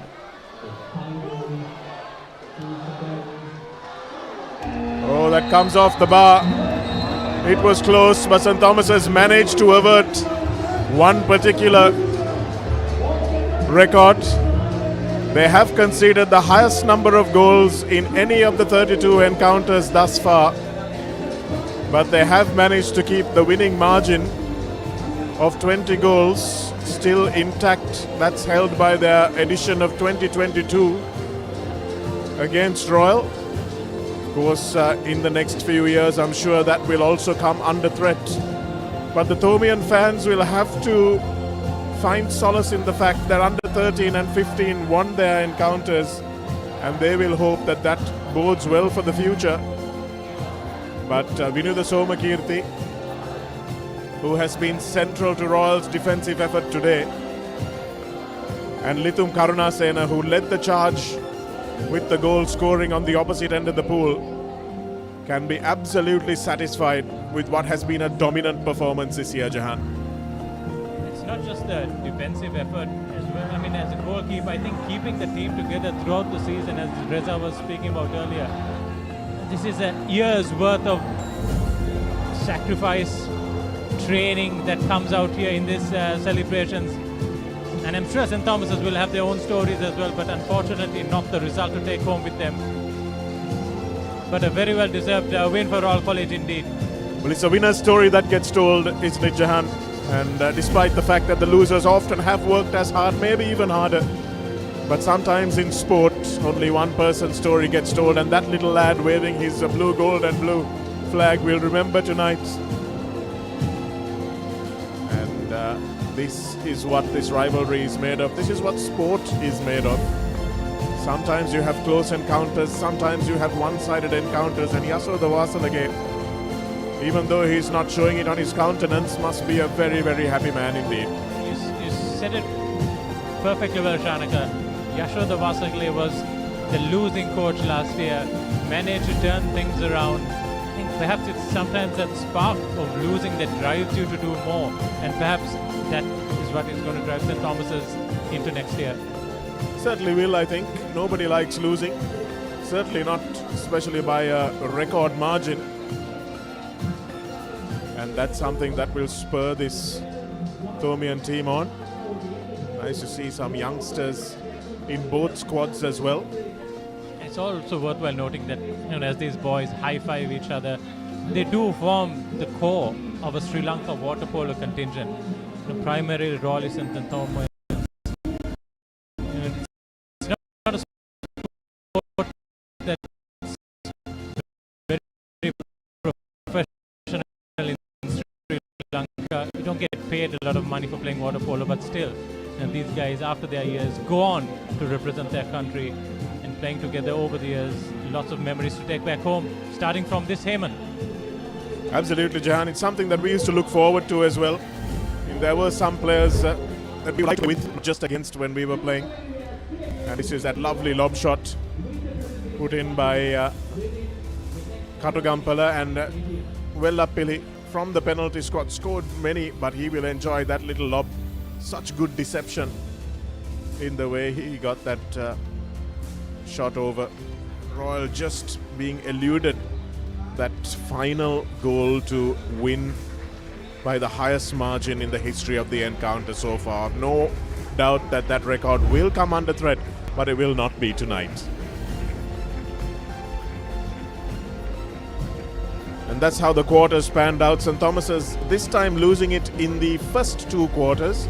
6-3 is how it finished, and the final quarter was 6-1 in favor of Royal. So that was where St. Thomas's really struggled. It was the third quarter that was the best for them. It was the closest of the 8 quarters that we had in this two-legged encounter, but Royal completely dominant.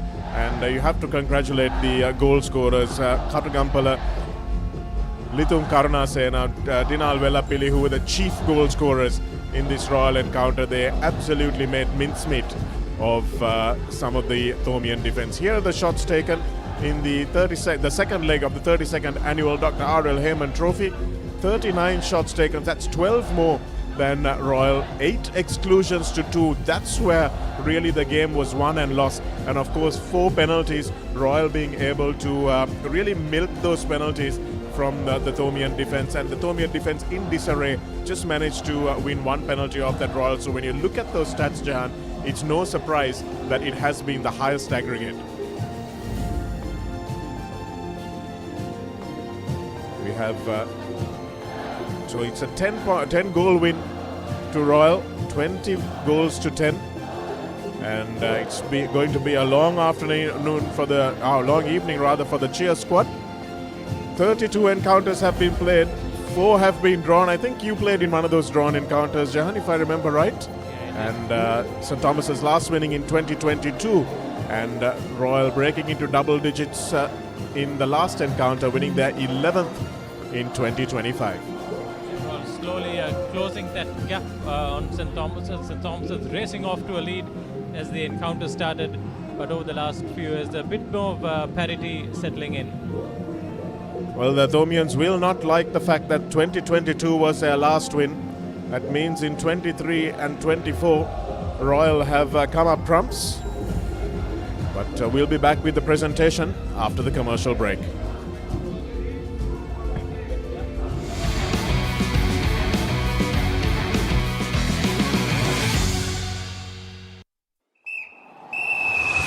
challenge එකට මරු challenge එකක් බඩගින්නට cool treat එකක් probiotic තිරි අපේ දෙයක් අමතර වේලට magic එකක් sip it sip it sip it sip it and feel it yeah sip it sip it sip it sip it and feel it ha hey halwatta drinking yogurt refresh your game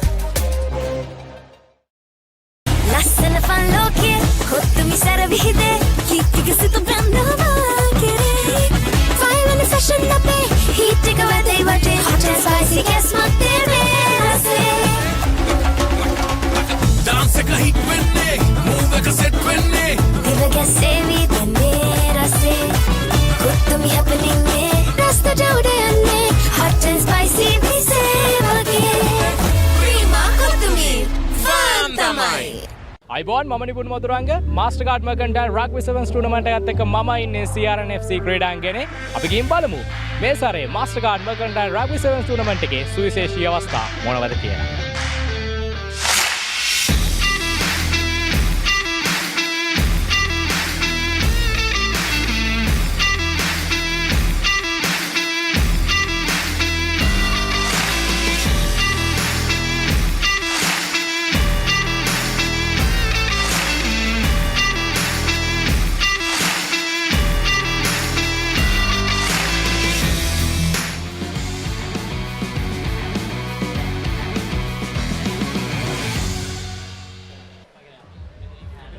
Welcome back to live pictures here from the Sugathadasa Stadium Swimming Pool Complex. It's been all blue and gold as we see that royal flag hung between the goalposts in the Sugathadasa Stadium pool. It has been the highest aggregate ever recorded by a team in the history of the 32 games that we have played, the 32 encounters we have played in this Dr. R.L. Hayman Trophy. And to give away the trophy at this presentation, we will hand you over to the presentation party.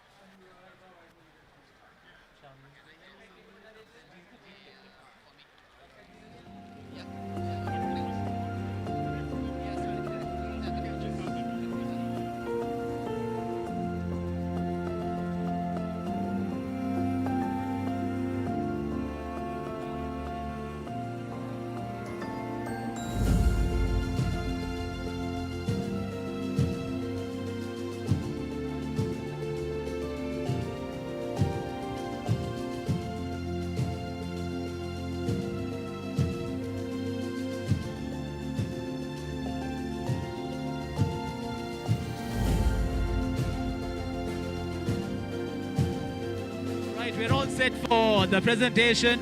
A kind reminder and request for all the players to line up at the pool deck for the presentation ceremony. In the meantime, ladies and gentlemen, let me introduce you to your presentation party for tonight.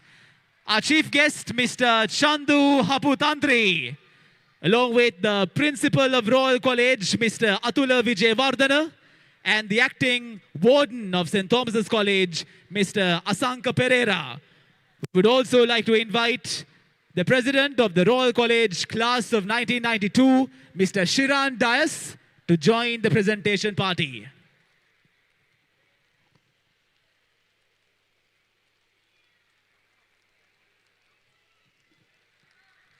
First up, we would like to felicitate and pay our gratitude to our referees who did a marvelous job across the two legs. And I would like to invite our chief guest, Mr. Chandu Haputantri, to step in front to felicitate our referees. Ladies and gentlemen, please give it up to our referees for tonight. Mr. Alvin Lim, along with Mr. Kenny Cole.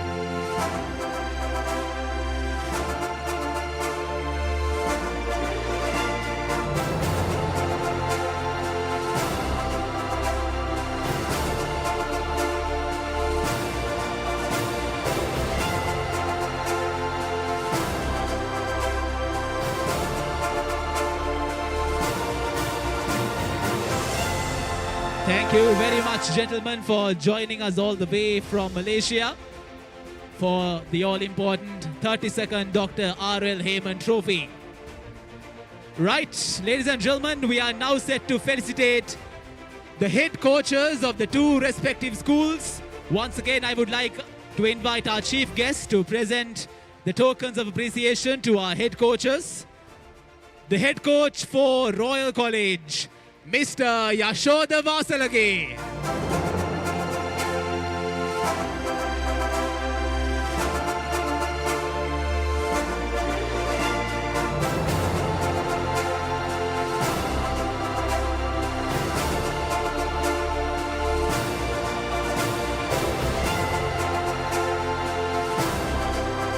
And now the head coach of St. Thomas's College, Mr. Darit De Silva.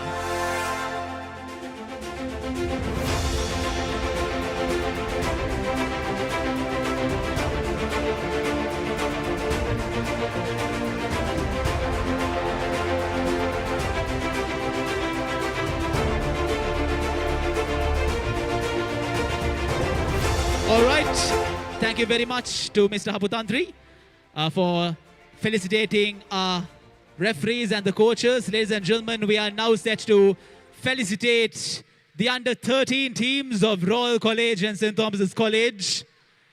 We had interesting battles across the past 2 weeks, with Royal College winning the first leg 15-10 and St. Thomas's College winning the second leg 12 goals to 10.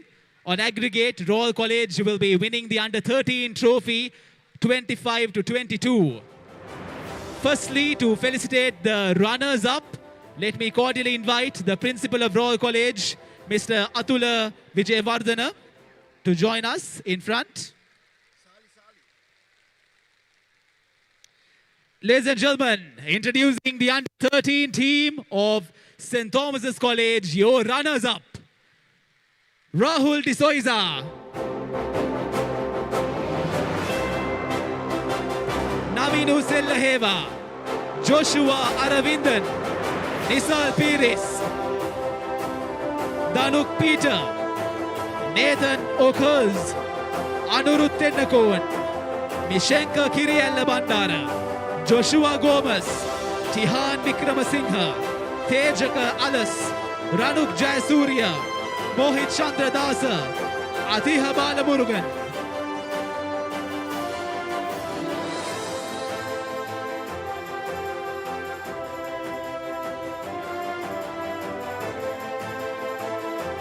Well done to the little ones, the under-13 team of St. Thomas's College. Your runners-up at the 32nd Dr. R.L. Hayman Trophy, the under-13 game.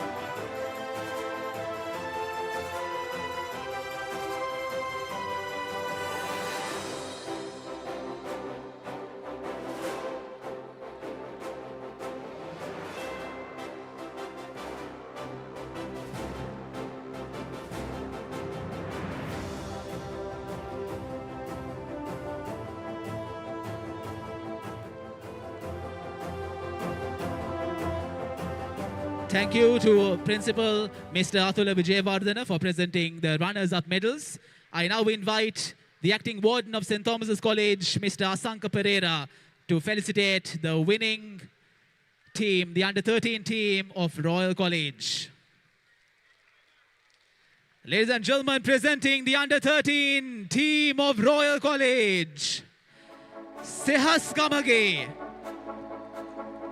Manikawavadu Yetum, Helaja Veerasinghe, Chetan Vijayasekara, Dhiren Ravi Shankar, Zian Niza, Yahya Farhan, Chanaka Bandara, Dawood Iqbal, Ronald Singangutti Isuka Amarasinghe, Dimitri Ravishankar, Aya Nazim, and Sinura Silva.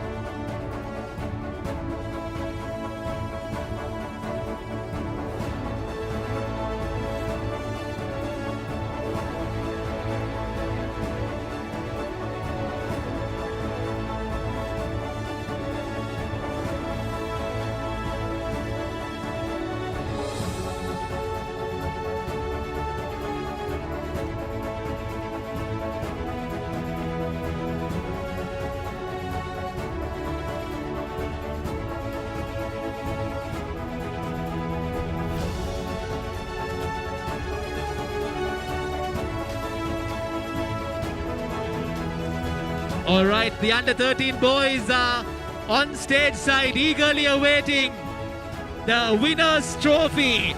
Aggregate of 25-22 across 2 legs. Ladies and gentlemen, the under-13 winners, Royal College. The acting warden of St. Thomas's College will be presenting the trophy to the under-13 team of Royal College.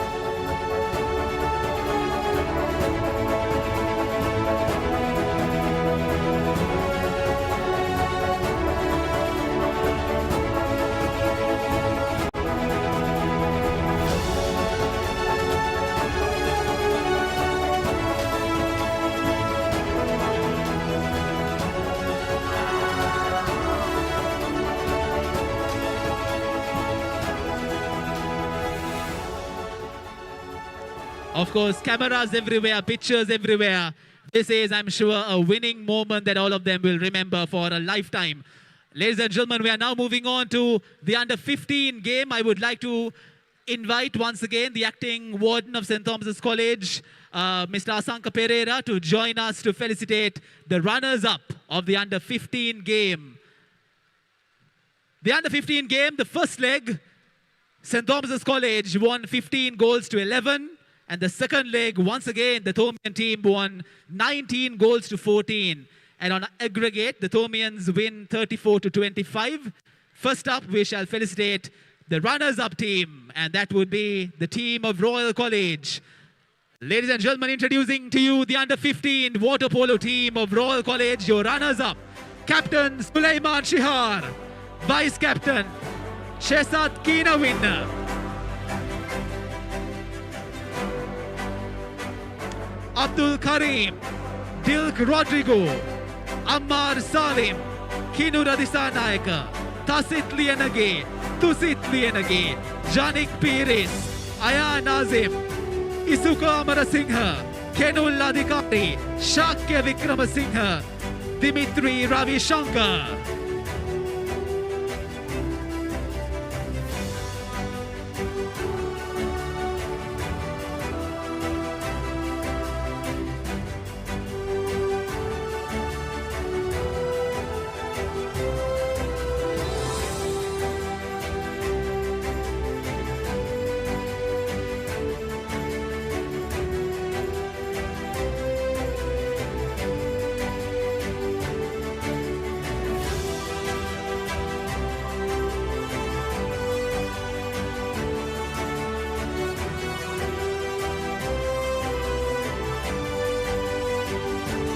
Thank you very much, Mr. Asanka Pereira. I now invite the principal of Royal College, Mr. Atula Vijayvardhana, to step in front to felicitate the champion side of the under-15 game, the Thomian team. Ladies and gentlemen, introducing the under-15 winning team of St. Thomas's College. Captain Nihilash, Vice-Captain Yashdi Simon, Arita Pereira, Kyle Vasiharan, Kavin Pereira, Shakil Rifai, Lisuka Pushpawansa, Aaron Vanika Surya, Inesh Fernando, Randhira Amarasekara, Anaka Pereira, Devwin Malavarachi, Michael Chandrasena, Navinu Sellaheva.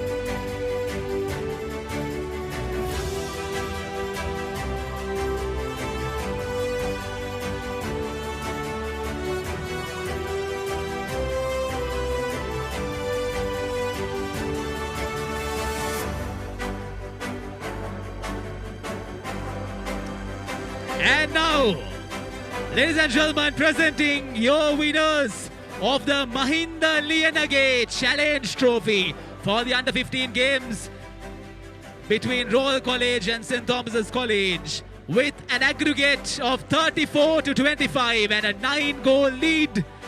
The winners of the under 15 water polo encounter, St. Thomas's College.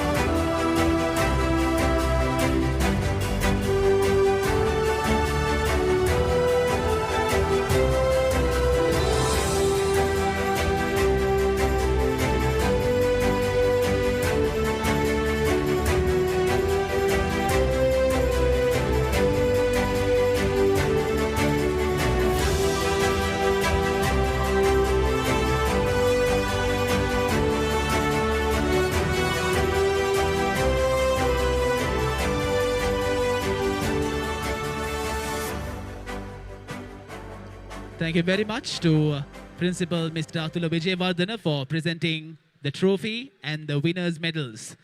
Ladies and gentlemen, with that we move on to the under 19 medal presentation. I now invite our chief guest, Mr. Chandu Haputantri, to step in front and present the runners-up and the winners' medals of the under 19 Royal Tomian water polo teams. This is what took place of the under 19 game. The first leg was won by Royal College 18-9. And once again, the second leg was also won by Royal College 20-10.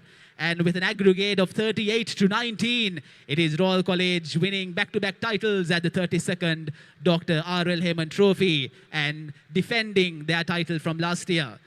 First up, we would like to felicitate the under 19 water polo team of St. Thomas's College. Captain S. Atisha. Vice Captain Shahran Nawaz.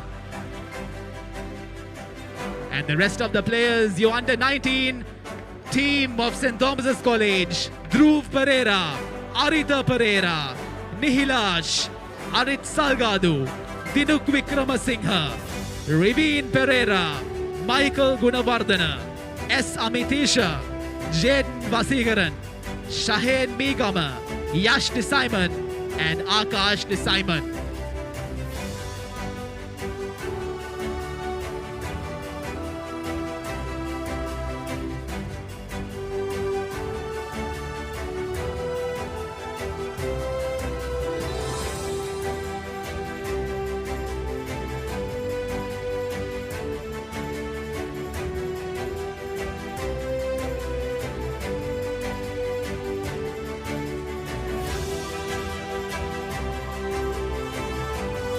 Ladies and gentlemen, let's keep the applause going. This is your senior teams, the senior teams of St. Thomas's College, who will also be followed by the senior team of Royal College. Let's keep our cheers going on to encourage these youngsters who will one day represent our country and, of course, win in an international stage as well. And now, ladies and gentlemen, we move on to felicitate the champion side, the under 19 team of Royal College. Captain Anuga Hanupatirana. Vice Captain Vinuga Somakirti. Along with Rahul De Silva, Tehan Gunatilaka, Bihandu Katugampala, Litum Karuna Sena, Dinal Vellapili, Ramiru Aludge, Halal Bari, Chesat Kinavina, Indib De Silva, Sulaiman Shiha, Iman Ismat, and Yatish Pereira.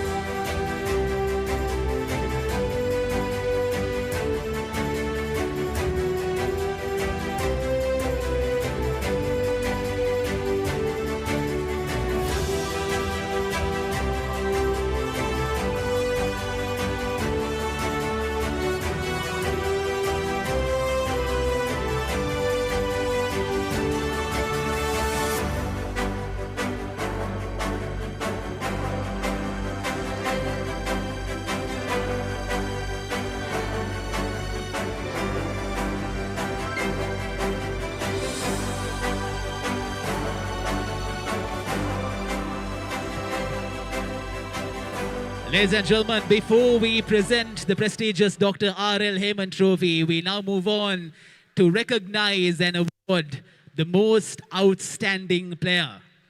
The most outstanding player, ladies and gentlemen, is not a player who is solely decided on the attacking skills. It could be a mixture of attack, defense, and general spirit of the game. And this year, the most outstanding player will also be receiving a 700,000 rupees scholarship from ANC Education to support with his higher studies. And to present the award is sponsored by the Royal College Group of 1992, and it is called the Royal College Group of 1992 Challenge Trophy for the most outstanding player. We invite the president of the Royal College Group of 1992, along with, that is Mr. Shiran Dias, and along with Mr. Dias, we also have the Chief Executive Officer of ANC Education, Mr. DDL Fernando, on stage. Right, this is when I look at the audience and the players. Who do we think would be our MOP, the most outstanding player this year? Any guesses?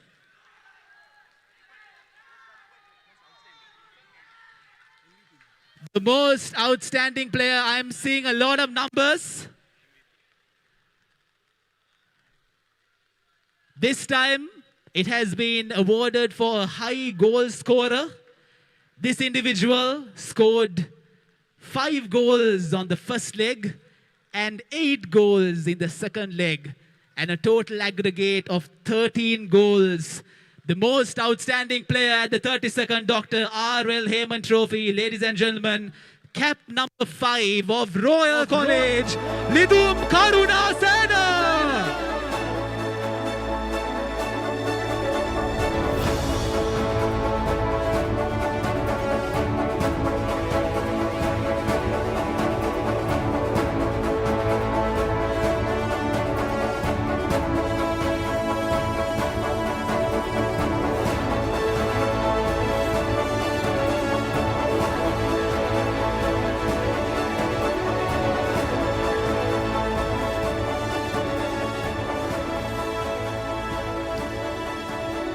Congratulations to Litum, and thank you very much to Mr. DTL Fernando, the CEO of ANC, for joining us on stage. Right, ladies and gentlemen, it is now time for the all-important Dr. R.L. Hayman Trophy. We know the result. The first leg, 18 goals to 9, and the second leg, 20 goals to 10. With an aggregate of 38 to 19, that is double the goals. There will be the difference between the two teams. The deserving champions of the 32nd Dr. R.L. Hayman Trophy, Royal College. Let's have the captain and the team on stage.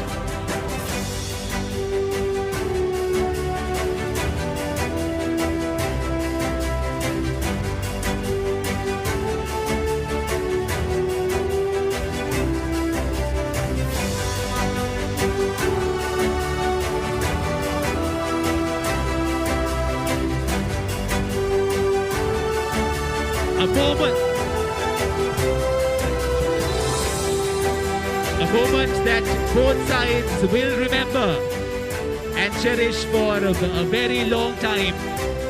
But especially the champion side, the Royal College Under-19 team, will take home so many memories here at the 32nd Dr. R.L. Hayman Trophy. Thank you very much to our presentation party.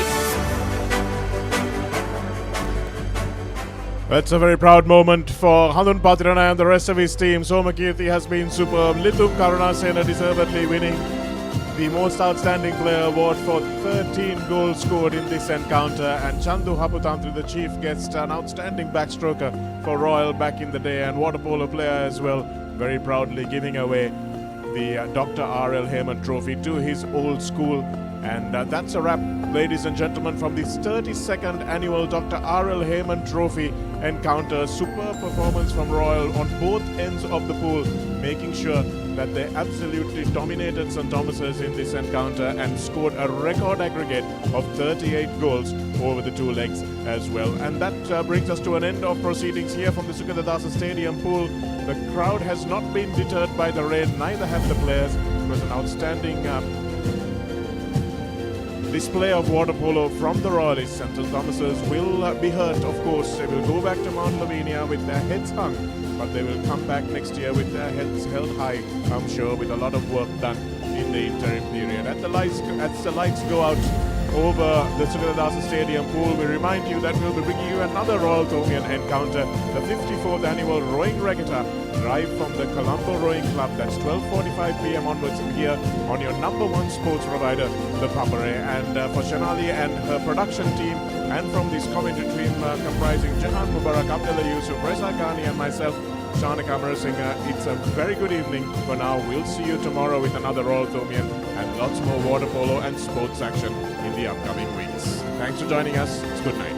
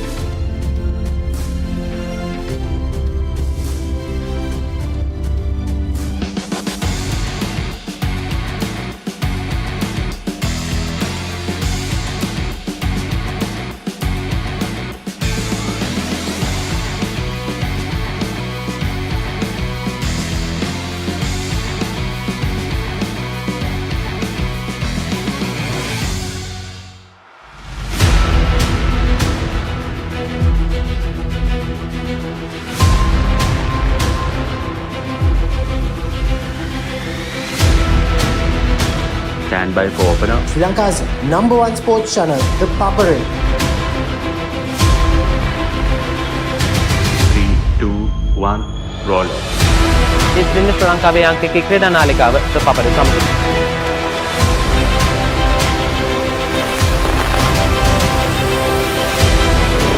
Welcome back to the Papare. Welcome to the live broadcast on the Papare.